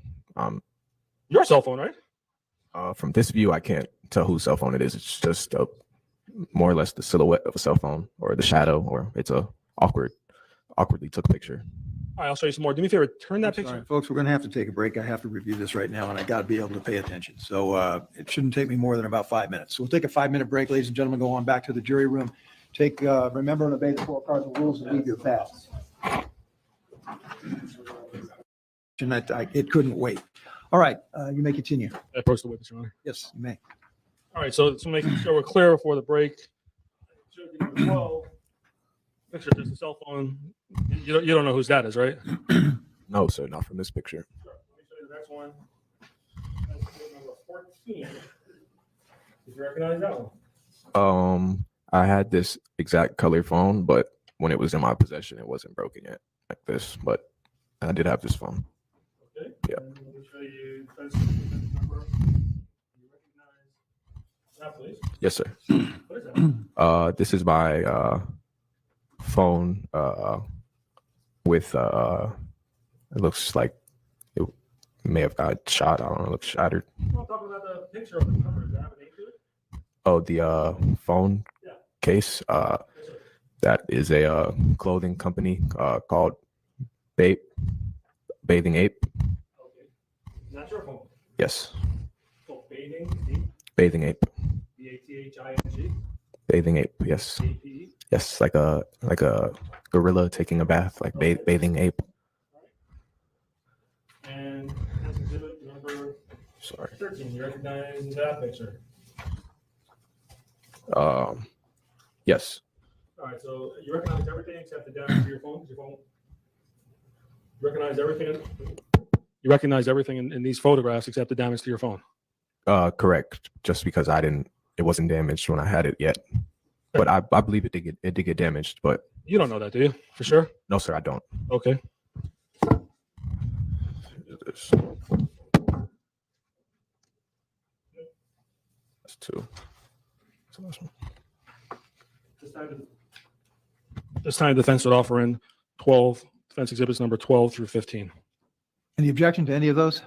12 through 15? Okay, Well, 12 he did not judge. I'm sorry. 12 he said he did not. Okay, so you want to show them then to counsel and see if there's still an objection? So I'm just not sure that it would be proper to include. So, Conditional 13. relevancy, Judge. I can tie it up later on. all right, 13, 14, and 15 are admitted without objection, and 12 is not at this point. What is? Thank you. Where's that on? Still something there. That's not over there. Can I have those back when you're done? Yeah, can I- Permission to publish, Judge. Certainly. Any objection? I just hand them to the jurors. No, that's fine.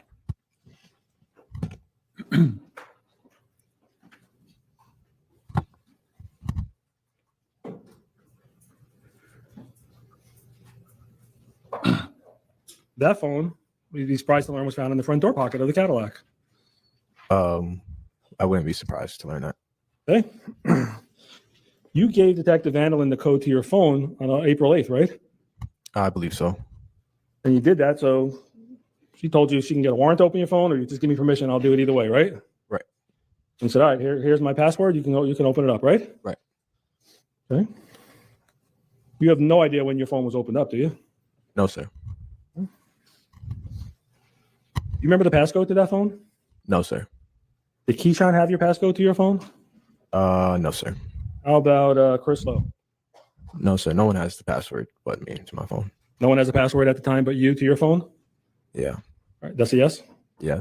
And specifically, how about one more person, Sebastian Jones? He didn't have your password either, did he, sir? Sebastian's last name is I Jean apologize. Jack. Sebastian Jean Jock. I apologize. He did not have the password to my phone unless they guessed it. Sorry, what's the last name? Unless someone guessed it. So he may have guessed it. It's possible. That's a hypothetical. I don't think we're here to talk about hypotheticals. I'm asking if you gave him your password. That's all I'm asking you. No.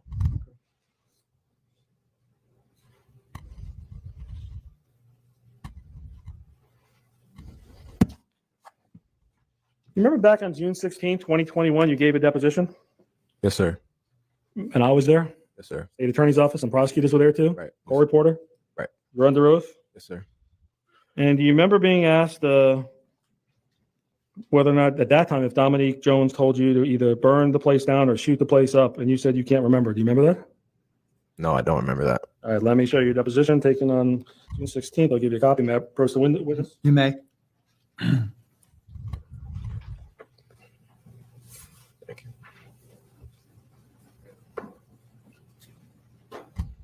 I'm going to direct your attention to page 59, line 6 through 18, or anything else that helps you, sir. Yes, sir. 59.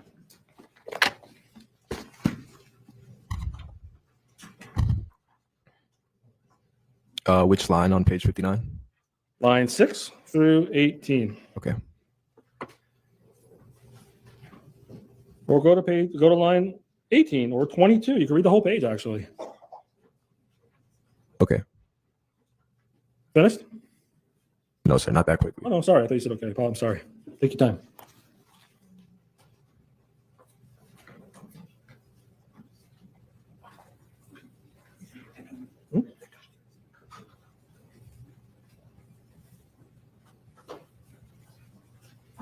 I'm not objecting, Proper. He's going to ask for protons.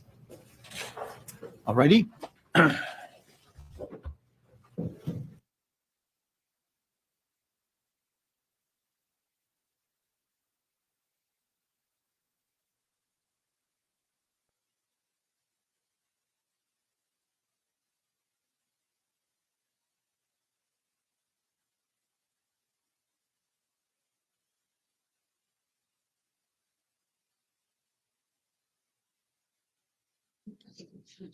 I don't know what the fuck's going on with chat. Madwell, you've lost this chat. What's going on? Madwell, you created fucking. It's a lefties come in, dropped bomb, fucking upstairs going nuts now. Madwell's like, fuck up, let's start a riot.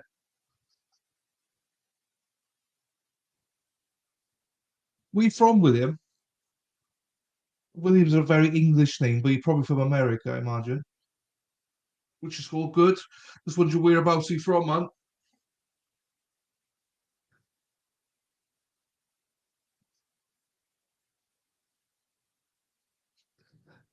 If Spider was here, this wouldn't happen. I'm joking, I'm joking. Yes, free speech. All grown. They can ask Yes, go what ahead. they want. Did you finish reading that whole page? Yes, sir. All grown-ups. Yes, sir. So back on June 16, 2021, while you're under oath, you can remember if Dominique said anything like that, right? Correct. That's the statement I gave. You couldn't remember if she said anything about burn it or shoot the place up or anything like that, right? Said verbally, no, but text maybe. You ever say she texted that anywhere in that deposition? And the page and Go through line. it all. It's not in there. If you want to find it, go ahead. That's my point. The part of the deposition book you referenced to, I didn't see any question about text. It said, did you hear her say that? Hear with I your think it's ears. here. You think it says here and there? I believe that's what I read, Read it maybe. again. Okay. I'm going to allow it. Go ahead. Oh, okay, so I'm Sorry, it says, did you ever Okay, hear anything like that from her? Or keep reading. Read the rest of it in context. No, sir. I'm not here to. You can, if you want to ask a question based off of. all right, stop. Next question. Well, you understood when I was asking those questions, if you ever heard anything like that from Dominique, did you take it literally that I meant that she was talking to you versus texting you? Is that the way you took those questions? This incident, as well as school, has taught me that words are very literal and that you should take words literally. So maybe I learned from this experience, and I've been taking words more literally. This did occur after, so maybe I did take your words literally. I can't tell you my mindset of June 16th, 2021, sir. It's All right. 2023. We can go through this as long as you want. You ever mention anything about Dominique texting you in this deposition to go shoot his shit up? Texting or telling? Sustain. Next question, please.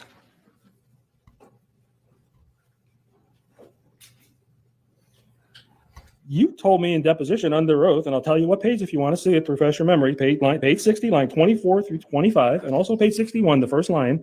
You didn't even remember if Dominique sent you a single text that night of the incident, correct?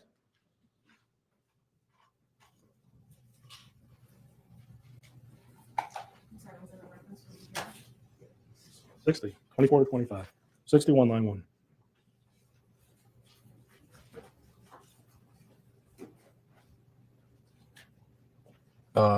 It says it references to text messages in general, no specific text messages. You need to speak up. My hearing's not so good. I can't hear you. It references text messages as a whole. It doesn't specifically ask if I received any or saw any text messages or any phrases or terms in particular. It just says, do you remember any text messages? You were asking the questions in the deposition. You could have went further in detail and asked if that's specifically what she texted me. I may have answered you that. I don't know. Oh, I had him. You don't think I asked questions properly? You complaining about that? Did you? It is. Sustain. Next question. Didn't I tell you in the deposition in the beginning? If you have any questions about my questions, let me know. If you need a break, I'll give you a break anytime you need it. How could I preface that? How could I know that in 2023 we would? Sure. We will be out of here by 5 o'clock. Yeah, yours have accommodations we have to meet.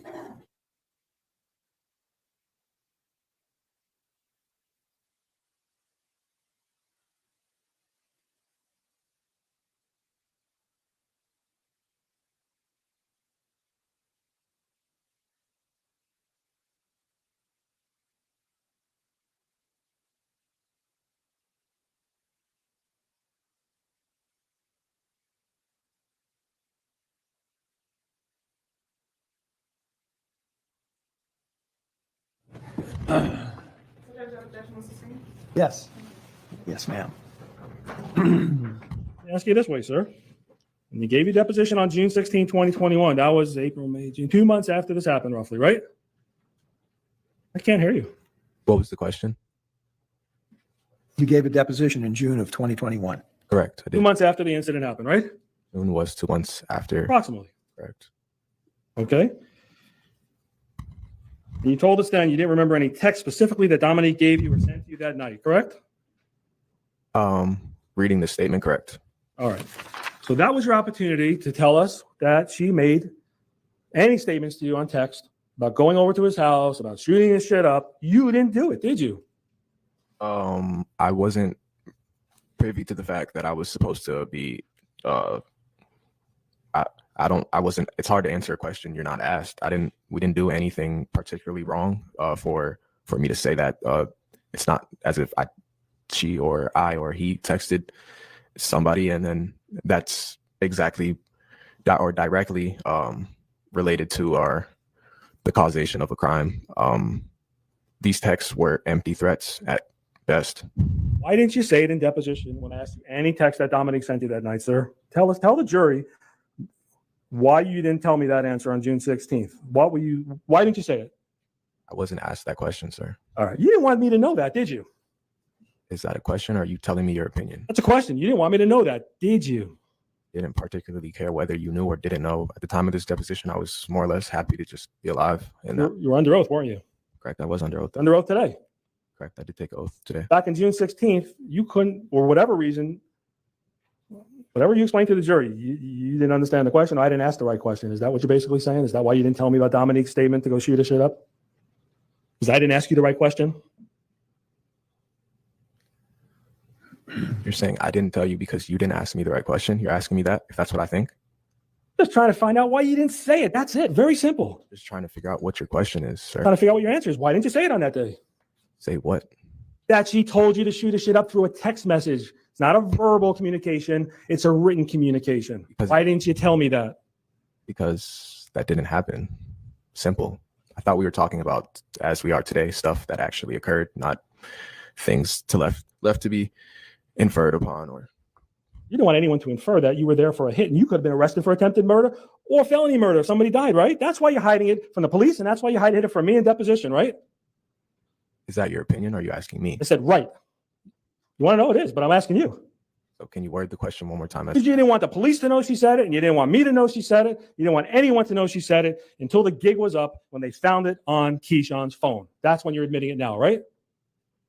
No, sir. There was no gig to be up. I didn't particularly care who found out or what they found out. I knew what occurred that night, so I wasn't in fear that I would be in any form of trouble. Protecting your sister, Dominique, right? You didn't want her to go to jail, right? No, sir.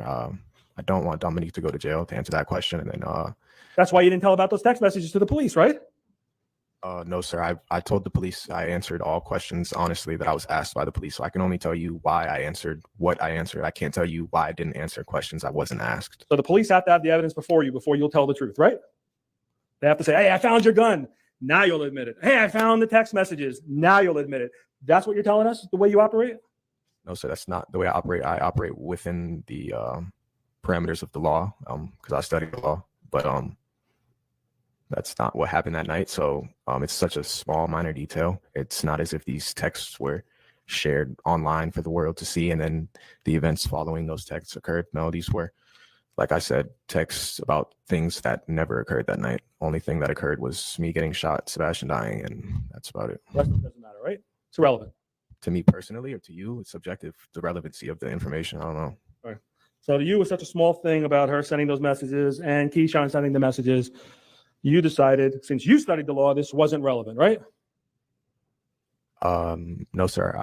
I'm currently studying, you could say, parts of the law. I'm trying to get my bachelor's in legal studies, so I'm not completely finished studying the law. I'm no legal expert. I'm not a registered attorney with the Florida bar or anything like that. I'm just telling you why I operate the way I do. You questioned why I operate how I do, and you're mischaracterizing me in the way I operate, because that's Why don't you characterize yourself properly and explain why you didn't tell the police or tell me in deposition when you had the opportunity? I don't want to mischaracterize you, sir. To characterize myself, I'm 23. I go to school. Not the question about not talking about the text messages from Keyshawn Jones and Dominique Jones. That's what we're talking about now. With your education, going to school, I'm asking you a question. You don't understand it? I'll repeat it. My education has nothing to do with my ability to answer your question, sir. Why don't you answer the question I just asked you? Can you re-ask the question? I'll move on. I'm sorry, I didn't understand that. I'll move on. You knew before you got to my client's house that he had firearms. Isn't that true, sir? It's untrue. All right. Go to page 61 and 62 of your deposition dated June 16, 2021. Starting on line 17 of page 61, read the rest of the document and go to page 62, line 1. If you read closely, it talks about how... Read it to yourself. I finished reading already, sir. If you read, like I was saying... I'm not asking a question. Did you Repeat read the that? question, please. All right, what's the question? The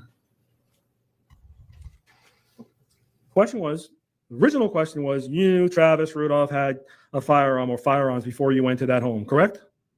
And you said, no, you didn't know that, right? Isn't that your answer? Right, that is my answer. All right. Isn't it true when I asked you in deposition on June 16, 2021, let me go back to line 17. Read that. I'm going to put this in context. Line 17 of page 61. Well, it's not improper yet, as far as I can tell. You finished? Everything is proper up to this point in time. All right. Have you finished reading whatever it was that Mr. Schreiner directed your attention to? Yes, sir. I refresh your memory that you knew prior to going to Mr. Rudolph's home that he had firearms. That refreshes my memory that when you asked me if I knew he had firearms, I answered and then justified that with I've never seen a gun. I don't know specifically that he has a gun. I'm kind of just assuming based on the fact it says while I was at the gun range with Keyshawn one time, he talks about having plans to go to the gun range with Travis. So I probably answered that question based off of that assumption of the conversation me and Keyshawn had about going to the gun range previously. That's all I can say. I wouldn't go knowingly to someone's house knowing they have a AR with a drum waiting at the door for me. All right, let me tell you what I asked you. You done talking? No, that was the answer to what you asked. Actually, it wasn't, but let me read the question I asked you. So did Keyshawn ever tell you he also had guns? He had a concealed weapon permit. And we're talking about Travis. You can look at it in context. You don't disagree with that, right? I'm not sure, sir.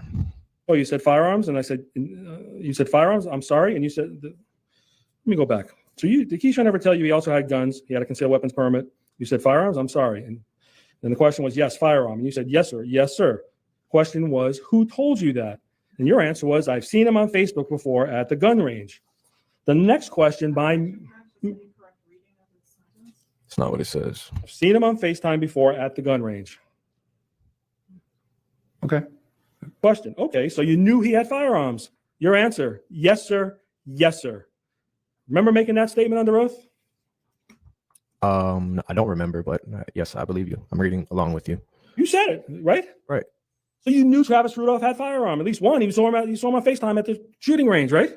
Right. So why are you trying to leave the impression you didn't know he had a firearm before you went to the house, sir? Why are you trying to do that today? I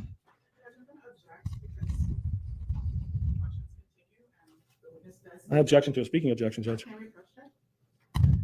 Yes. Feel free to stand up and stretch, ladies and gentlemen.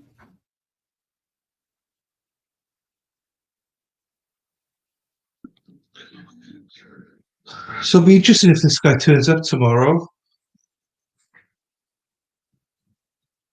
And if he turns up like he's supposed to be the first one on, but will he actually turn up for it?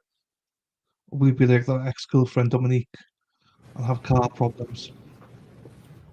And what's he going to do tomorrow?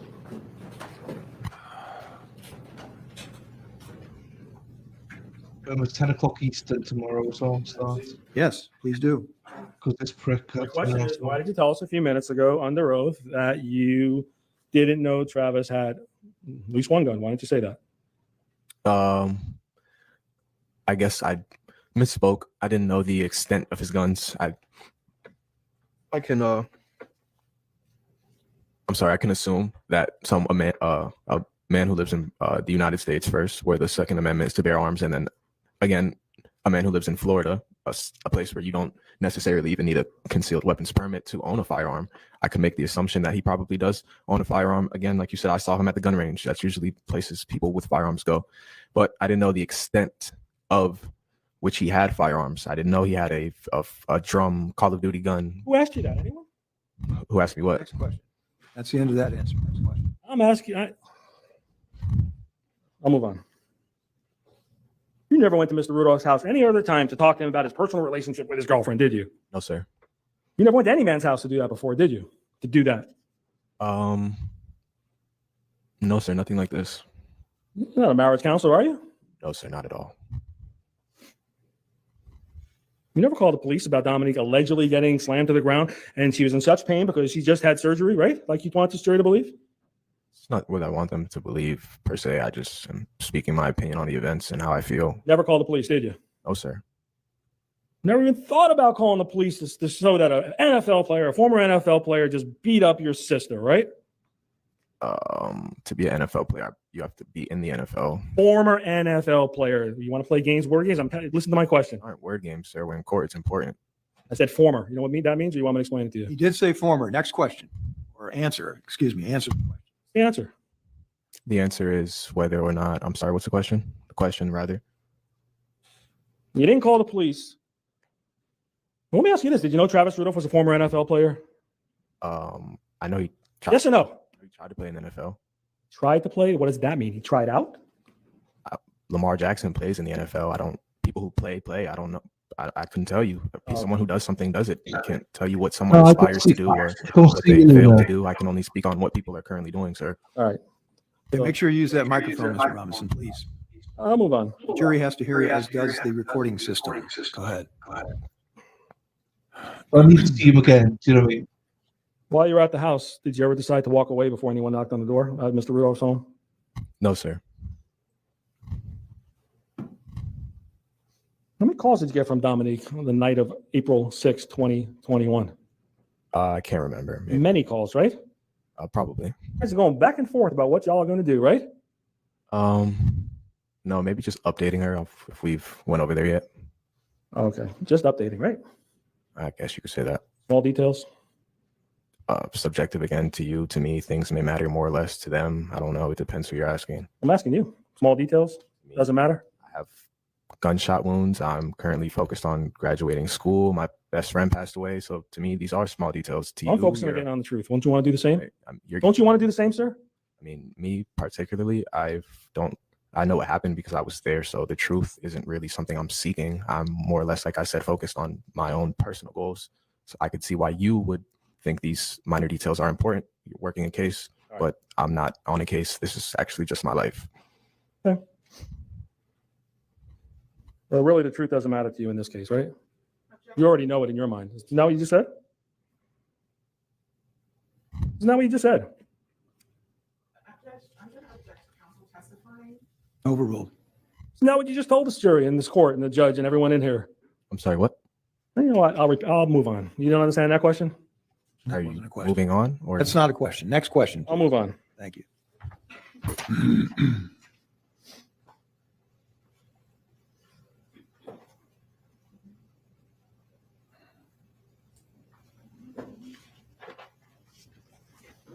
Before you left your home, it was Keyshawn Jones, you, Tyler Robinson, Chris Lowe, Sebastian Jean Jacques. Your brother was there, right? Yes. Who's your brother? His name is Tyrone. Tyrone who? We share the same last name. We're brothers. Okay, older or younger? He's older than me.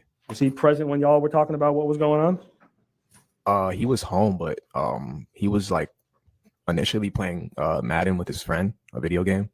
My question was he present when y'all at any time were talking about what you were doing going to Travis's home or about Dominique getting allegedly slammed to the ground? That's my question.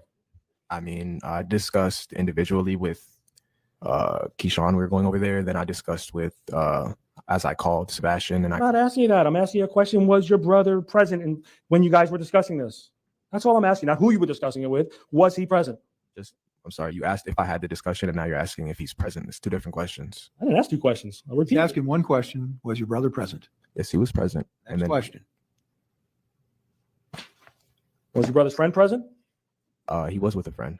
Was your brother's friend present when you all were talking about this? My brother's when. What did you just say? I'll move on. No problem. Yes, sir. Police never talked to your brother or his friend, did they, sir? About this case?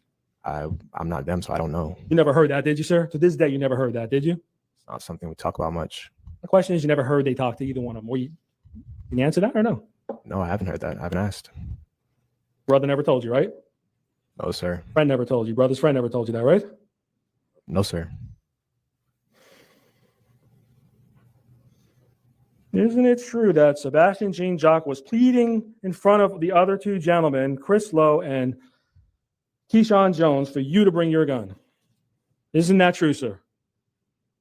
Pleading with me, I can't tell you if they heard what he was asking me. I'm under the assumption that he said it loud enough for them to hear, but that doesn't particularly or necessarily mean they heard him, because they may have been focused otherwise. So, but I can tell you that's a conversation me and him had personally, not justification for anything, but influence at most.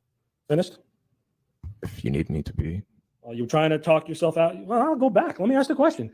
Isn't it true your friend Sebastian was pleading with you in front of Sebastian and Keyshawn for you to bring your gun?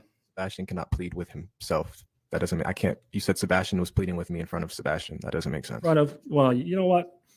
I'm getting a little tired, so let me backtrack. Thank you for pointing out my mistakes. I'm tired as well, sir. I'm talking about Keyshawn and Crislow, they heard Sebastian pleading with you to bring your gun, right?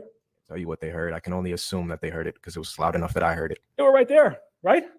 Doesn't mean I'm to say what they did or didn't. I'm asking you if they were there. I'm not asking you what they heard. I'm asking you if they were right there while he was pleading with you. Yes or no, or you don't know? Quite literally, we're just asking me what they heard, and now you're asking me if they're there. You're switching your questions. All right, so answer the changed question, please. Yes, sir. They were present. I can't tell you if they heard or not. I didn't ask you that. I just asked All right, next question. And then Sebastian got a little more adamant with you, and you listened to him and brought the gun, right? Correct. And isn't it true, Sebastian was saying it's loud enough, it wasn't a secret among the 4 guys that you brought your gun, right? I'm only sure, 100% sure that I knew and Sebastian knew. I don't know who else knew. All right, well, let's go to your deposition, once again, on page 73, lines 5 through 9, if you turn to that. Then you go to page 74, and we'll talk about that one as well.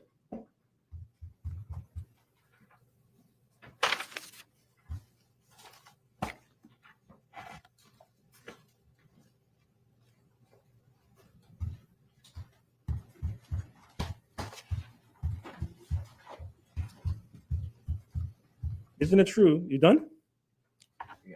Just begin. Take your time, sir.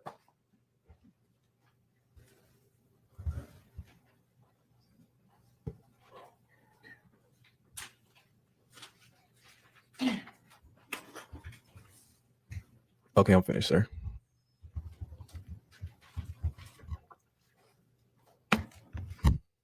It's true. You were asked a question by me. So there was no secret. The 4 guys, Chris, Keyshawn, and Sebastian, knew you brought your gun, right? Correct. Your answer, let me finish. And your answer was, yeah. I said, okay, is that a yes? That's a yes. And you said, yes. Correct. Well, everyone knew you brought your gun, right?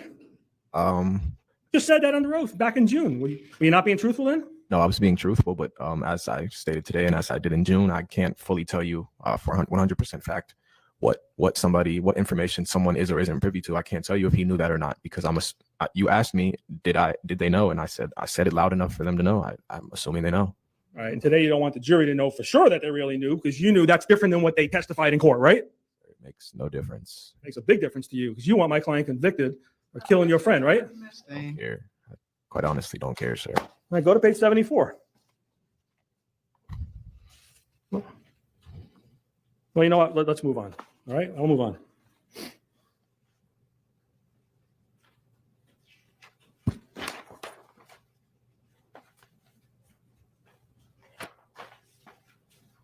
You were drinking that night too, weren't you, sir? No, sir, I don't believe so. All right, go to page 81, line 16 to 19 of your deposition.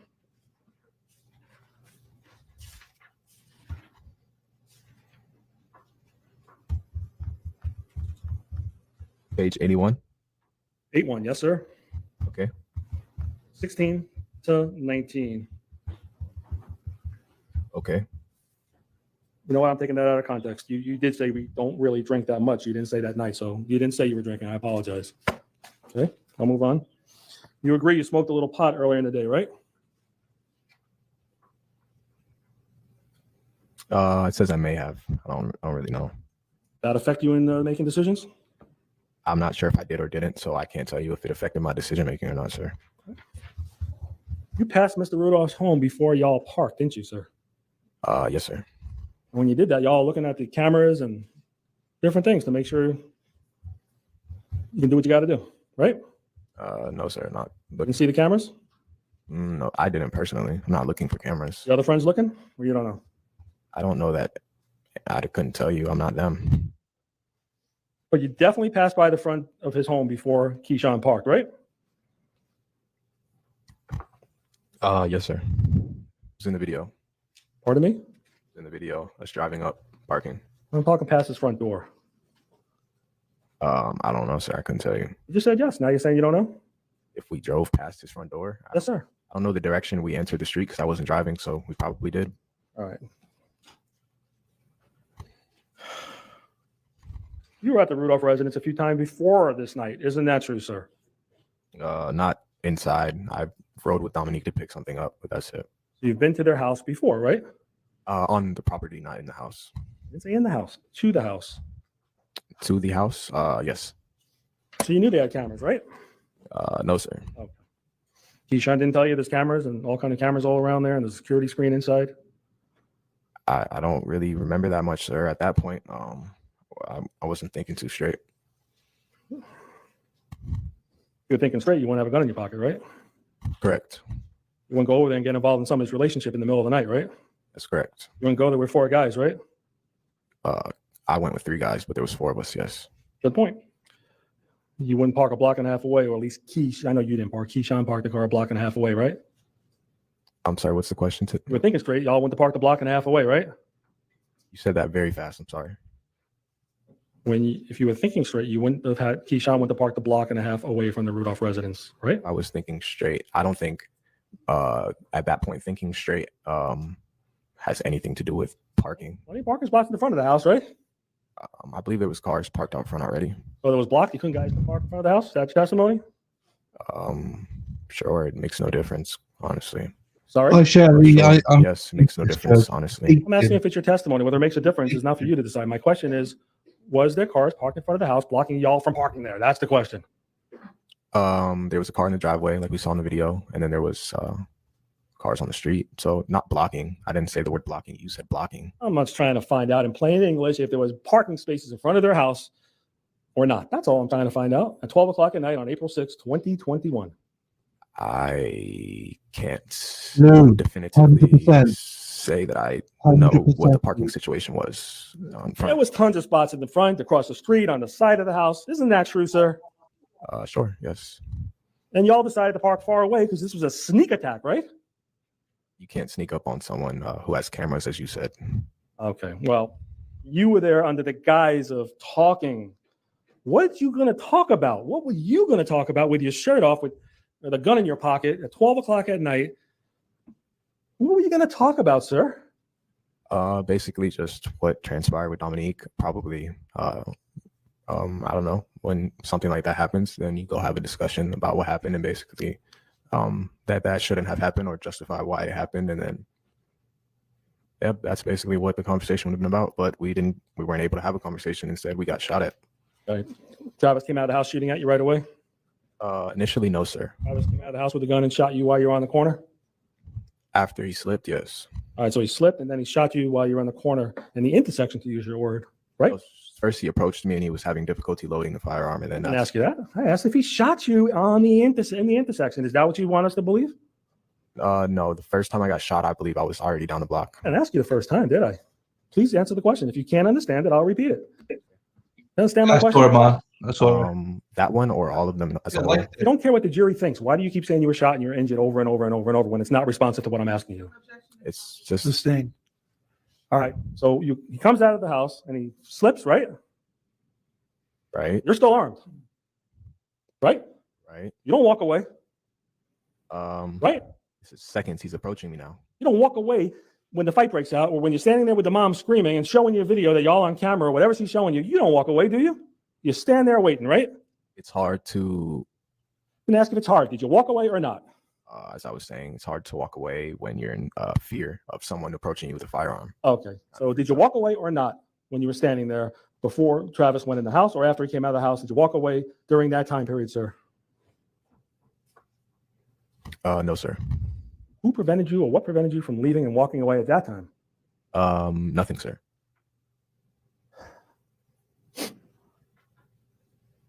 Travis didn't shoot you when he came out of the house. He had a clear view of you, right? Yes, he hadn't loaded the firearm yet. Okay. So it's still your position. It was unloaded, right? Right? Yes, sir. That's my position personally. Why But would you give up and surrender, to use your words, if the firearm's not even loaded? Why don't you pull yours out and shoot him? He's got a gun. He's threatening you. I wasn't there to shoot him, and that's not what I intended to do or wanted to do or something. What are you surrendering about when there's an unloaded gun? And you knew it was unloaded because you keep saying over and over he didn't know what he was doing, loading the gun, or he couldn't do it. I didn't view it as a unloaded weapon, but I viewed it with the potential to what it could possibly do to me. So, or my brothers down the street. So I kind of more or less froze up because I didn't like want to initially get shot from a distance or have them get shot at from a distance. At least attempt to defuse the situation further. if possible. Just like you diffused the whole night, right? You did everything to diffuse the situation. Is that what you're telling us? No, not the whole night. There were instances where my actions furthered the events of the night, but Well, you started the events by going to a grown man's home and his mom's house and his brother's house, waking him up in the middle of the night, banging on the door with your friends. Isn't that true? I believe the series of events began with Dominique being assaulted by Travis. But no, sir, that's not. To answer your question, that's not what started the events. Okay. So are you a law enforcement officer too? No, sir, I don't. I'm not currently Ever? training to be a law enforcement officer. I have plans to. You have a badge? No, sir. Why'd you leave your phone in the car? Expensive phone. I didn't want to break it. How much did your gun cost? $1, right? Yeah, it's What's cheap. it worth? Well, what's it worth? Not as much as that phone. Well, that you wanted to bring with you because that's what you were going to use if you had to or if you wanted to, right? More or less because I was scared. I probably brought it. Just didn't. Scared? Why didn't you leave or call the police? We did attempt to leave, but we were being shot at. Why'd you leave before you even got there? Why'd you get in the car? A mistake, honestly. That's really Deadly mistake, right? quite literally. So you were scared before you even went there, right? You were scared. You just said that. Yeah, that's not something that I was trying to show. I was trying to basically not show that, so my brothers felt, I could tell Keyshawn kind of didn't. He kind of felt obligated to go, more or less. Didn't feel like he wanted I'm not to. asking about Keyshawn. I'm asking if you were scared. Why do you keep giving me dissertations on what your brothers wanted or what they wanted to do? Simple question. Sustained. But there is a question pending. Answer the question, please. You were scared, right? Before you went there. Yes, sir. Keyshawn was scared, right? Probably a little bit. Obviously, Sebastian Jean Jacques was scared, right? I can't say that Sebastian's really ever scared. Why would he be adamant and asking you to bring your gun if he was cool about going over there? It was no big deal. Why would he do that, sir? Maybe a fear of what could happen to his brothers, or just because he's not scared doesn't mean he has a lack of or disregard for his life. He still wants to live, so he's All not. right. So you say Sebastian was not scared as your testimony, right? I'm not sure. He's not here for us to ask him, so I I'm can asking you. You were with him. tell you. All right. And how about Chris Lowe? Was he scared? Maybe a little bit, probably.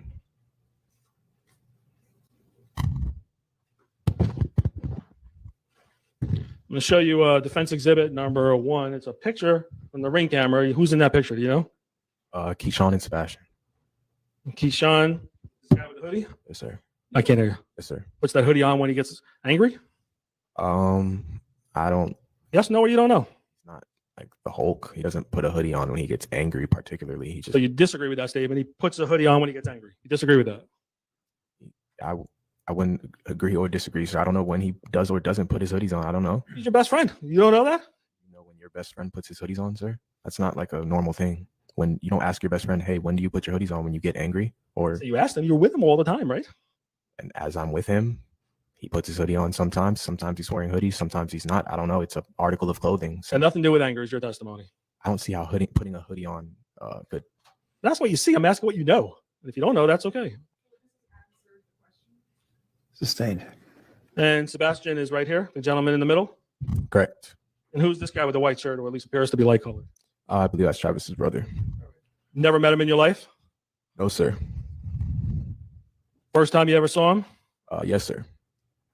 When you found out that wasn't Travis, and now there's another man involved who you don't even know, you don't walk away, do you? No, sir. Don't call the police and get them involved, do you? No, we still haven't spoken to Travis. Because you guys were there to do what you wanted to do, right?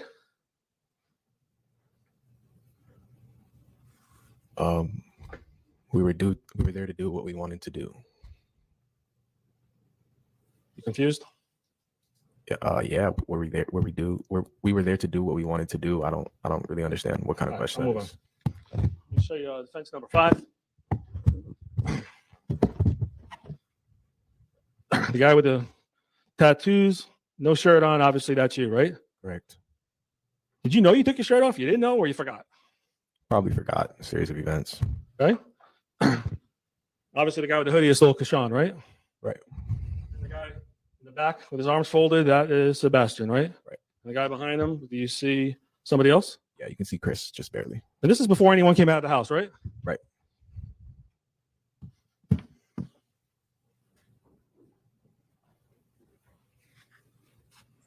Shelley, which one's the Sean? Is that the brother? If it's the brother, then yeah, they did ask him, but he didn't remember anything. We'll go back to this exhibit number If it's the other one, I don't think they 5. did. You agree that's Sebastian with the arms folded, right? Yes, sir.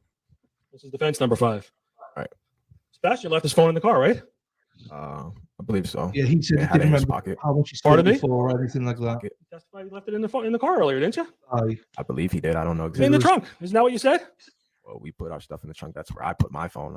Couldn't tell you particularly where he put his phone. As you told me, my phone wasn't even in the trunk. My phone was in the side door. So Oh, you agreed and said that your phone was in the side door. right, as the evidence showed, it was in the side door. So I'm telling you, don't ask me the positions and locations of whose phone was or what. I don't know, sir. Isn't it true you said Sebastian's phone was in the car, whether it was in the trunk or anywhere else? You said it was left in the car. Isn't that true? Yes or no? Today? You're asking me if I made that statement today? Today or any day? I can't really remember, sir. I'm sorry. You didn't say that earlier on direct examination? Are you, Keyshawn and Sebastian put their phones in the trunk or in the car? probably. I don't know, sir. Oh, probably. All right. You know Keyshawn has something in the pocket because you see this picture, right? Yep. Not his phone, right? No, I'm answering. Yep, I see the picture. I don't see Keyshawn's pocket at all. I Not can't. Keyshawn, Sebastian. Thank you for correcting me, sir. There's something in Sebastian's pocket. I can't tell you what that is, sir. Not his phone, right? Could be his phone, could be his keys, could be a watch, wallet, socks, could be anything, sir. My question was, it's not his phone. Isn't that true, sir? It's not his phone. Not Sebastian's phone. I can't definitively tell you what is in his pocket for me to tell you whether or not it is his phone. Can't tell you what's in his pocket, sir. I don't know. You know his phone's in the car? He she was there. Why'd you testify to that? All my nieces Why are you were there. backtracking now? Because now you see something in his pocket and you know we got a problem because his gun's in his pocket and not his phone? Is that why you're saying that, sir? No, sir, not at all. I could care less what you think is in his pocket. I You don't care what the jury thinks either, right? You don't care what anyone thinks. I care what a lot of people think. More or less, I don't care for the image you're trying to paint. If you want to say there's something in his pocket, if you want to say there's something in the car, if you want to say this or that or whatever, Mark, I quite honestly could care less at this point. I've been here all day, so I'm more or less worried about getting home. My back hurts a lot right now. This is just, we're far from the point. What are you getting at? Getting at the truth. Are you okay with that? You need a break? Maybe ask the judge. You want to ask the judge for a break? Oh, you needed the potty break, Mark, not me. I'm good. My name is Mark. We know each other personally. Is that not your first name? All right, it is time for a break. We'll take a 10-minute restroom There you break. go, Luna. We all head out for the restroom break. I want to talk That was about it? folks. Remember, Oh, we're not staying for a break. We're skipping straight through. No research, no discussion. Yeah, because oedd arw stondin oedd hi. Oedd hi arw stondin heddi ar un hyn a oedd pob un achos oedd un lleia oedd hi'n joio pethau cyw a stwff o that yma. A mae'r un canol yn cystadlu fori a mae'r un canol arall yn cystadlu dydd Ioi. So, gweithio joyous ti boi. Right, let's have a look here now then. Potty break, exactly.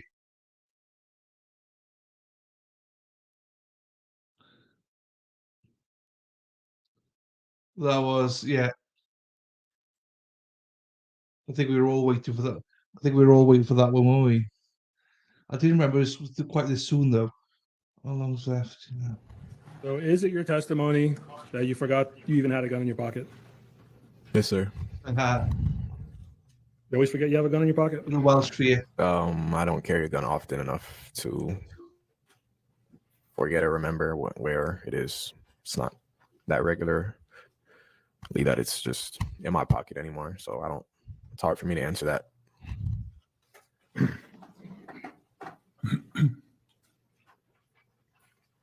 When the trunk opened up, did you ask Sean or did anyone tell you why he put his phone in the trunk? No, sir. How about Sebastian? Did you ask him why he put his phone in the trunk? I'm not sure that he did, sir. So no. Well, you know he left it in the car, right? I don't know for sure the location of anyone's phone except for my own, sir. I can only assume or try to recall or recant the events as they occurred. My memory isn't perfect as I got shot multiple times that night. So you heard that. I know that. Yeah, so do I. But that's why I'm trying to tell you that I can't tell you the particular location of Sebastian's phone or Keyshawn's phone, or Trying to find out if Sebastian's phone was in the car. That's all. I'm not sure, sir. The car's in evidence. Did you check the car? Did you find the phone? Next question. You're not answering questions. Yes, sir. Sorry. May I proceed? I'm sorry. Yeah, go ahead. Go to your statement to Detective Vandal. You have it there from April 8th, 2021. Right. All right. Go to page 23. Okay. Waiting for you to get there. Right. What? And the point is? You want me to tell you the point? Yes. Or do you want me to tell you what page and line? I'm on the page. Just You want me to tell you the line? Line 20 to 24. He's, as part of the ex-girlfriend, in my opinion, he's a fucking dick. That refresh your memory that you told Detective Vanlin that both you and Sebastian left your phone in the car? page 23, lines 20 through 24 reference the location of the gun range on my packet. I don't know. You're not looking. You're looking at the statement dated April 8th. You want me to show it to you? Maybe you have the wrong one. You've given me so much, sir. I don't.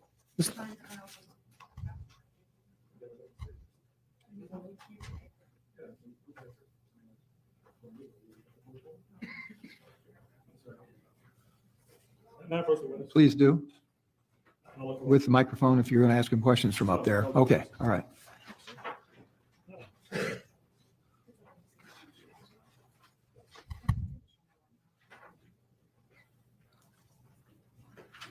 Lines 20 to 24.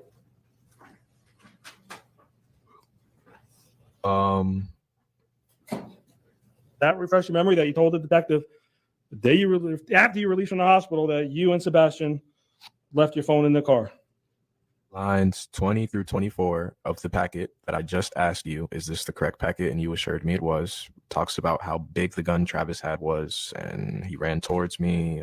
He approach this. He may. told me this was the right packet. What you looking at, please? Like 5 packets up here. There's this one. There's this one. There's this one. No, this is Detective Ema. Not that one. One to Vandalin. Here's the date right here, April 8th. Thank you.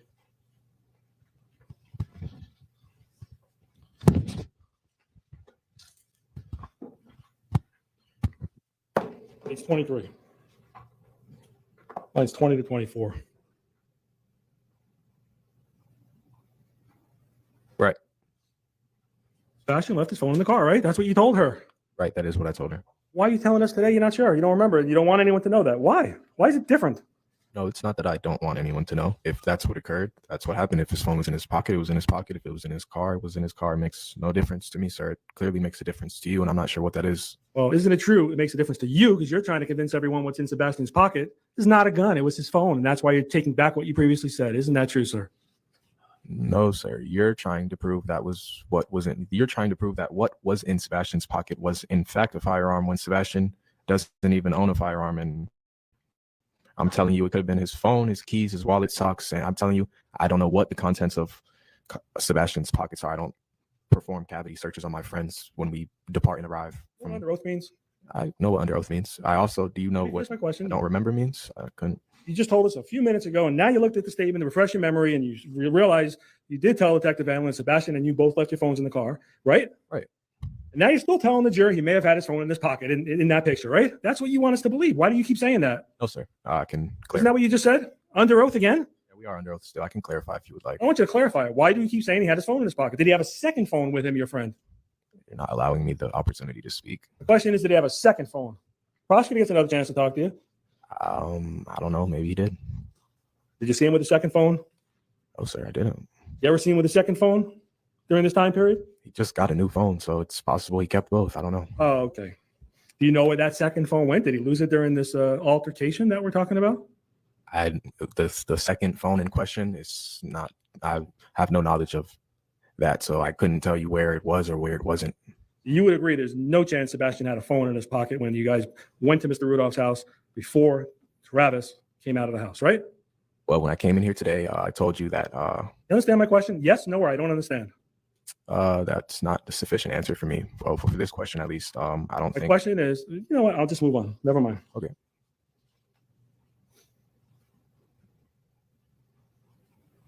Remember saying back in June of last year, you had a patchy memory about what happened in front of Travis's home?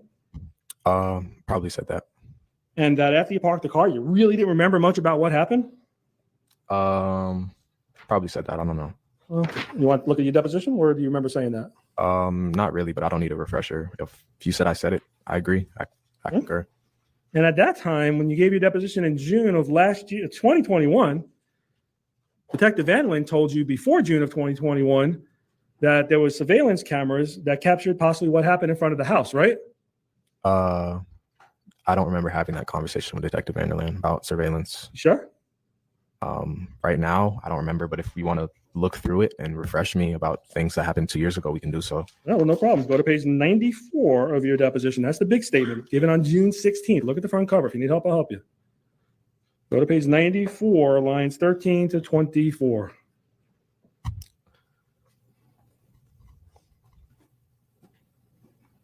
Okay. That refresh your memory that Detective Vanderlyn told you there were cameras of what happened in front of Mr. Rudolph's home? Yes. So you knew that before you gave me answers to my questions about what happened in front of the door, and then you said you didn't remember too much, right? I'm sorry. Can you ask that question again? What didn't you understand? What part of it? The question as a whole, I didn't understand. So you came to deposition on June 16, 2021, right? Right. Two prosecutors were there, right? Or one? Do you remember? I think it was one. Remember Adrian was there with me. Okay. You call her by her first name as well? It depends. Not Miss Ellis to you? The occasion. Overruled. All right, next question. I was there, right? Yeah, you were there. Ms. Burlett was there? Yes, she was there. Court reporter was there? Yes. Went to the state attorney's office, right? And when I asked you a question, because I was trying to find out what you knew, I asked you a lot more questions than the detective asked you, right? Probably. Way more. Yeah, probably. Probably or yes? I want you to guess. If you don't know, say I don't know. If you know, say I know.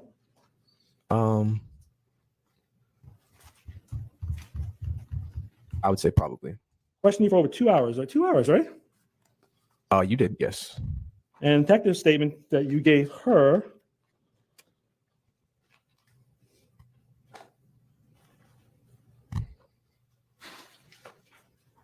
If you remember, started at 1846, which is 6:46 p.m. and ended at 1907 hours, which is 7:07. So 6:46 to 7, would you agree, is 14 minutes. To get to 7 o'clock from 6:46, it would be 14 minutes, right? Right. And to get past 7 minutes past 7 will be another 7. So it'll be 21 minutes total, right? Right. And deposition was 10 times longer, right?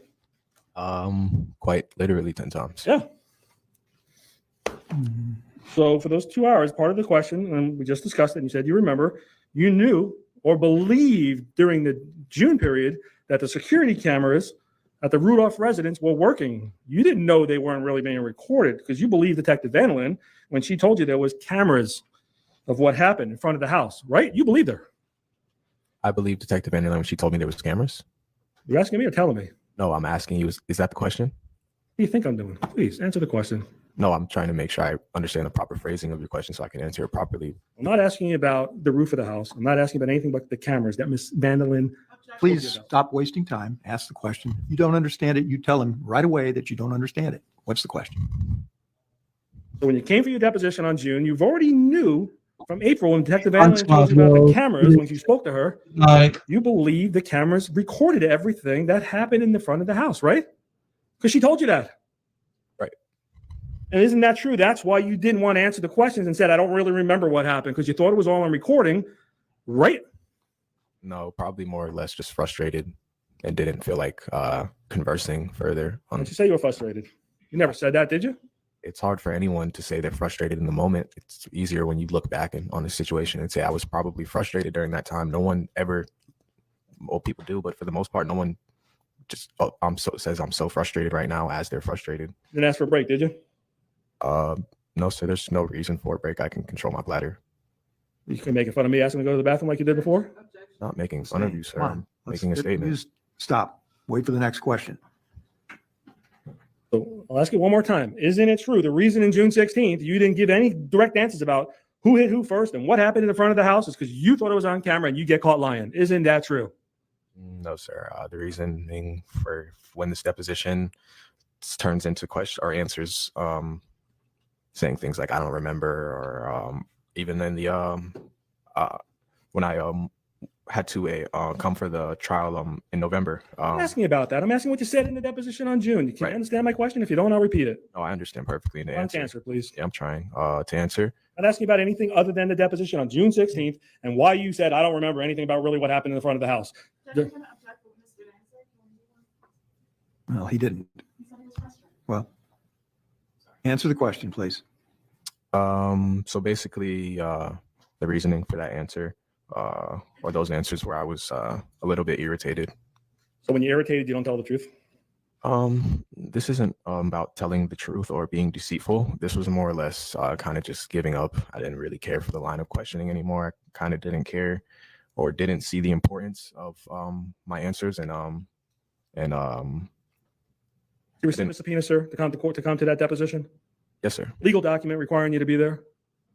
Yes, sir. And you lied about what you remember happening. Or maybe you really didn't remember what happened, and now you're making up what happened because you know there's no video. Which way is it? No, sir. I didn't lie about what happened. Then why did you say you couldn't remember what happened in the front of the house? Why you thought there was videos? Sustain. Next question. Now you know there's no videos. You found that out, that the recordings at the Rudolph home unfortunately weren't working. You found that out, right?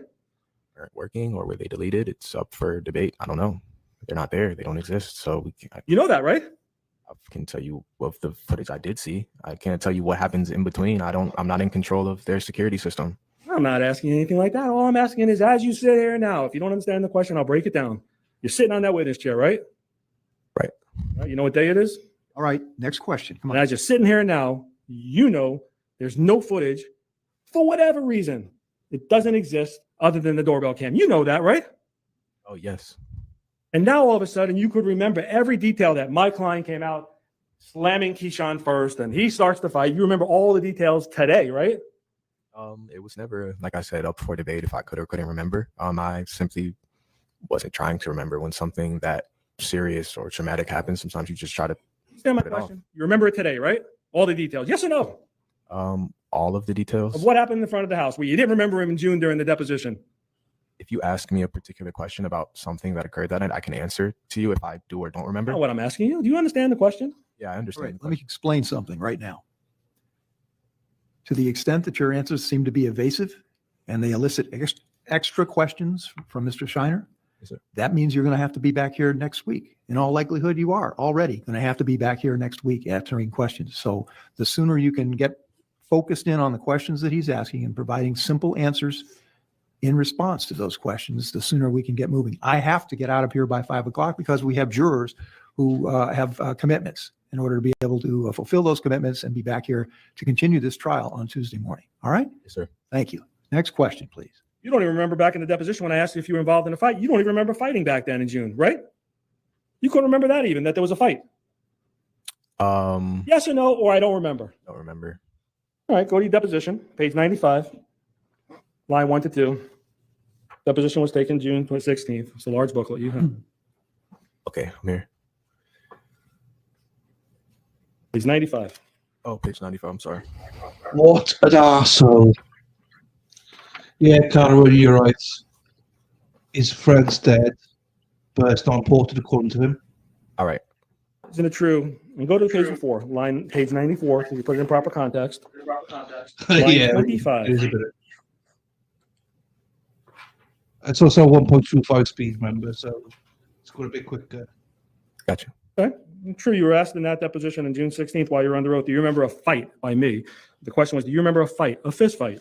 And your answer was, not. I don't remember fighting or anything. I remember being on the floor at one point. Right. Next question. All right. So do you remember putting anyone in a headlock or punching anyone, you personally? No, sir.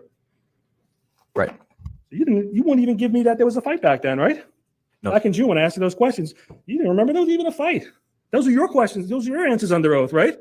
Right. That's the thing about memory. You can not remember something today. And then as time goes on and you get a chance to think back and reflect a bit, you may remember more things. So you can't tell me I'm wrong for not remembering something at a certain time after it just happened, after I was just shot, after my friend just died. Keep going. You got anything else? I only asked you if you made those statements. Can you please try to? Yes, they're here. I made them. Okay, I didn't ask anything else. Okay. And you said those answers that you didn't even remember a fight because you were worried that the video was going to show that you sucker punched Travis Rudolph. You know what that means? Sucker punched? Yeah. Or sneak a punch? Sneak a punch? Whatever words you want to use. Never heard that term. What's sucker punch mean? Could you define it? You brought it up. You said you know what it means. What's it mean to you? You didn't give me a chance. I just nodded my head. You said yes. I said, you know what it means? You said yes. What's it mean to you? After, I can't really give an exact definition of sucker punch. I'm sorry. All right. Well, the bottom line is you went up to Mr. Rudolph and hit him first and punched him on the side of the head to knock him out. Isn't that true, sir? While he was on the porch in the front of his house. No, sir. And you thought that was all captured on video, and you were worried that Detective Vandalin had all this, and that's why you wouldn't say 2 months later what really happened, because you knew what you really did, right? No, sir.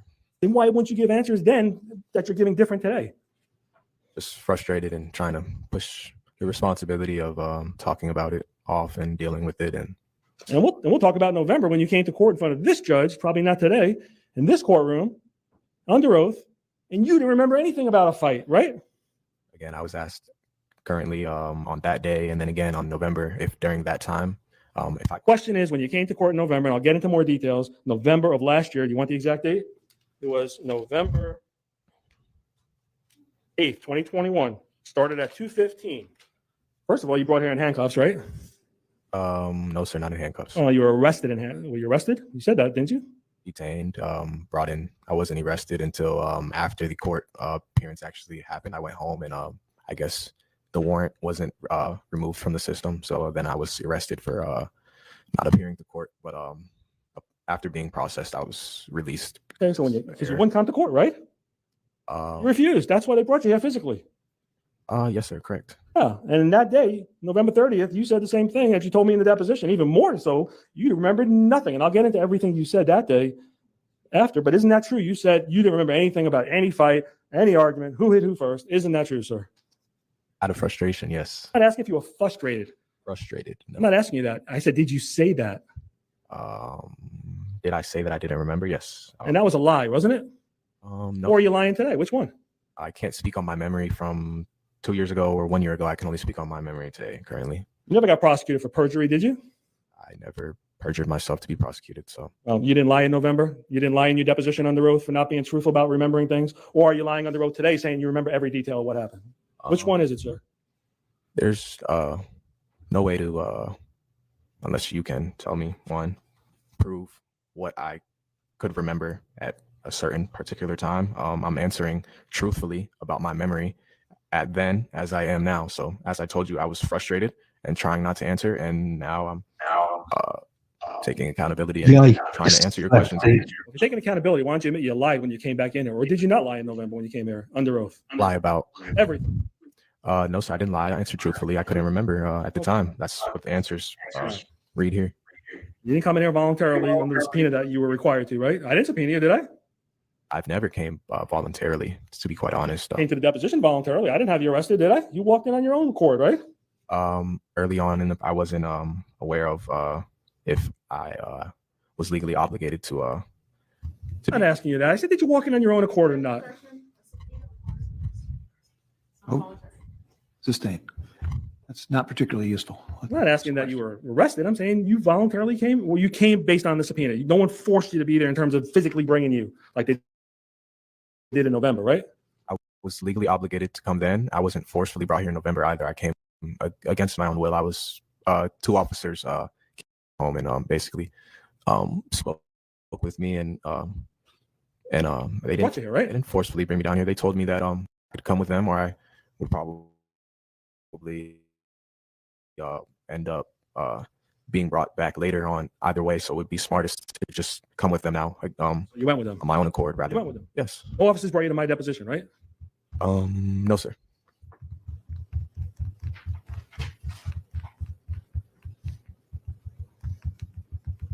Back in June of 2 years ago, when you gave your sworn statement, you didn't even remember taking your shirt off, right? Particularly, I remember you refreshed my memory of that detail, that my shirt was off in the deposition. The deposition, page 97, line 1 to 4.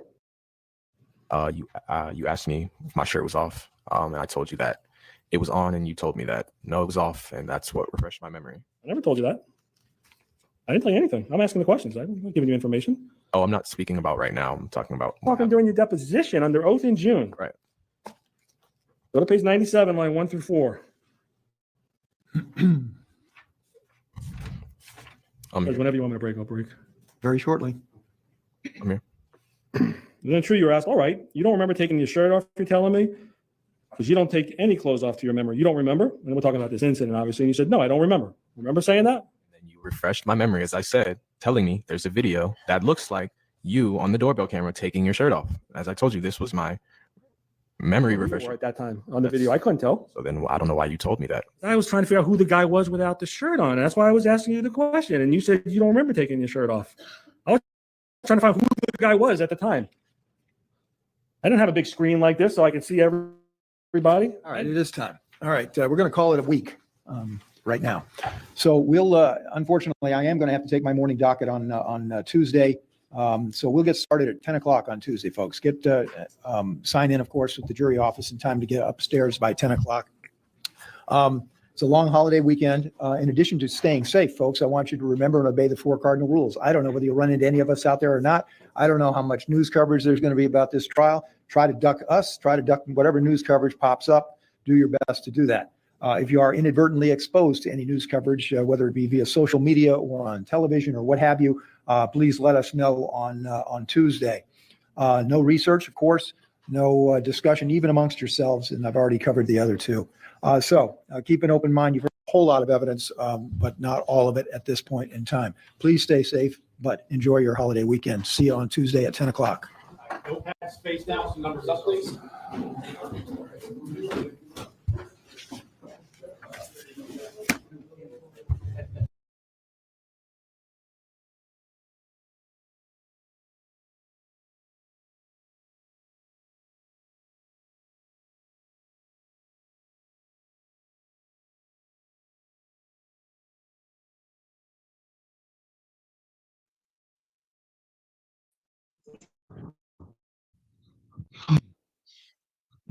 My computer just, I thought crashed, but it isn't crashed. I wouldn't say I can actually moderate it, but only on my phone. I didn't know that. Let me take that off. Stop screen.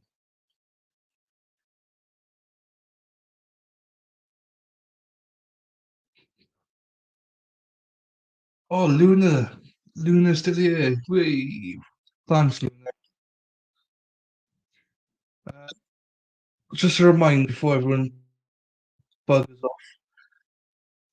10 o'clock Eastern, 7 o'clock Pacific, 9 o'clock Central. UK time, is it? Yeah, 3 o'clock tomorrow. We'll be streaming. I'll probably start at 8:45 the hour, so about 8:45 Eastern time. If anyone wants to join, some of you know will join. Some will. And now I cross again. Oh no, I'm back.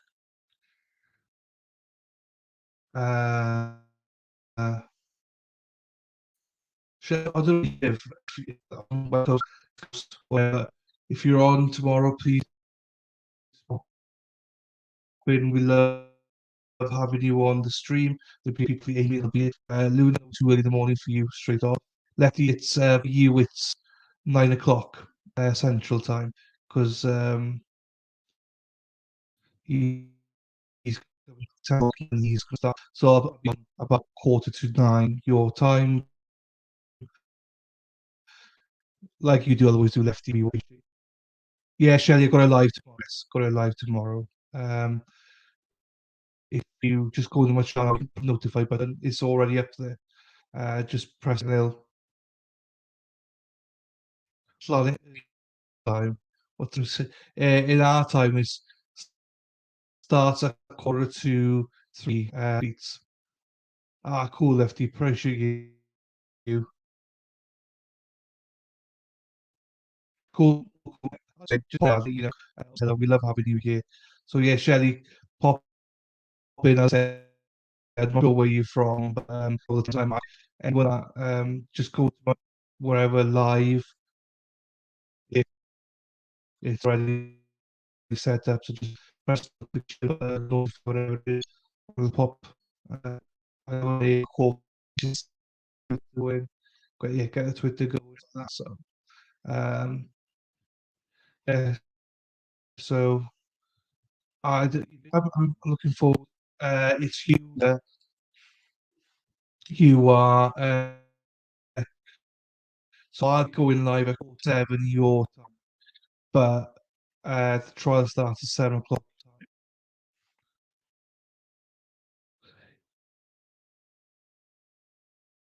Yeah, do you know what? I oh shit! I've downloaded. Right, I'm not sure if you can hear me, Luna. I downloaded. Yeah, I've downloaded. Right, so what I'm trying to do is I'm just downloading a logo right now, which is fucked my stream over. So you're 7. Ah, fuck.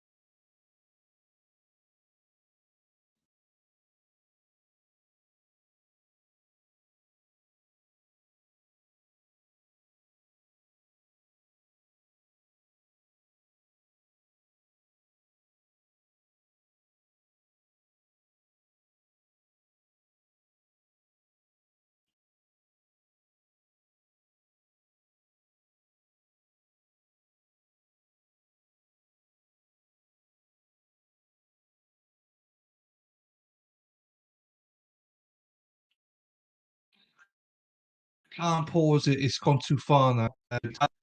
Without my stream going, so I'm gonna stop there because it's just too hard now.